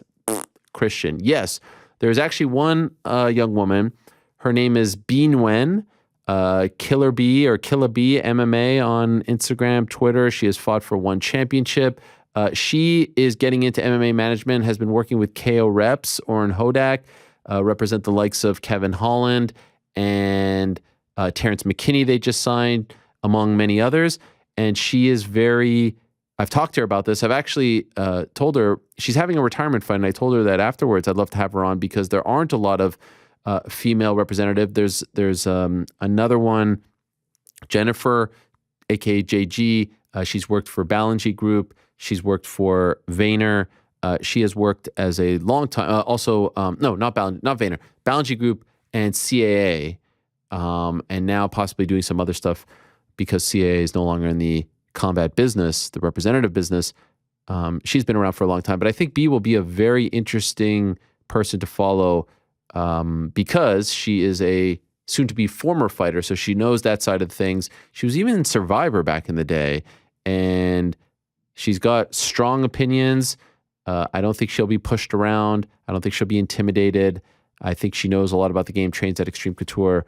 So I'm very curious to see how her foray into the world of MMA management is concerned. So obviously not a ton, very male-dominated, but I think that's a great story on Hurts. I saw that. I think it was Front Office Sports that wrote about it, and I'd love to see more women representing the athletes in MMA. There was also someone in GSP's camp back in the day, Shari Spencer. She also represented Frankie Edgar as well. Didn't end well, but there have been some. But watch out for B. I think B could be a player. Nick. Hi, Ariel. Hi, Ariel. Do you know if there are any hygiene rules before fights? Do fighters have to shower, etc.? I'm sure if they were riddled with BO before the fight starts, it could be used as an advantage if it goes to the mat. Just imagine. Yeah. I know I've heard of people not showering. I've heard of people not brushing their teeth. These are all, to the best of my knowledge, fair game. Now, things like Vaseline, all that stuff on your body, that isn't fair game. But to the best of my knowledge, other than just common courtesy, there are no rules. And if you're going to go to those lengths, I mean, golly, that is intense. Imagine not showering for days and not brushing your teeth. Could probably work, right? Definitely. Yeah. Would you do that? No, I have questioned some of these rules before, like other ways to get out of a grapple. Yeah. Or hold. Stop it. Oh my. Ariel from Christopher Walker. Greetings from Cardiff. Long time, first time. I've been listening since 2015. Thanks for the 5+ hours of weekly entertainment. We were going to go 5 today, but Frank has plans. I was particularly buzzing when you talked about your visit to Cardiff. I'm a Cardiff native and hope to meet you, but I was away traveling around California in a camper van at the time. Wow, I love a good camper van. I saw one in Buffalo with the Bills logo on it. It was tremendous. 2 Wales-based questions for you. Any update on the Edwards versus Usman 2 card being held at Principality Stadium in Cardiff? I have not heard that as an option. I think it would be a great option. I hear England. Obviously, Wales is part of the UK. I hear England, but I think it would be a great option because there's a roof. And I was at Principality Stadium. It's in an amazing location. It's like right in the center of Cardiff. There's all these cool things, architecture, castles, shops, restaurants around. It's very easily accessible, and there's a roof. So they're always worried about the rain. Don't have to worry. But no, I haven't heard. 2, what are your thoughts on Jack Shore moving up to 145? Yes, our guy Jack Tank Shore announcing on his video blog that he's moving up. He was ranked at 35. Where do you see him stacking up against the 145ers? And then he writes something in Welsh, which I'm going to butcher. Diolch yin far. Thank you very much. I tried my best. Like it. I'm curious to see how it goes. He was doing so well at 35, undefeated for so long, said that the weight cuts were affecting him. Those are some big boys at 45, some very big boys at 45. Don't feel like he has to, reinvent everything. It was just one loss to a really good fighter named Ricky Simone. So I don't feel like he has to, drastically change his career. Usually you do that kind of move when you feel like you have to, but maybe the weight cuts were getting too tough and he wants to feel stronger. He wants to feel healthier on fight night. So let's see how it goes. Curious. Hard to say that I love it or hate it without seeing it in action. We'll have a better sense once he makes the move. Gabe. Shalom, Ariel. First time questionnaire. Your charm and suave finally convinced me to send in a question. Wow, how about that? I seem to have noticed that some fighters are quickly forgiven for cheating by the MMA community, while others are never able to live it down. Frankly, I think anyone who cheats their entire, I think anyone after who cheats, I think anyone who cheats, their entire purse should be taken away and given to the other fighter. Brock Lesnar walking away with millions from the Mark Hunt fight while having used steroids and overtly denying it is one of the best examples. I also think anyone after John Jones who cheats should be disqualified from the UFC Hall of Fame or any other MMA awards. What are your thoughts on this phenomenon? I mean, yes, I think it depends on how they are viewed. I think for the most part, MMA has been quite lenient towards steroid users, and we're quick to move past it, unlike in baseball, where even if you were never caught, you are branded as a cheater for life based on suspicion alone and can't get into the Hall of Fame. Now, we can't compare the UFC Hall of Fame to the Baseball Hall of Fame because the restrictions are, the requirements, I should say, to get in are incredibly different. I mean, there's an actual committee, there's a voting process. The UFC Hall of Fame is just like one guy deciding or two. It's totally different. Again, the UFC Hall of Fame is more like, the retired jerseys for an NBA or NFL team, or the Wall of Fame, whatever you want to say. But we are pretty lenient, and some of the greatest fighters of all time have tested positive, and over time it's just sort of forgotten about. Anderson Silva, John Jones, Brock Lesnar. You can almost come up with like 2 greatest of all time lists. And, I don't know why that is. I think the more popular fighters will be excused quicker than the less popular fighters. It's just a thing. So I don't know about the entire purse. I'm not against it. I don't know who would ever agree to that stipulation, but like we spoke about earlier, the fighters don't really have much of a say in anything. So if the UFC wanted to make that a rule, I'm sure a lot of people would think twice. So it ain't the worst idea. And the Hall of Fame, again, MMA Hall of Fame, it's hard. It's like TJ. Does everything before he tested positive just get thrown out? Is that fair? I don't know if that's fair. But then you could say, like, how do you know when he started? Who knows? Honestly, Baseball Hall of Fame, like, I think Barry Bonds should be in the Baseball Hall of Fame. It's part of the history of the game. He broke records. Barry Bonds should be in the Baseball Hall of Fame. I think Roger Clemens. Some of these guys weren't good dudes, but, like, you can't deny their place in history. So I don't agree with keeping them out of the Hall of Fame. But it's important to talk about it and to remember it and not just brush it, to the side.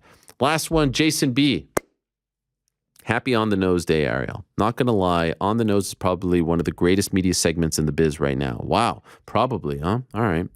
Means we have to work a little harder. It seems so simple, but nobody else is doing this in other sports media platforms, and I'm grateful you continue to be a man of the people and haven't gone big time on your listeners, so thank you. No one else is doing this? I mean, I'm just answering questions. I feel like other people are doing this, but I'll take the compliment. 2 quick questions. Maybe I'm just a mark here, but I can't remember a card that I was more excited about in the last 3 years than 280. That's ridiculous. You're just living in the moment. I can guarantee you've been as excited. Like, let's not get crazy here, guys. People are talking about this card like it's UFC 200. It's great. And don't make me crap on it, but let's not get crazy here, guys. It's great. But there have been cards I can assure you that you've been as excited for, if not more. When was the last time you've been this excited for a UFC card? I don't know. When Francis fought Cyril Gane in January. I don't know. What do you want me to say? It's a great card. Why do we always have to compare it? It's great, but it's a little top heavy. Is that a bad thing to say? Is it not top heavy? Again, it's going to sound like I'm crapping on it. It's a great card, and it's nice to see some depth. 5 amazing fights, 6 if you count the flyweight fight.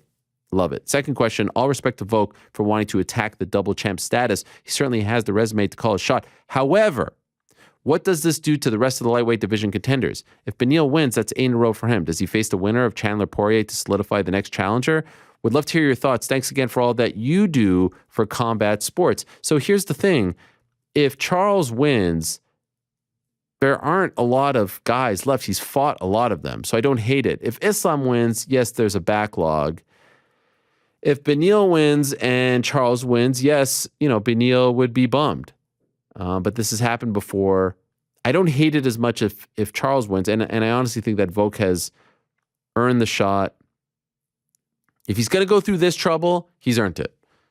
Pound for pound best, featherweight king, fly all the way to Abu Dhabi, you've earned it. If you're going to sit back and just be like, give it to me, all right, we can have a discussion. He's earned it, in my opinion. And again, for the 10th time this week, it gets really interesting. If Charles wins, there's a whole set of circumstances that need to play out. Brazil card January, February Perth. If Islam wins, is he going to go to Perth? If Charles wins, is Volk going to go to Brazil? Do you then just do Charles in Brazil and Alex in Perth? If Islam wins, he's going up. Now Charles is talking about him coming down to 45. A lot needs to play out. And you know what's great about it all? We will have all the answers to all these questions come Monday. Well, really come Saturday night, but we'll be back with you on Monday. So I can't wait for that. And that's a perfect way to end today's show. It's going to be a great Saturday. Don't forget about the watch party right here on the YouTube channel with Connor and Mike Heck and Mysterious Frank Nami. I wasn't invited, but I'll be watching. Yeah. They'll get invited to the actual watch parties at people's homes, apartments, the football parties, the fighting parties. I mean, Yeah. it's a bit of a theme. It's all The birthday parties. Yeah, the one over down the Don't street. get anything. Don't get anything. But it's all good. No hard feelings. I'll be back on Monday, as always, to do the damn thing all over again. And by the way, special week next week. We're going Monday, Tuesday. Like the great Drake once said, we're going back to back. Monday, what? Tuesday. Yeah. Yeah, check your calendar. Monday, Tuesday. We're going back to back. Monday, Tuesday, 1 p.m. Eastern, 10 a.m. Pacific, 6 p.m. BST for the MAR. So no Wednesday show, but we're still giving you the same two. So don't complain. So no it's just Wednesday. Monday. No Wednesday. Monday, Tuesday. Got it. We're going to Phoenix after that. We're going to your neck of the woods. Any good food wrecks you can pass by? Yeah, actually. Appreciate it. Thank you. Whole mishpach is coming. The whole family. That's really cool. Yeah. It's Are going you to be staying great. by the arena or? Close-ish. We could talk offline about this, all right? All right. Yeah, it's going to be a big week. We'll talk all about it. For now, though, we're out of time. It's been a great week here on the program. You know, I saw AEW go Tuesday yesterday, and I thought, you know what? If they're doing it, I got to do it. So, again, they're inspiring me to be better. They're inspiring me to change, evolve, emulate, follow in their footsteps, and I feel really good about it. And hopefully no one tries to counter-program us, and it gets to be this whole thing.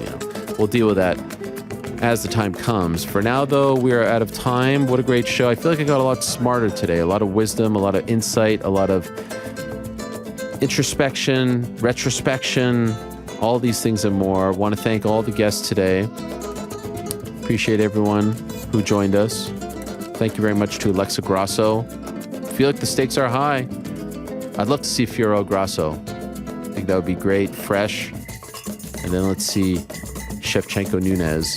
Thank you to Alexa Grasso. Thank you for making me feel better about the ears piercing situation that's about to come tomorrow. It's going to be fine. Very nervous about it, Frank.